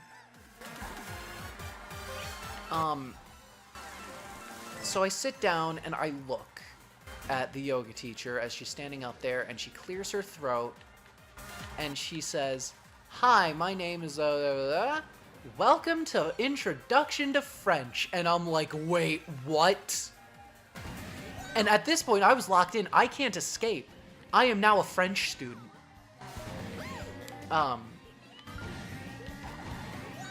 You know, which I was kind of bummed about my nap hours being gone. But I figured, oh well, at least French is like a useful skill, right? Right? And I mean, it is. It is. In fact, yeah, the whole reason I went to Paris was on a school field trip. And that class only, you know, mildly terrified me.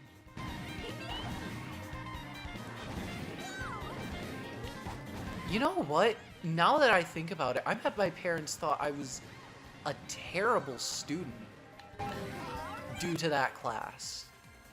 Right? Because you missed 3 assignments that she doesn't even put on the website are upcoming. She just mentions it in class once. And they're all online assignments, too. Right? Which is so stupid that you're gonna give online assignments, but no online full list of them. Right? Like, who decided that?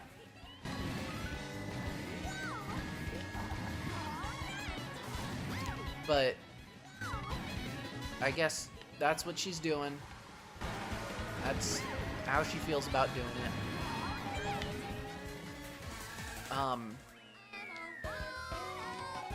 And so you would, like, miss assignments because, you know, they're not listed as upcoming or anything. And you would be failing the class. Because, oh, you forgot to do your homework for a week because it's not upcoming on the website, and now you're missing, like, 5 hours worth of work. Which, for a week, I guess that's an hour outside of class a day. Which, saying that sounds pretty unreasonable, right? So that's 7 hours, you know, an hour outside of class. That's 7 hours outside of class per day. Which is not something I did. But, you know, she expected time out of class and homework and yada yada. And I just never really noticed it. And then 2020 happened. And I think we're all familiar with 2020. You know, I don't think I need to mention what I mean. I don't think I need to explain that. That happened. And so I went school online. Hooray! And, I was in French for 5 years, right? Long enough to be a foreign exchange student. Which was insanely cool. And I was a moody teen who did not appreciate being away from my home that long. I would say my friends, but I did not have friends in high school. So, yeah, I feel bad for that poor family who had to deal with just this random person's kid hiding in his room in their house. But by the time I figured out that I should probably apologize, it had been like 3 years and it was too late to, like, talk to them again. But, yeah, so for 5 years I'd been in this class, and I'd been like, guys, I get it. French is a useful skill to have, but I don't want to do this class anymore. And my mom was like, it'll be fine. You know, because they forced me to stay in it. After I just walked into the wrong room. But yeah, Squeaky Clean Sprint. Music had no reason to be this good. It's absolutely amazing. Did I miss any of the other courses? Oh, Daisy Cruiser. I ignored Daisy Cruiser. How could I ignore Daisy Cruiser? I love Daisy Cruiser. Makes me think of Calamari Desert because they're in the same cup in Mario Kart 7. And Moonview Highway. Moonview Highway, it annoys me because of the time trials and trying to beat the expert Ghost in Wii, but other than that, I like it. And I like the jazz version of the theme. Squeaky Clean Sprint, it's creative, and I like it a lot. It reminds me of Urban Road, and that's the only thing I have to say about it.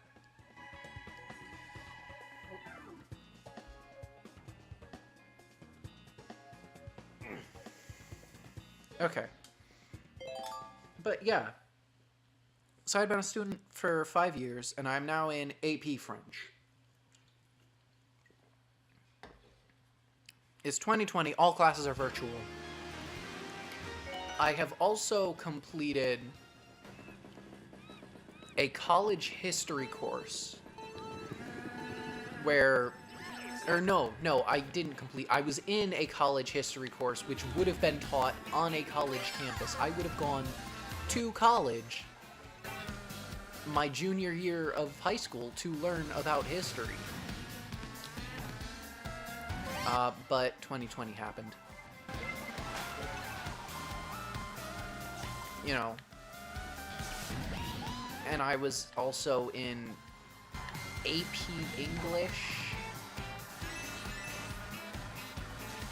No, AP Trig and AP Physics. No, AP Computer Science and AP Physics. That's it. AP Computer Science, AP Physics.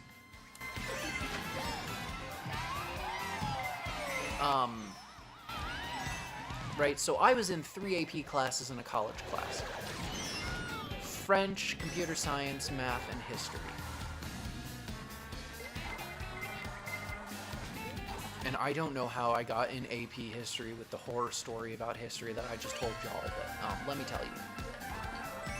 That was a different teacher, and he was the best. He was chill. I had him the year before that in person, and he would let us leave class to go play Smash Bros. If we finished our work early. As long as we asked. He did come in there one day and chew one kid out for leaving without asking. But I always asked. So, I never got in trouble. He was cool. So, yeah. LA Labs. I don't know anything about LA. I mean, that's not true. My dad used to live there.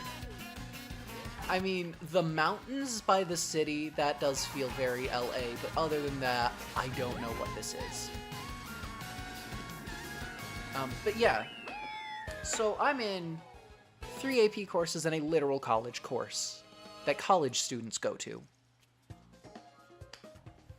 And I'm in these courses, and Christmas break is coming up. And now, mind you, I'm drowning in French homework, all right?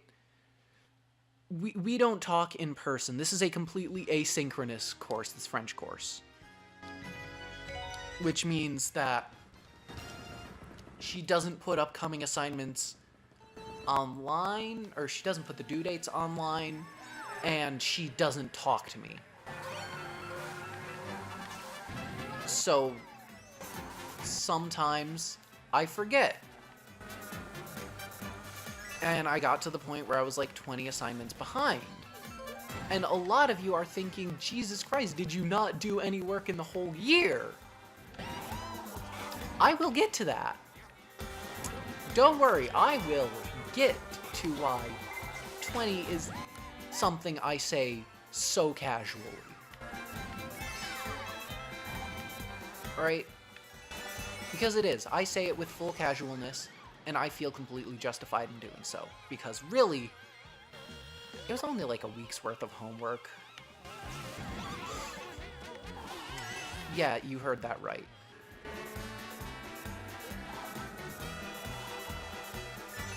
But anyway.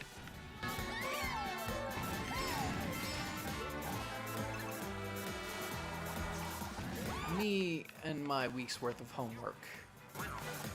I'm a week behind, but it's coming up on Christmas vacation, you know.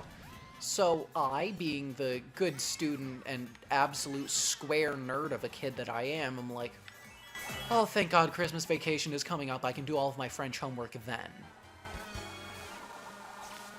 Which, you know, if you're an absolute square nerd of a kid like me, that's a reasonable reaction, right? And I'm like, wait, this list seems longer than yesterday.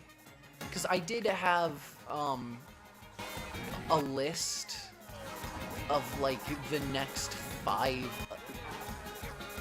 Oh, that's right. I did have a list of, like, the assignments that were due in the next 5 days.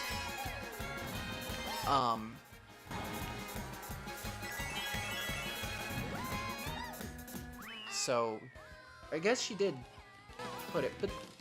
Okay, so there was a list. Don't listen to me, I'm lying. I'm an unreliable narrator. There was a list. But listen. I was a week behind on assignments, which is like 20. And I look at the upcoming assignments, and I'm like, huh. That's weird. This list seems longer than yesterday, even though there are assignments, like, all the way through to the end of, not the school year, but, like, school before Christmas, right? Like, there are assignments due the day before Christmas break. And this list is longer than that one. What the heck? Is it talking about after break already? Kind of weird, since this is only supposed to be a week ahead, and we're nowhere near January yet, and then I look at the due date, and I think to myself, huh, that's weird, I must have misread when we get out for Christmas break, because it was on what I thought was Christmas break. And I'm like, huh, oh well, I'll get a break soon enough. Wait, that says December 23rd. Why is their homework due on...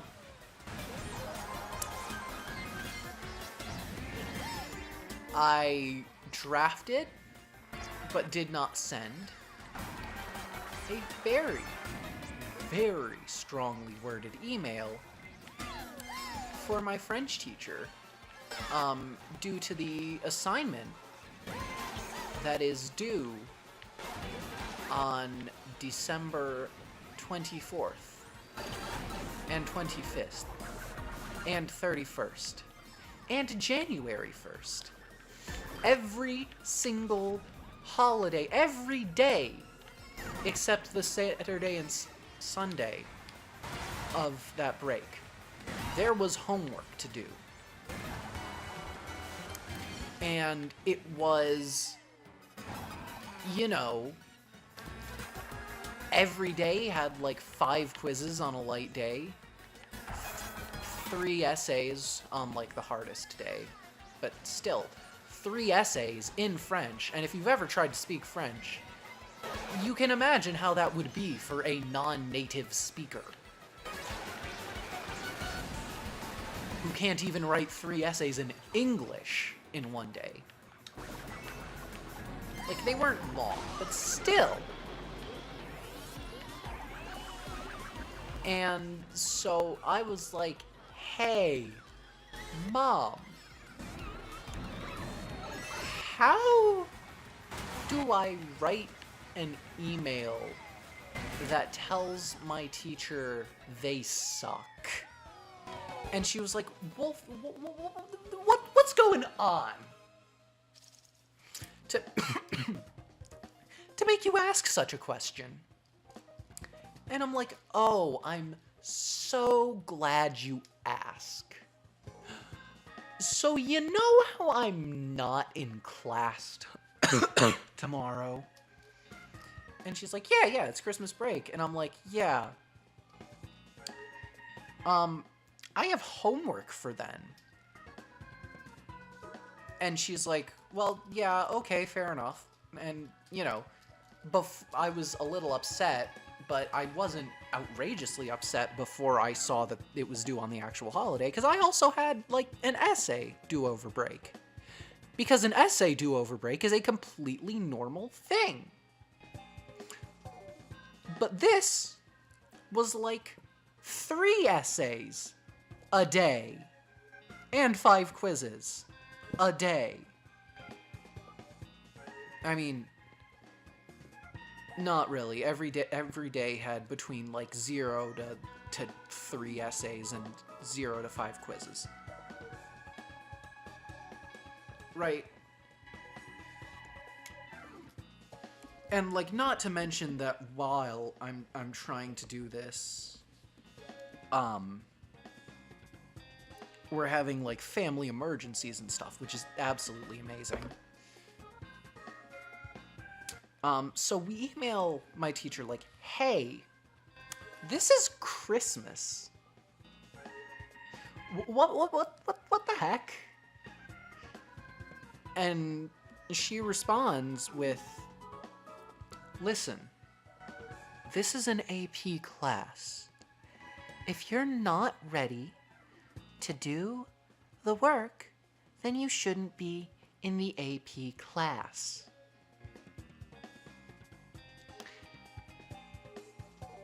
And we were all like, what the heck? You know? And then we read the second part of the email, which stated, if you wanted to work ahead, if you wanted a break, I would suggest working ahead. You could also work behind, but I would not recommend that given your state. Because, you know, I had the 20 missing assignments that I was going to catch up on over break. And so my mom, you know, asked me to, look, just do it, just in case. And so I did, and I got all of the work done, and I got a 3-day break, and the rest of the time I was writing and doing quizzes.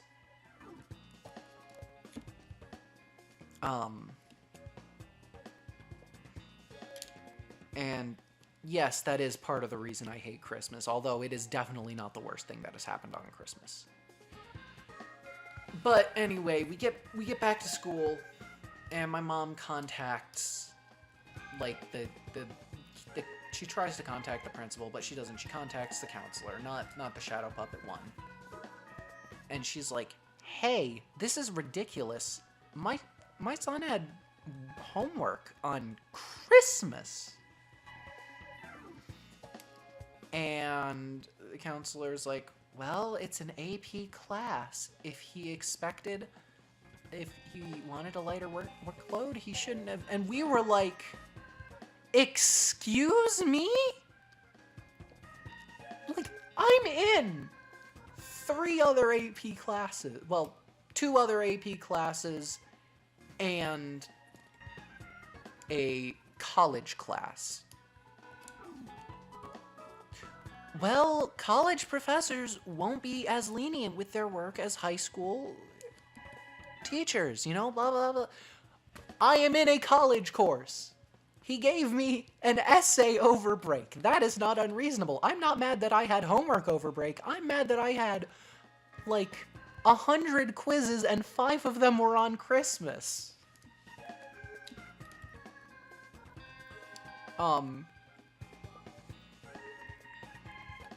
So I dropped out of that class. And the moment that really broke me, right?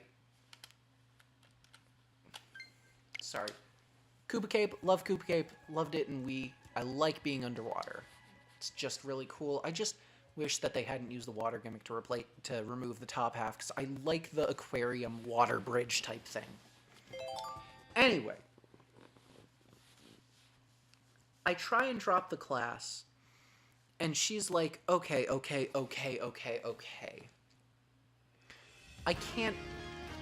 I can see why you would want to, but I have another option. I could extend the class for the rest of the semester, and I could extend the class for the rest of the year, and you could do the rest of the work. And I was like, the rest of the work?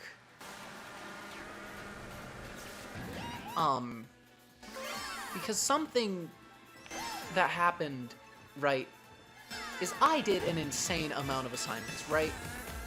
I checked, and there were exactly 260, okay, I'm not going to say exactly, but there were 267 graded assignments, about. That's the number I remember. It could be wrong. But the point is, it was over 260. I know that for a fact. At least, that was all of the graded assignments. And she was like, "Why? I don't know why you didn't do these, but I'll extend it out for the rest of the year. And over 1 year, you can take the first semester of AP French, and you can do the non-required assignments." And at that point, I am so glad that was over email and that I have the restraint to not punch a hole in my wall. Because that was insane. I did 200 assignments in 1 semester without talking to a teacher. And she has just the audacity to be like, "Well, yeah, but you didn't do all of them." And so I'm just like, no, you know what? I'm done with this class. And she, was like, really? She was upset about it.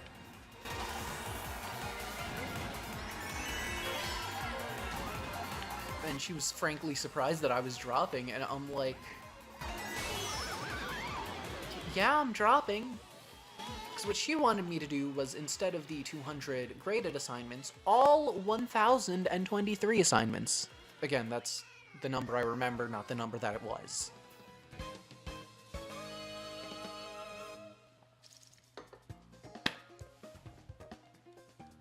And you know when this discussion happened?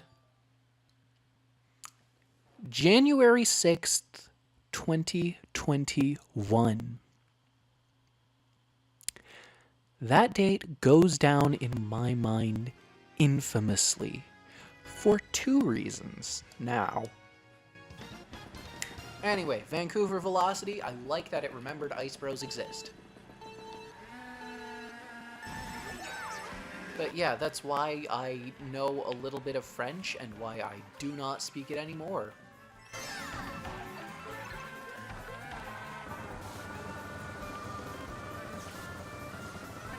I believe she was fired for other reasons.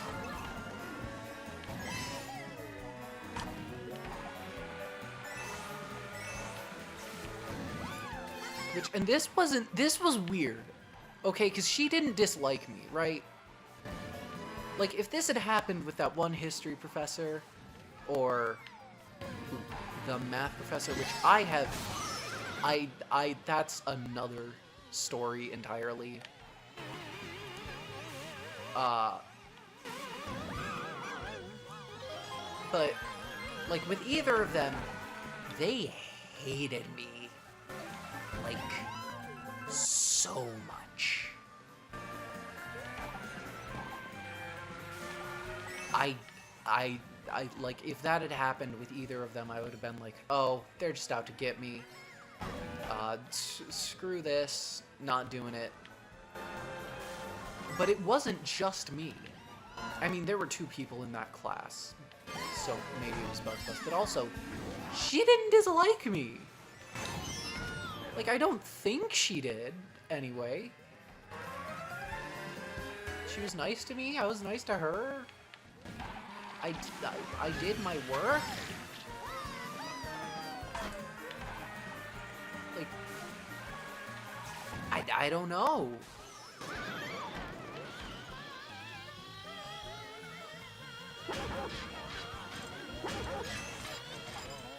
She was very...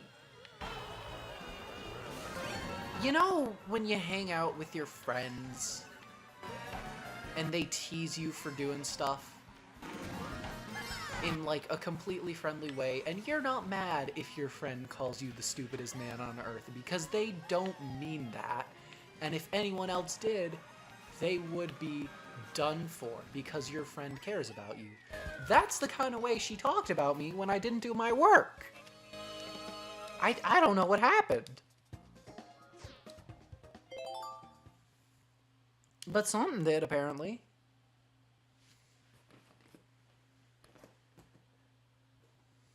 Yeah.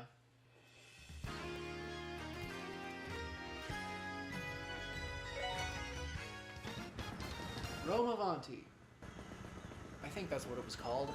I don't care, I love it. Huge Italy fan here, you know. It's where the bros were born. It's where the Italian stallion hails from. Gotta love Italy. Plus, pizza! Come on!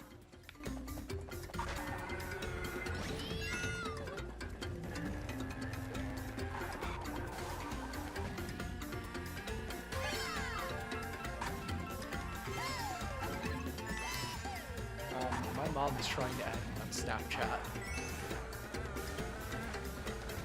I don't know how to feel about that. Anyway. So yeah. Also, another professor that absolutely hated me, was my 6th grade, math teacher. Which, in both of our defenses, that was just a bad situation.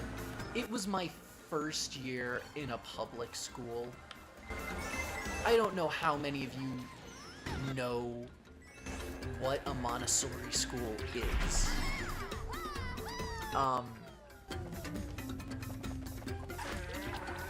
But imagine a daycare, right? It's a daycare, but all of the toys are education based, right? So, like, the first graders have, like, apples to apples, you know, so that they can get a firm grasp on, like, the English language. Or, like, we had cards and abacus. Like, I'm stretching the definition of toy very loosely here, right? But the point is, we weren't, like, sat down and told what we were doing. We stayed in a room for all day,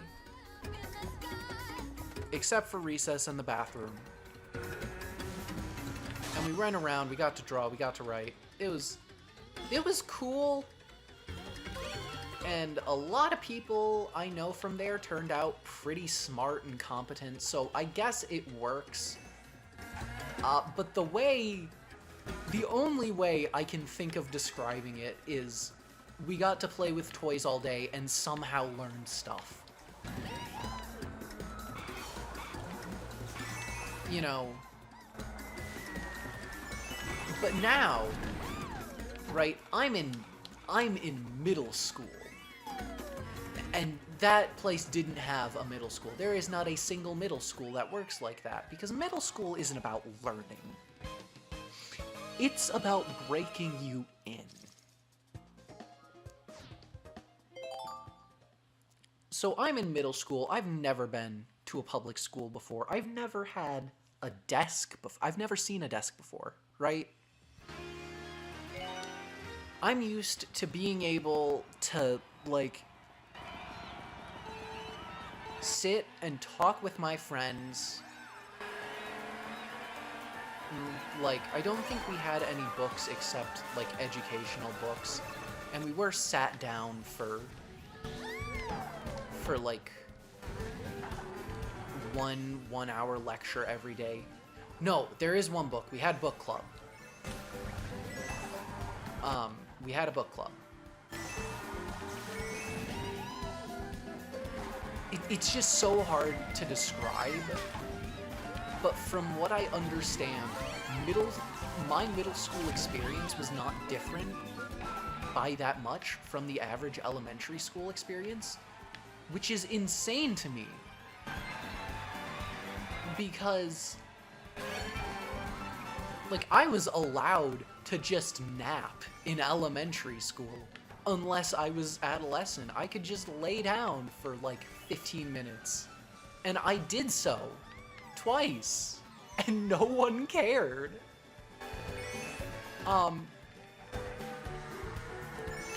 Like, I didn't have homework until 6th grade. It was insane.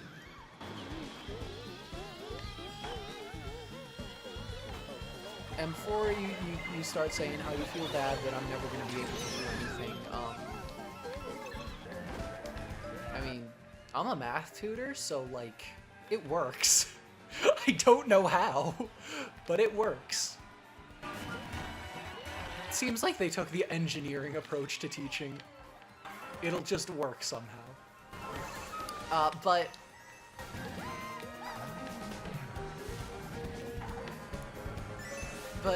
I went from that in 1 year to sit at your desk, shut up until like an hour later when you go to another class and it starts all over again, until you leave, and no more recess. So I just didn't know what to do, because I am a very, very schedule-oriented person, right? Like,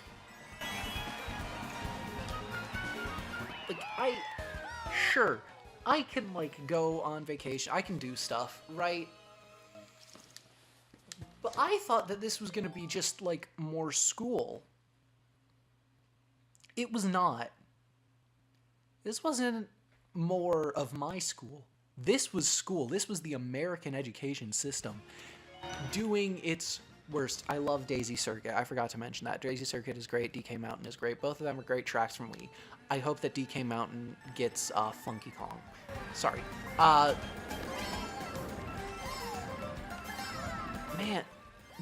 Man, I wonder if I could study if that has like an effect on the quality of my content.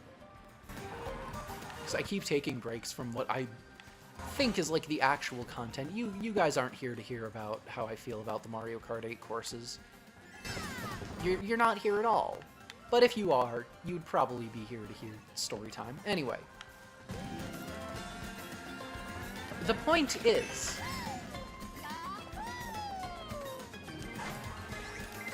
I'm just in this brand new world. And I don't know what's going on. And it is bureaucracy hell. You know?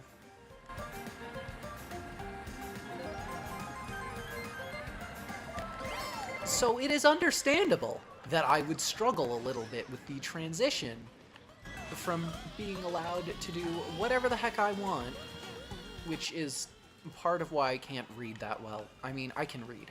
I can read. I was taught how to read. I swear. I was taught how to read. That little thing in the bottom right, it says first. That's a 1 and an S and a T. And then I'm at 8 coins, and we're on lap 2 out of... Now I'm at 9 coins. We're on lap 2 out of 3. I swear I can read, guys. I swear. But I'm bad at English, because, like, reading comprehension and writing was just kind of something, you know, you could do that if you wanted. You don't have to. A lot of stuff was like that, like learning other countries and their flags. I wasn't forced to do that stuff. And as someone who's terrible at drawing, trying to draw a flag that, you know, wasn't my own, just never really interested in me. The only reason I knew the American flag was because I still had to stand for the Pledge of Allegiance. And the only reason I knew any of the states was because we had Song Week and we got to sing 50 Nifty United States, and it was great. It was... I feel so bad for the teachers because it's just an army of out-of-tune children screeching. And when I say army, I mean like the entire school. So, I go to school. For the first time, I have to sit at a desk. I have to listen. I can't just zone out and do whatever math I feel like. And let's just say I ignore the fact that I shouldn't be doing that, right?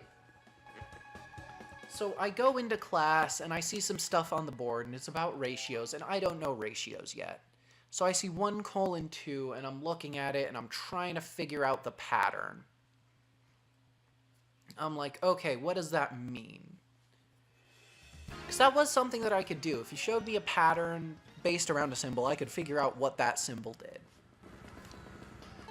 And I was, you know, kind of muttering to myself, and class hadn't started yet, right? Like, this wasn't me being like, hey, in the middle of class. This was me being, you know, moderately... And I raised my hand, and keep in mind, class hadn't started yet, so I wasn't interrupting class to ask this question. I'm like, I don't understand that. I think I figured out what this is doing, but that doesn't work. And she got really mad at me.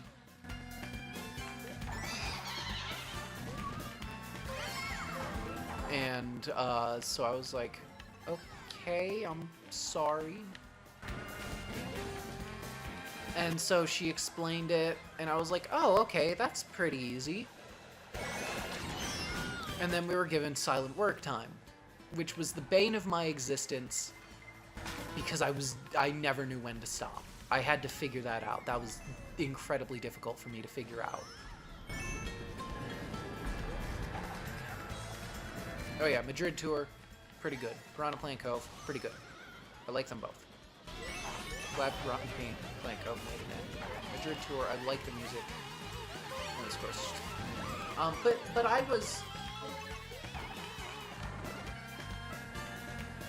was, you know, doing silent work, and I got to where I did all the work I was supposed to do, and I was like, well, now what? And I look around and everybody's still working.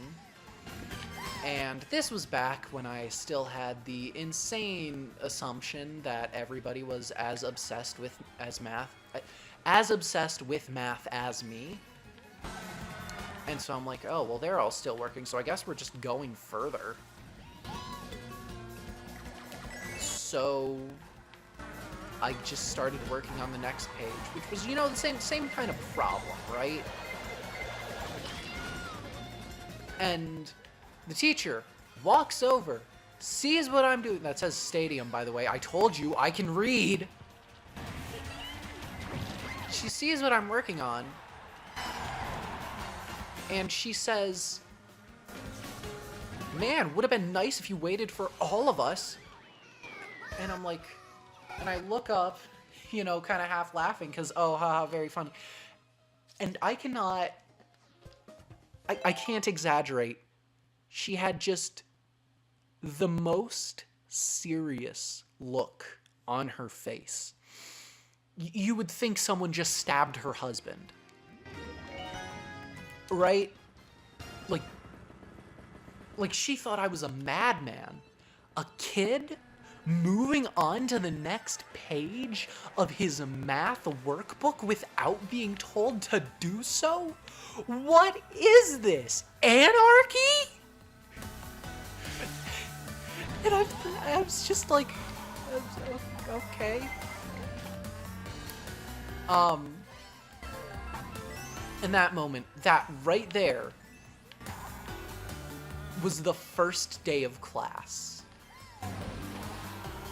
No, the first day of class, I didn't have a pencil. Because the pencils had been free at my previous school. Alright, I'll stop talking about my previous school. But I didn't have a pencil. And she was mad at me for that.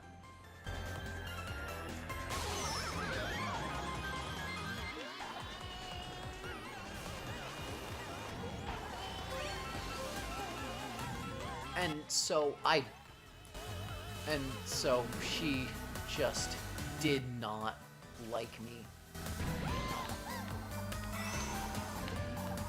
But, you know, we had our differences, but after those first two incidents, it went away for about a week. But she, like many other teachers, you know, this is not a her thing. She gave us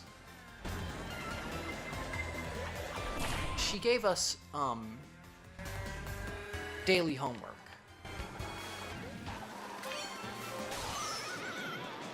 She gave us daily homework assignments. And on one of them, she accidentally said that it was due Wednesday instead of Monday. So, I didn't do it. I didn't have it done on Monday. Because I thought it was due Wednesday. Right? And some kid stands up and is like, hey, what do we do if we don't have it done? Because I thought you said it was due on Wednesday. And she looks at this kid and makes an example out of him. Starts like, really? You thought it was due Wednesday? Why would you think it was due Wednesday? Blah, blah, blah. You know, just tearing into him, making him look like he's the biggest fool there ever was. Rosalina's Ice World. Pretty good. I like ice levels. And so she's like, all right, go out in the hall and finish it. And I raise my hand and I'm like, so, or no, I don't raise my hand. I stand up and I start walking out and she's like, what are you doing? And I'm like, I don't have it done either. I figured I would just save the time of asking and go. And she was like, you don't have it done either? And I was like, no, I thought it was due Wednesday. I swear you said it was due Wednesday. And, like, the other kid was like, yeah, that's exactly what happened. And I was like, yeah. And a few of the other kids were like, yeah, I thought it was due Wednesday, too. I mean, I have it done, right? Like, 3 kids were like, yeah, I have it done, but I thought it was due Wednesday, too. And so she's like, all right, well, if you don't have it done, go out into the hall and do it. And those 3 kids who did it early, or at least thought they did it early, because it was due Wednesday, were the only ones who had it done. Everybody thought it was due Wednesday. It was just insane. And you should have seen her. It was insane.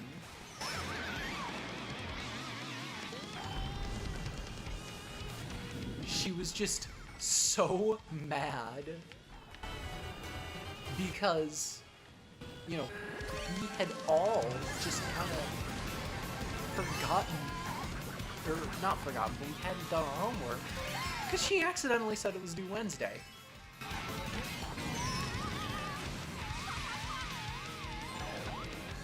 And she hated me because I had never done homework, so I didn't know how homework worked.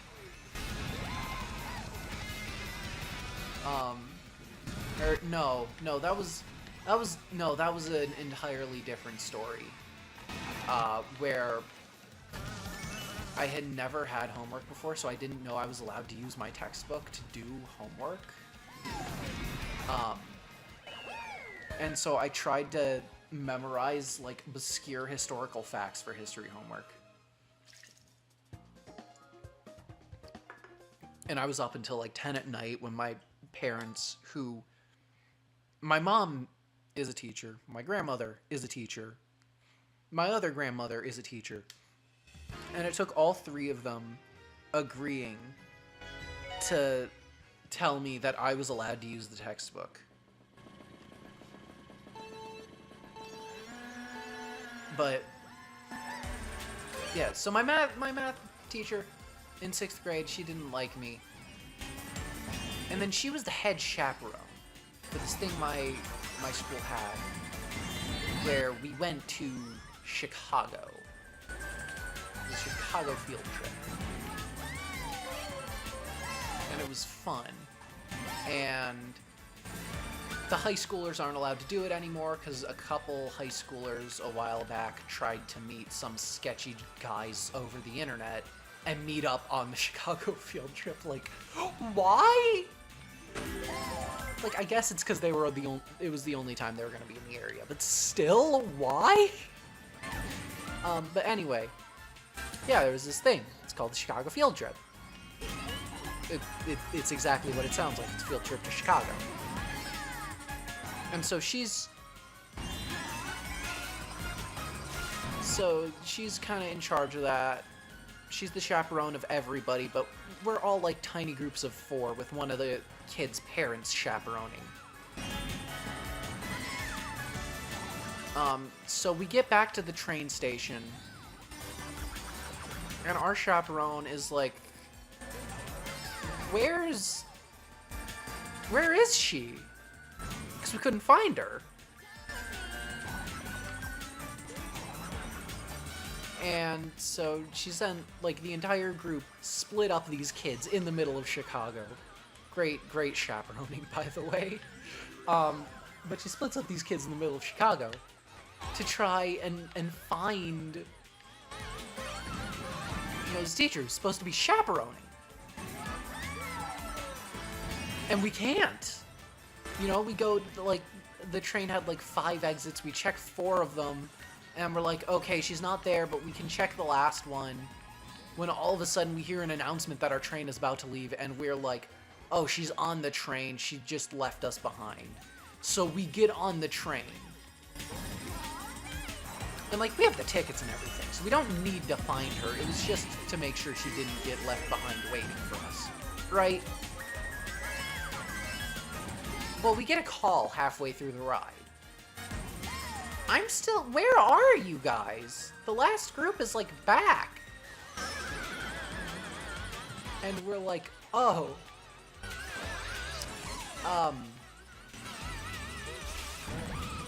So... You weren't on the train. And no, she was not. We abandoned her in Chicago. Honestly, kind of deserved. She was mean.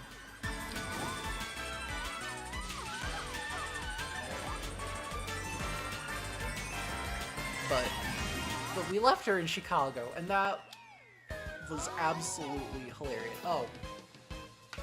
Right. Mario Kart Wii Rainbow Road. Second, third, fourth best Rainbow Road. I'm sorry, SNES gets third, 64 gets second, and 7 gets first. I'm not insane. 8 gets fifth. But she just... We left her in Chicago, right? And the next day, I come back, and I'm kind of avoiding her, because I don't think I was in her class anymore. And she's like, hey.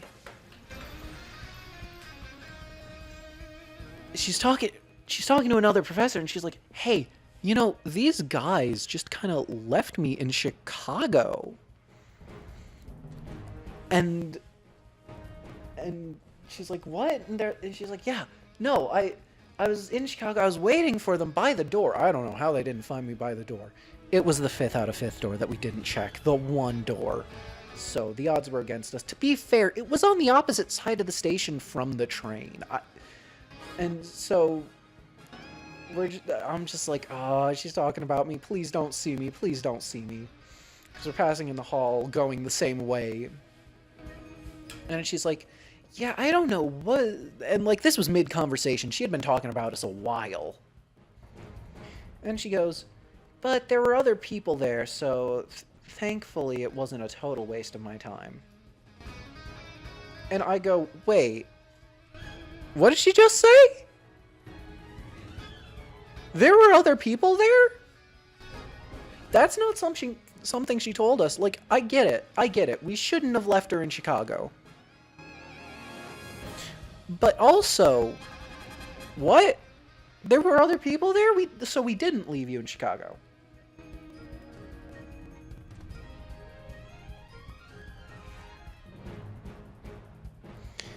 That's all I'm saying.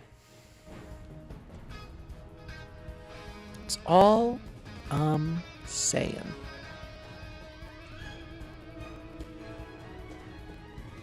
Anyway, that is... Hey, they chose a Mario Kart. They chose Piranha Plant Cove. That's one of the new ones.